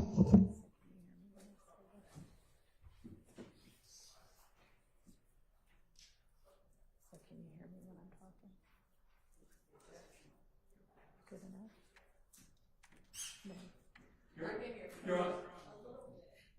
Okay, so people, can you hear me now? I think the issue is people, I don't know what changed since the previous board, but I think people are speaking too softly and holding it too far away. Well, that's probably because I constantly tell at least Miss Love to keep it down because I suspect that she gets loud enough sometimes that the jury can hear her. But with regard to everybody else, maybe she needs to talk more quietly and the rest of us need to talk more loudly. So we'll try to do that and hold it closer. Okay, sorry about that. Well, we're about to talk about it anyway out here because we haven't resolved anything.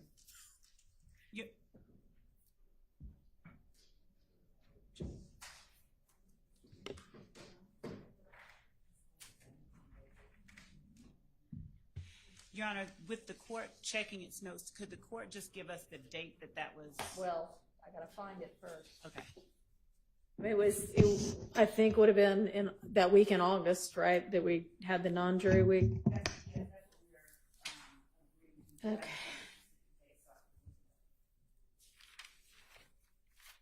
It is too hot now. It is too hot now.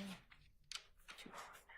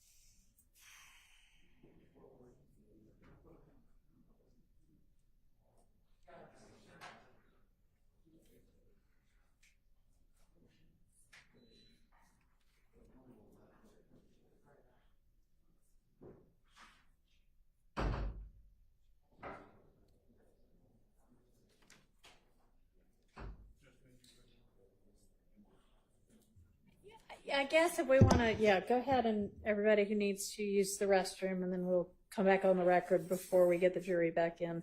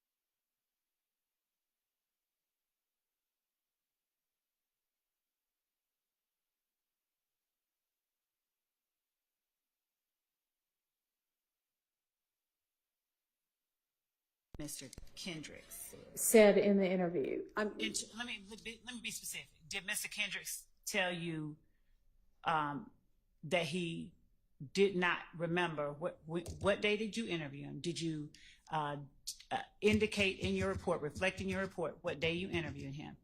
Did Mr. Kendricks, did you ask him where he was or what he was doing on January 10th? And did he reply he couldn't even remember that day? No, I'm not going to allow that. And you said yourself you think you can maybe ask that through another witness. So ask it through another witness because that's more the type of thing you should ask on direct. Okay. Then redirect. No problem. Yes, Your Honor. Okay. Mr. Kendrick. What did I say? There's no S at the end. Okay. No S at the end. No S at the end.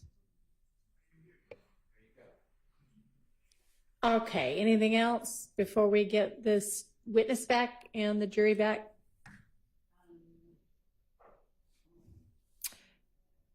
Are you about to wrap up with this witness? Okay. And then how long is your next witness going to be? I'm trying to see how fast they can actually get here because our next witness was one we have on that list. So you don't have another witness here and ready to go, even though I have said over and over and over and over again to have your next witness ready to go? Even though so our best efforts have been made to make that happen, the person, I'm not going to represent them or not. I just want to find out where they are before I say something different. Can we know who the mystery witness is? I intend that it will be G. Baker that we put on the list this morning. Could you speak into the mic, please? G. Baker, who arrested Quindarrius Zachary. G. Baker, I think is what she's saying. Yes. Yep. And, okay, well, is there somebody else if that witness isn't available? Let's see. I mean, frankly, I'd rather that a witness get I don't want anybody inconvenienced, but I'd rather you have an extra witness here than we have an hour left with the jury, but nothing to fill their time. Yes, Your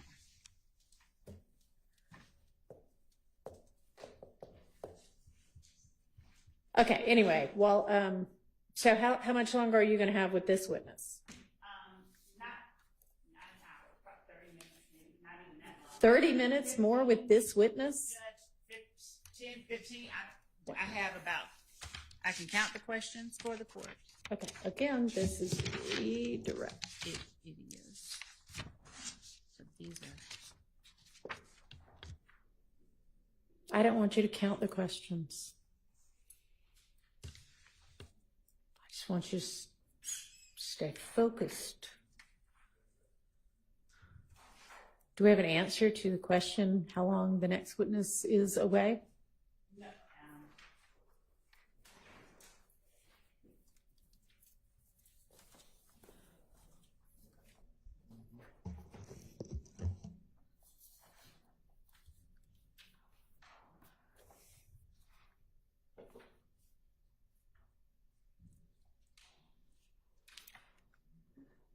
No, Your Honor. Okay, well, let's just continue with the redirect, and then there may or may not be any recross, and then we'll see if the witness is here yet, and they better be.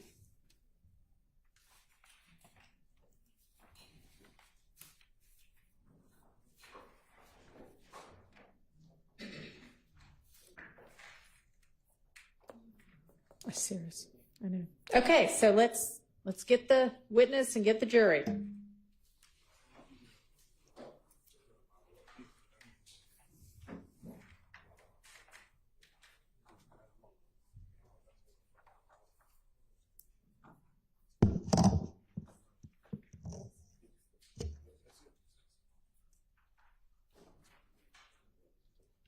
Your Honor, before the jury's brought in, just really quickly, if I may, one of the things I wanted to inquire of one of our investigators about their efforts to secure one of the witnesses and the difficulty that we have had with respect to that witness. I expect that that witness will be coming in. It's the one that we've been discussing, but I think it's pertinent information. Not right now. And frankly, it doesn't matter if you have a particular witness. What you have been instructed is to have enough witnesses to fill the day. Yes. Okay? So if one witness is difficult, then you need to have another one lined up. Yes, Your Honor. Let's get the jury, please.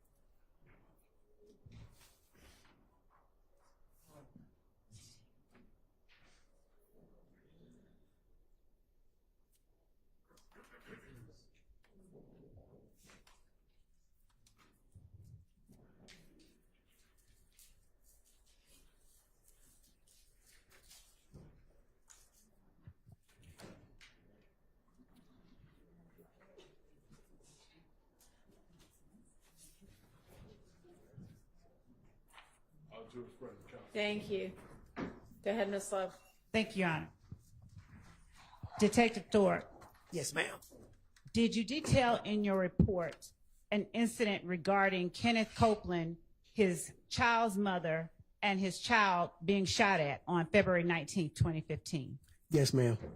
Did you detail in your report the description of the vehicle that Kenneth Copeland said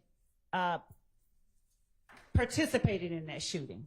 Yes, ma'am. Did you detail in your report that after that shooting, you spoke with both Kenneth Copeland and his child's mother? Yes, ma'am. Did you detail in your report that that happened on February 21st, 2015? Yes, ma'am. Did you detail in your report, you were asked regarding by Mr. Steele, you were asked about your questions to Kenneth Copeland and the gray Infinity or Maxima. Do you recall that? Yes, ma'am. Did you detail in your report whether or not you were looking for a Pontiac Bonneville around February 21st, 2015? Yes, ma'am. Did you detail in your report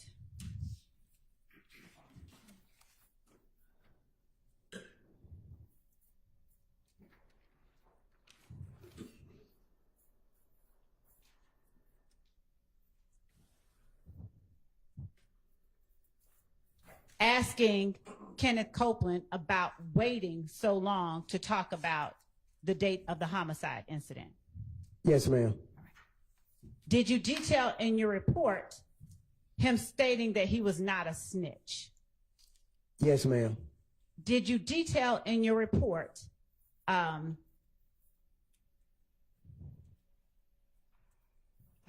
that only after you talked to Kenneth Copeland did you begin to learn or investigate Jeffrey Williams' rental of that Hertz Infinity? Yes, ma'am. Did you detail in your report the information that you got from one witness that may or may not have been consistent with the information you got from another witness? Yes, ma'am. Your Honor, at this point, I'm going to object to this line of questioning under 403. And Your Honor, my response is when the question was asked about what he did not put in his report, I think it's important that that the jury is aware of what all he did put in his report. Overruled.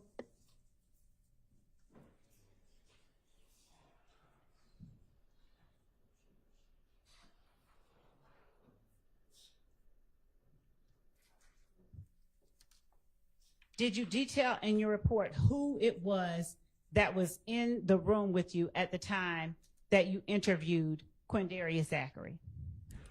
Yes, ma'am. Did you detail in your report that you interviewed him on August 5th, 2015? Yes, ma'am.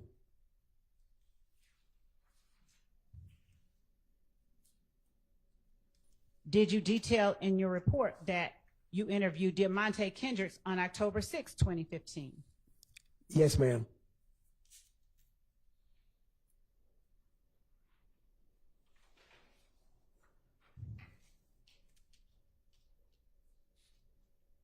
Did you detail in your report that the date that you spoke with Spencer Wright or Nicholas Robinson at the time was October 19th, 2015? Yes, ma'am.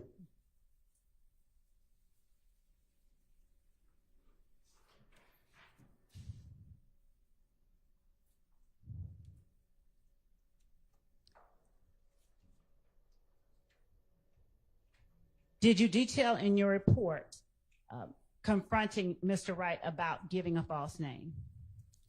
Yes, ma'am.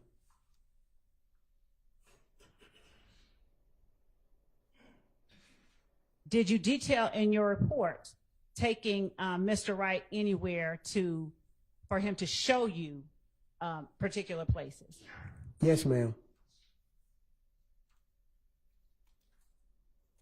You were asked on cross-examination regarding the date that you took out warrants, and you said that it was October 20th, 2015. Do you remember that?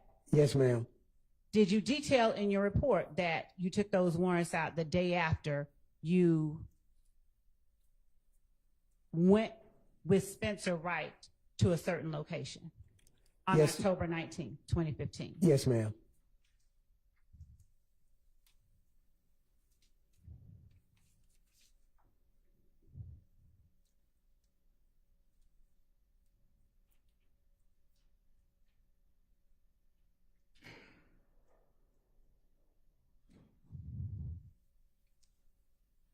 Did you detail in your report what you observed when you arrived on scene on January 10th, 2015 at 21:15 hours?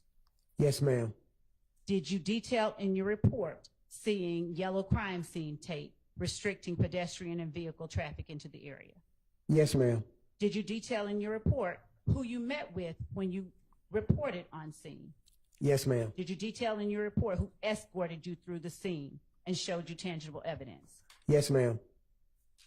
Did you detail in your report being advised that Mr. Thomas Jr. had passed away from his injuries? Yes, ma'am. Yes, ma'am. Did you detail in your report the lighting on the streets of 330 McDaniel Street at the time you arrived? Yes, ma'am. Did you detail in your report that the lighting did not require additional support lights for processing? Yes, ma'am. Did you detail in your reports that there were 3 different shell casings on the street, 3 different types of shell casings on the street? Yes, ma'am.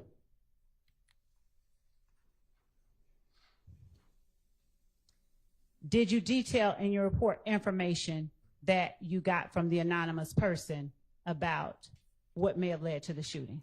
Yes, ma'am.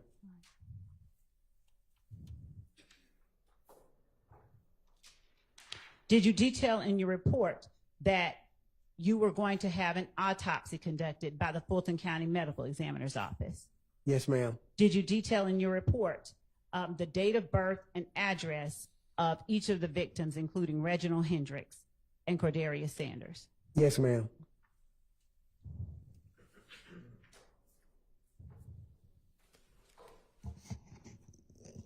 How many of the notepads or when you describe on cross-examination the notepad that you keep notes in through your investigations, what kind of notepad is that? Is that a big notebook like the one in front of me or a small one? Small one, ma'am. How many notepads have you kept throughout your time as a homicide investigator? Relatively none. Once I get through transcribing all my notes over into my case file, I usually refurbish those notepads into working other scenes with other people when I'm not the lead. How many notepads have you kept? Have you made over the years? Made over the years, probably close to 200, 300.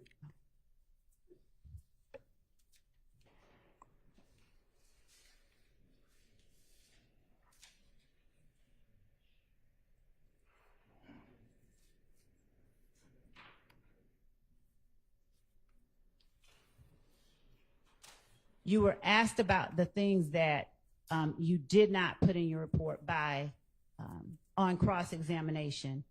Is there anything that you left out, any other things that you left out of your report? No, ma'am.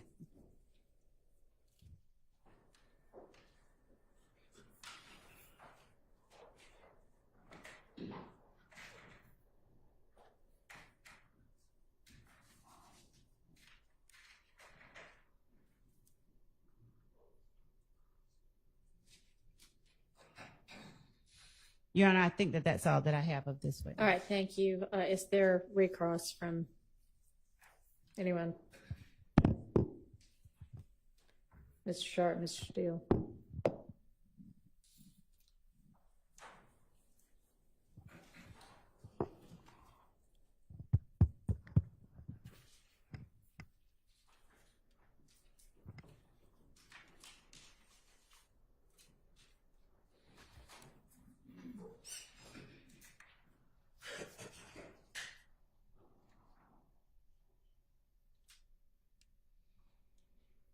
May I please go? Go ahead. All right, thank you. Investigator Thorpe, first of all, I just want to clear this up. You spoke about interviewing Kelvin Watts in relation to the murder of Tiara Jones. Yes. Okay. And then Ms. Love asked you if that was the case you interviewed Mr. Stillwell about, correct? Yes, sir. Okay, let's be clear. You interviewed Mr. Stillwell as a victim in that case, correct? Correct, sir. Okay.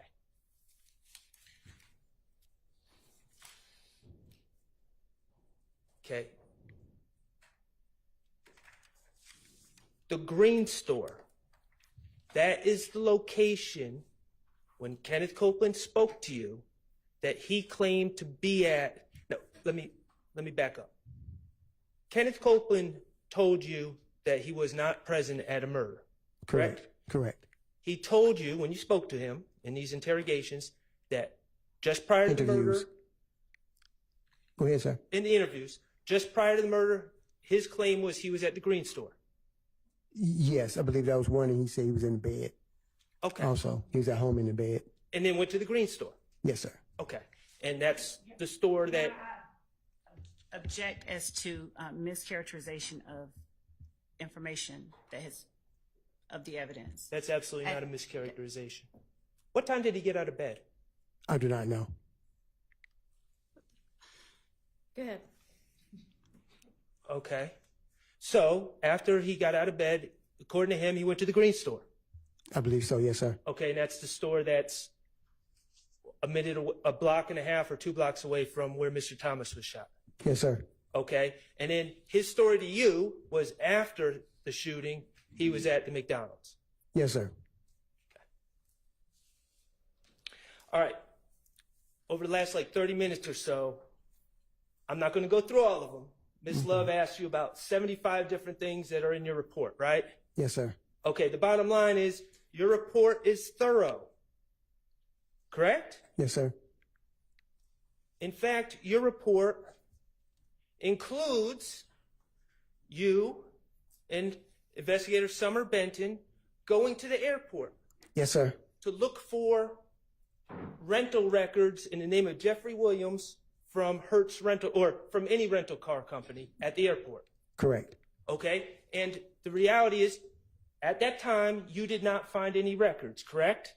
Correct. Okay, that was a negative, you received negative results. Correct.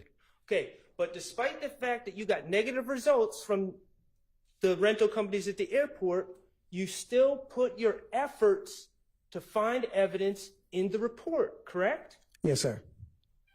Okay. So, going to the airport, looking for rental records, not finding a major report, right? Yes, sir. Okay. But going to the green store, looking for surveillance and not finding it, that didn't make your report. Yes, sir. Going to the McDonald's, looking for surveillance and not finding it, that didn't make the report. Yes, sir. Going to the convenient, or going to the AutoZone or the auto parts store right next to the McDonald's and not filing surveillance, that didn't make the report. Yes, sir.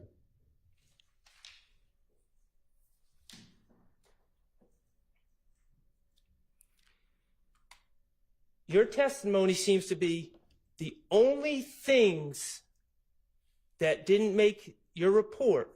Your Honor, I object to the characterization of the testimony. The jury can hear what the testimony You were was. just asked by Ms. Love if anything else didn't make the report, and you said no, correct?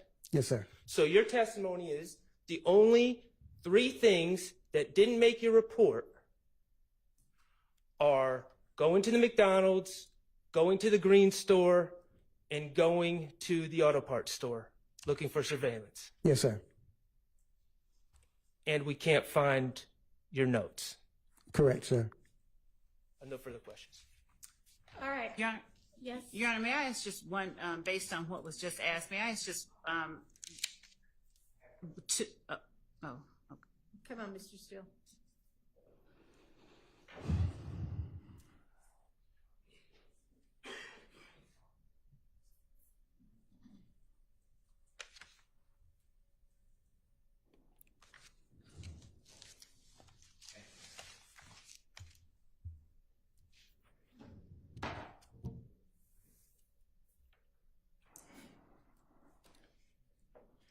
You have your supplemental report in front of you that Mr. Shark gave you by any chance? Yes, sir. Okay.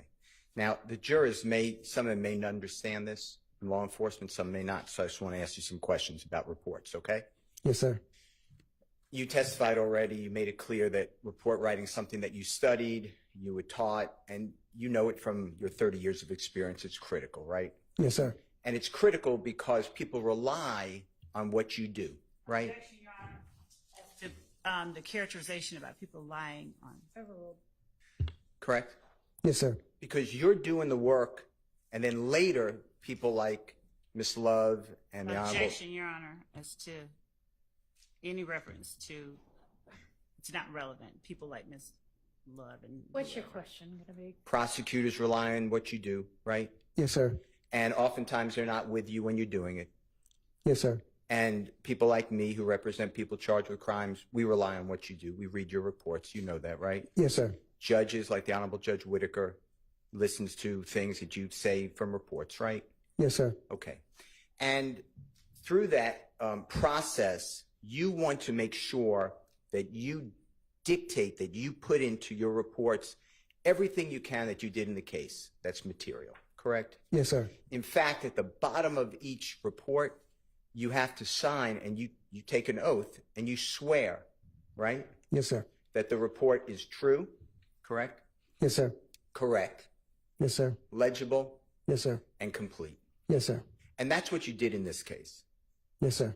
And you tell the jurors and you put in all the details of what you did, whether it was negative, positive, or whether it had to get further investigation or not, you put it into the reports, right? Yes, sir. Because you want to be fair to everybody and explain to them what you do, right? Yes, sir. What you do is important. Yes, sir. By not putting in anything, because there's no mention, and if there is a mention, just tell me I missed it. There's no mention of getting the McDonald's video in your report. Am I true? Yes, sir. You're right. And there's no mention of getting the video of what we're calling the green store, right? Yes, sir. So you're going back approximately 9 years, 8 years, 9.5 years, whatever the date is, to your memory of when you went to the McDonald's, right? Yes, sir. But you can't remember who you spoke with at the McDonald's, right? Yes, sir. And to be fair to you, are you telling this jury on your oath that McDonald's told you that the day before or 2 days before, we don't have that video? Your Honor, objection is to the question. It was asked and answered, and to ask if he's telling him under oath is meant to harass and embarrass. Well, overruled. Okay, what was that, sir? You're relying on your memory, right? Yes, sir. And your memory, I'm not trying to argue how good or bad your memory is, but the reason you write the reports is so you have something contemporaneous, meaning at the time, right? Yes, sir. That's why you bring your notepad, correct? Yes, sir. And in your notepad that you brought with you to the McDonald's, right? Yes, sir. And you wrote down who you spoke with, right? Yes, sir. You got a telephone number in case you had to follow up, correct? Yes, sir. You saw their videos to ensure that they were correct, right? Yes, sir. Because you're not going to take somebody's word for it, because they could be telling you the truth, but they could be mistaken, right? Yes, sir. And you have all that information in there, right? Yes, sir. You might have even taken the video that they had, right? Objection, Your Honor. That assumes facts not in evidence, and that question was asked and answered regarding the video. Sustained is asked and answered. The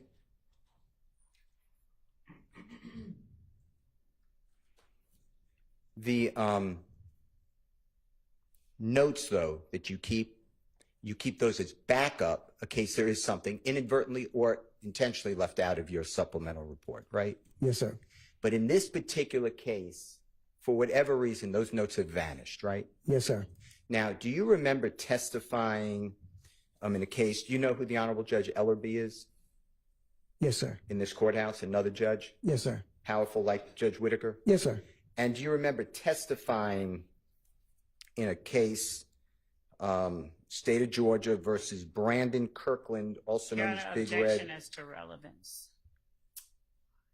I don't know what the relevance might be, so I can't It- rule on that. Your Honor, this is a whole other. Why don't we approach?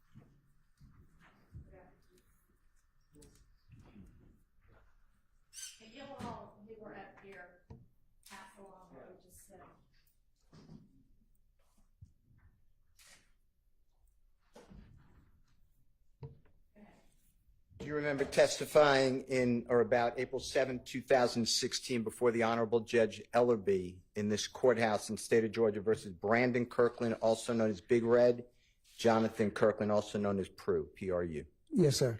And you're on the same oath that you're under today, fair to say? Yes, sir. And do you remember the prosecutor in that case being Miss Love? Yes, sir. And do you remember under questioning by the Honorable Maxwell Shart in that case? Yes, sir. Do you remember explaining that your notes were also not around? Do you remember that? Yes, sir.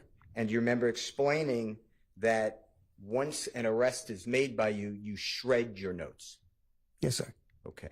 Now, in this case, you didn't shred your notes. You can't find them. Is that true? Correct.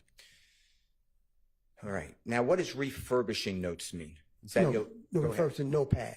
Okay, so reusing the same notepad. So instead, if you're writing about your and my going to lunch on Notepad, but then you're going to do another day that you're going to eat lunch with the Honorable Keith Adams, you would rip up the parts that you met with me so you have a refurbished or clean notepad to talk about when you went to lunch with Mr. Adams. Is that what you're saying? No, basically, I take a new notepad and I may use it as a notepad as I'm assisting another detective who is the lead.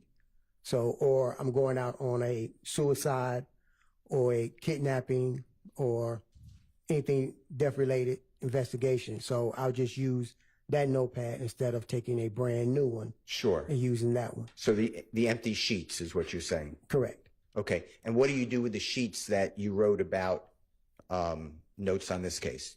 That's the shred? On this case, I didn't do anything with those. I just can't find the notepad itself. This case was preserved, but it's Okay. vanished. Okay, talking about the Kirkland case. No, talk about our case today Okay. that you're sworn under. Okay. That's the one that vanished. You can't Correct. find it. Okay. Correct. Now, I want to talk with you. Since we don't have the notes, you didn't give those notes to the district attorney's office, correct? No, sir. All right. So all we have to go on, all the jury has, is your memory that we don't have that recording for the McDonald's, right? Yes, sir. Same question for the Green Store, just your word. Yes, sir. All right. Now, with regards to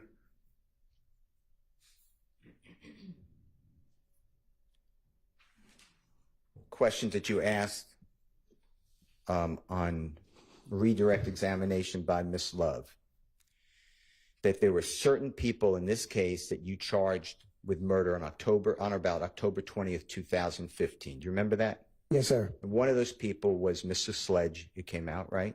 Yes, sir. One of those people was Mr. Copeland, correct? Yes, sir. And do you remember stating that you're aware that the district attorney's office did not charge the offense of murder of Donovan Thomas to Mr. Sledge? You aware of that? You remember those questions? Yes, sir. Okay. And same with Mr. Copeland. They did not Yes, sir. charge him with that either. You never charged Jeffrey Williams with murder of Donovan Thomas, fair to say? Yes, sir. You never charged Jeffrey Williams with any crimes, fair to say? Yes, sir. Fair to say. You know the district attorney's office hasn't charged Jeffrey Williams with the murder of Donovan Thomas. Well, actually, I'll let him go with that one. I thought he was going to ask a different question. I withdraw the objection. All right. You're aware of that, correct? Okay, repeat that again, sir. Sure. You're aware that the district attorney's office through the grand jury did not charge Jeffrey Williams with the murder of Donovan Thomas. Am I correct? Yes, sir. Okay. Now,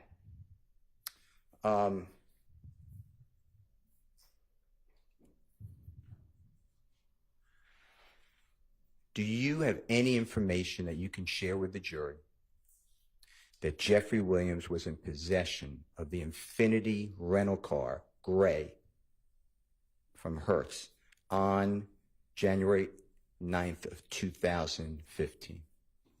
Nothing that I discovered. No, sir. Same question for the next day, January 10th of 2015. Any information you could share with this jury that Jeffrey Williams was in possession of that same rental Infiniti vehicle? No, sir. Not on my investigation. No, sir. January 11th. You realize that's the day it's returned? Yes, You sir. don't remember? Okay. Do you have any information to share with this jury that Jeffrey Your Williams... Honor, as it relates to this portion regarding the objection about the scope, I would object that it goes beyond. Sustained. I have no other questions. All right. Very briefly, Ms. Love. Thank you.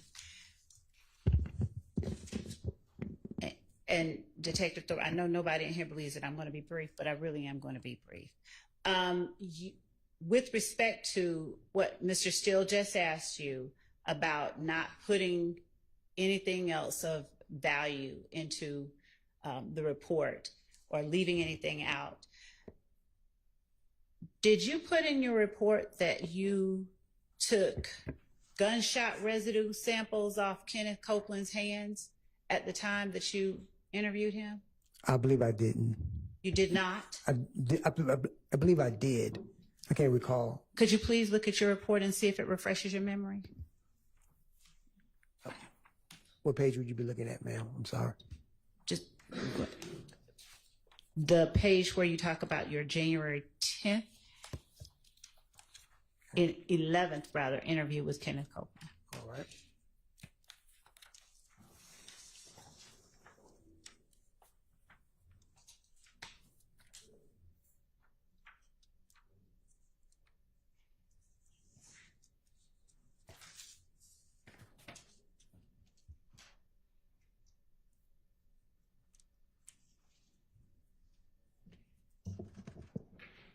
Jurors, I'm going to remind y'all, if there's some time like this where there's a pause when a witness is looking at something or looking for something and y'all feel the need to stand up and stretch, please feel free to do that, okay?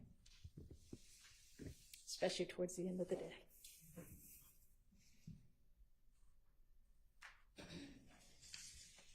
No, ma'am. As you sit here today, do you recall whether you did a gunshot residue test on Kenneth Copeland's hands? Yes, I did. How do you know that you did? By the video. Okay. I believe it was on the video. And was that something substantial that you considered during your investigation that you did? Yes, ma'am. Gunshot residue? Yes, ma'am. Why didn't you put it in your report then? Just overlook. Okay. Now, did you put in your report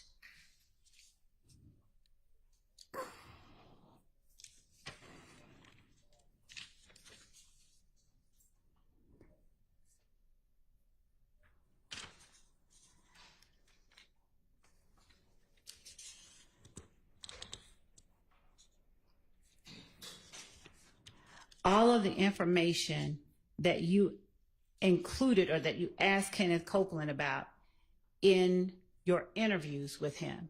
Yes, ma'am. Did you put every piece of information in the report that you talked to? And when I say every piece, I mean, did you put every detail of your interview with Kenneth Copeland into your report? No, ma'am. That's why the video is included and say refer to details from the video. Did you put in your report that after you took gunshot residue from Kenneth Copeland's hands, that you resumed your interview with him? No, ma'am. Did you resume your interview with him at about 4:00 a.m.? Yes, ma'am. All right. Now, you were asked on recross by Mr. Sharp, I believe, whether Kenneth Copeland said after he got up, he went to the Green Store. Do you remember that? Yes, ma'am. Did you put in your report exactly what Kenneth Copeland told you he did in chronological order after he got up? No, ma'am. Is it recorded on the video? Yes, ma'am. Did Kenneth Copeland tell you that after he got up, he left his girl's house and that his brother gave him his car? Yes, ma'am. Did he tell you that after he got up, he went and got a Band-Aid for his mouth? Your Honor, objection. This is outside the scope of cross. Your Honor, I'm asking information that Mr. Sharp pulled up regarding what Kenneth Copeland did after he got up. Mr. Sharp specifically asked him, did he tell you he went to the green store after he got up? Overruled, but let's keep in mind that we're on redirect at this point. Ask if whatever the necessary few questions are, and let's be done with this witness. Yes, Your Honor. On January the 11th, while you're talking to Kenneth Copeland, do you tell him exactly what time Mr. Thomas Jr. gets shot? No, ma'am. Okay. So do you have any way of getting from Mr. Copeland exactly how long it was before or after Mr. Thomas got shot that he actually got up from his girlfriend's house? No, ma'am.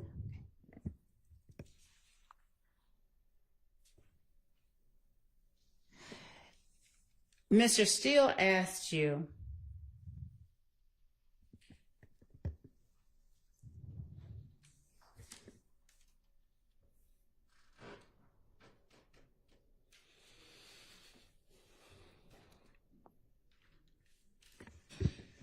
at the time that you made the arrests in October of 2015, did you have the Hertz rental records that the DA's office were able to get? No, ma'am, I did not. And on recross, you were asked by Mr. Steele whether or not you charged Jeffrey Williams with any crime. No, I did not charge. In October 2015. No, I did not. At the time that you took out those warrants in October 2015, did you know that Jeffrey Williams had rented the gray Infiniti? No, I did not. I have no more questions.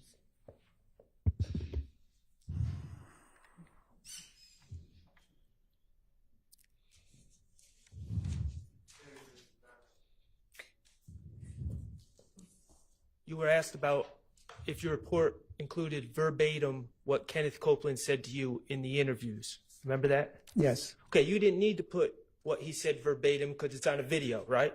correct. You were asked about the gunshot residue.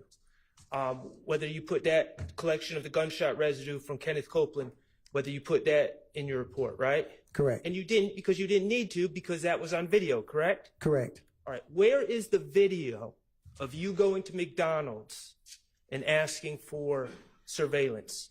Objection, Your Honor. That was asked and answered about the, there's Overruled. assuming facts Where's not the- in evidence where's about that a video? video. That, Overruled. okay.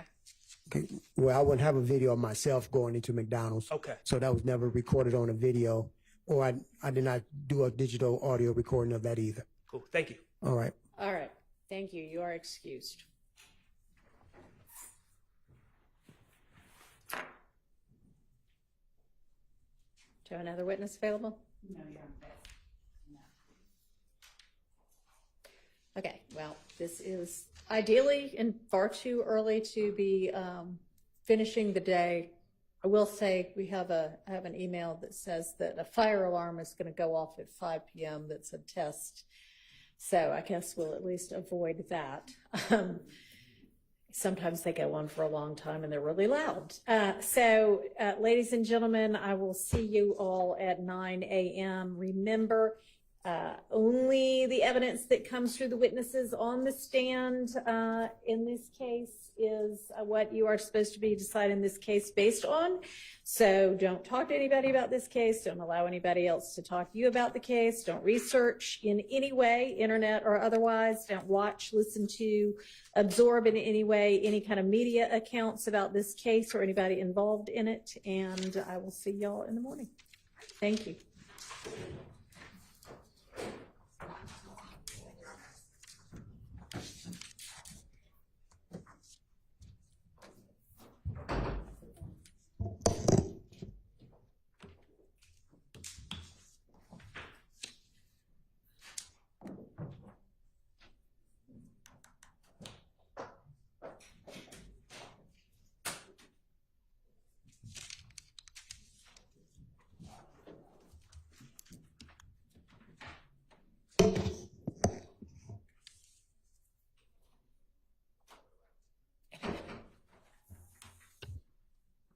All right, a couple of matters. First of all, Miss Love, that needs to be the absolute last time that you don't have enough witnesses to carry us at least until 5.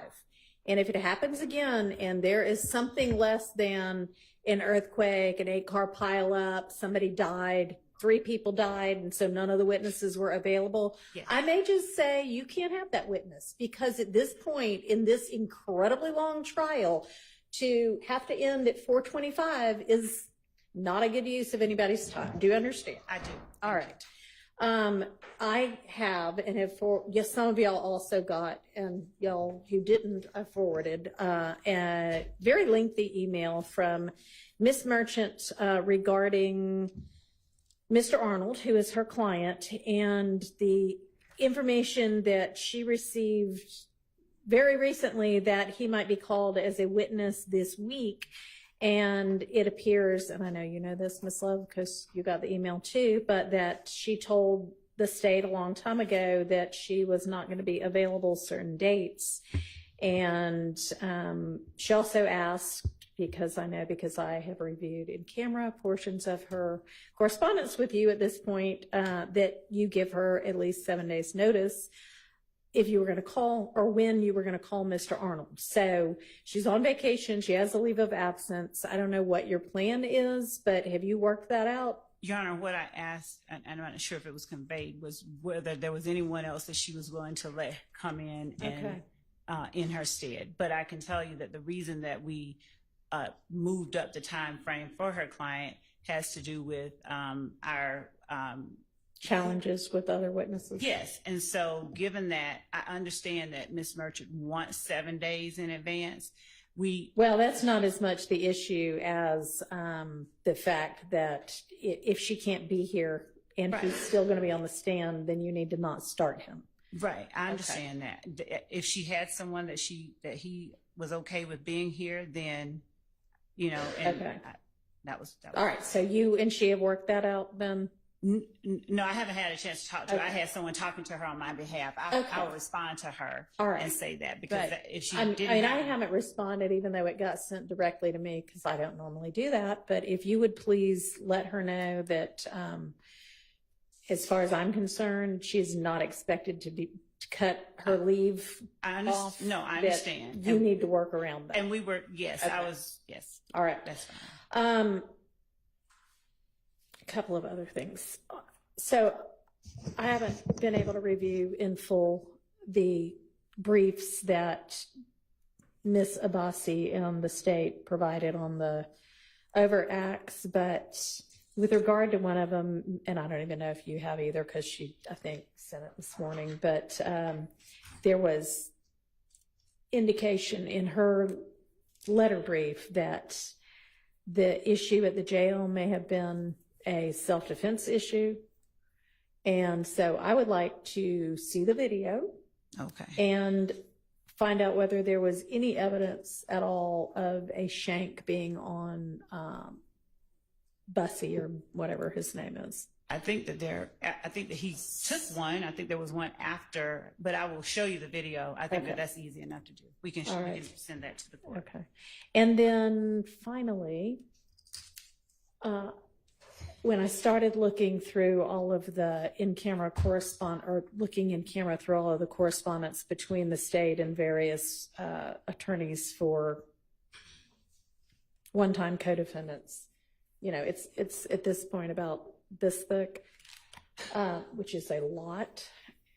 And I am wondering, and I know that I'm kind of the one that said, do you want me to do it in camera? But do you have an objection to just providing all of it to the defense? Because frankly, I'd rather they do the work than me.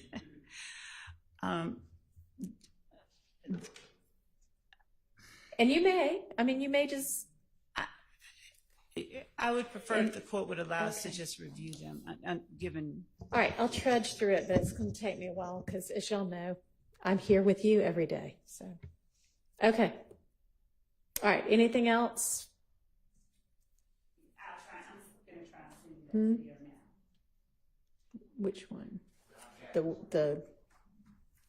Well, we did once, but. So can we try this again?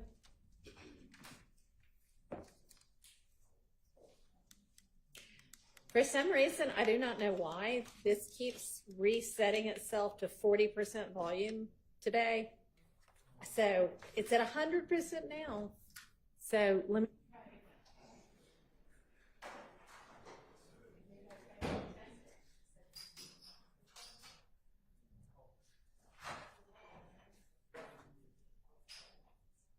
All right, so maybe that was the problem.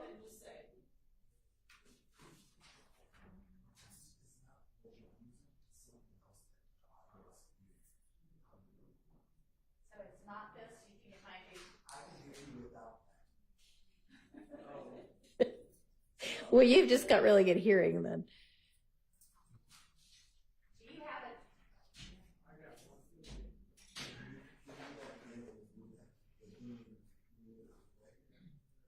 This is off. Leave this out.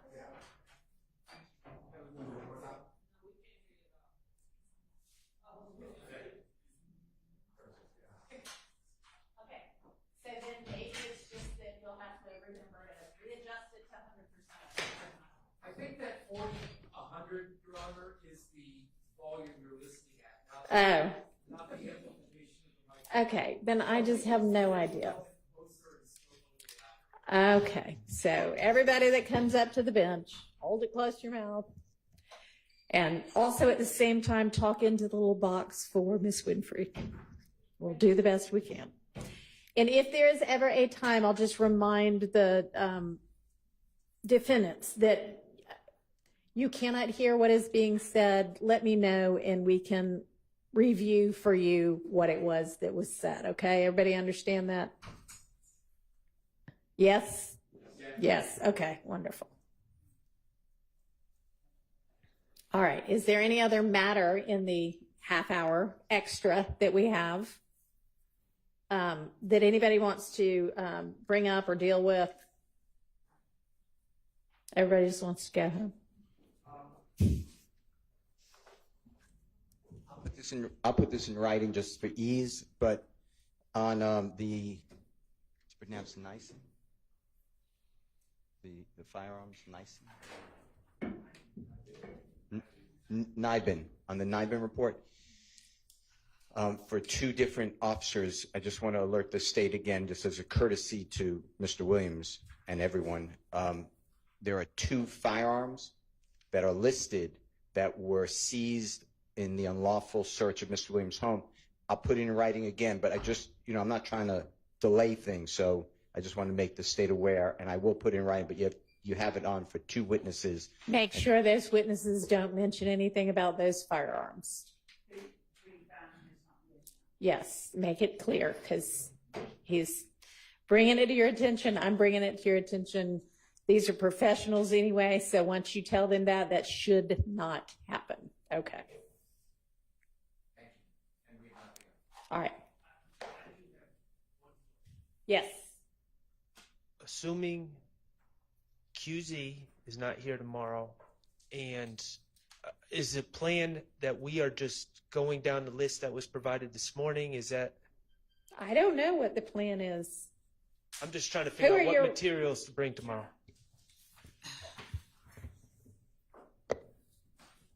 Your Honor, as I said, we have rearranged and are rearranging, and as a result of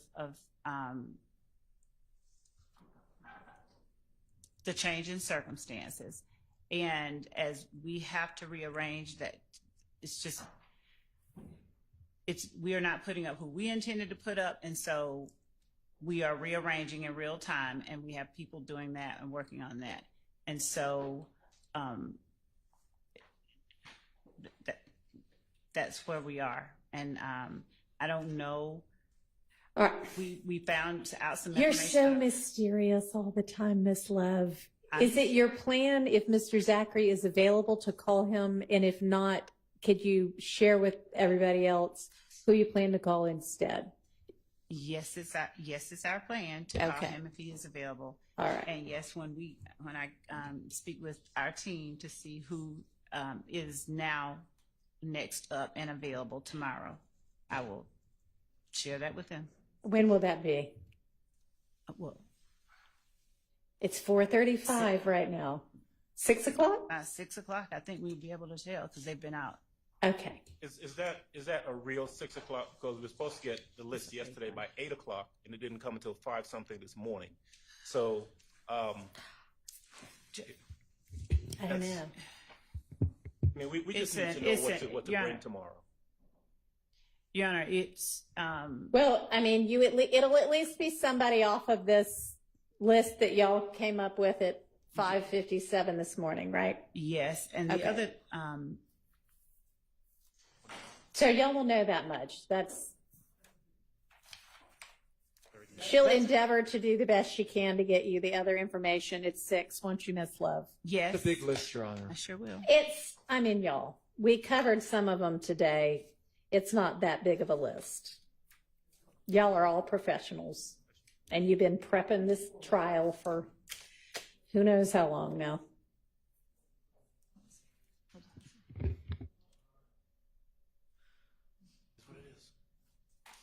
Okay, anything else? All right. I feel like can we do 9 o'clock? Or I feel like every time I say, let's come back for lunch at the same time as the jury, or let's start at the same time as the jury, that we've got 5 things that need to get dealt with. So we'll give it a test. 9 o'clock tomorrow. All right, we're adjourned.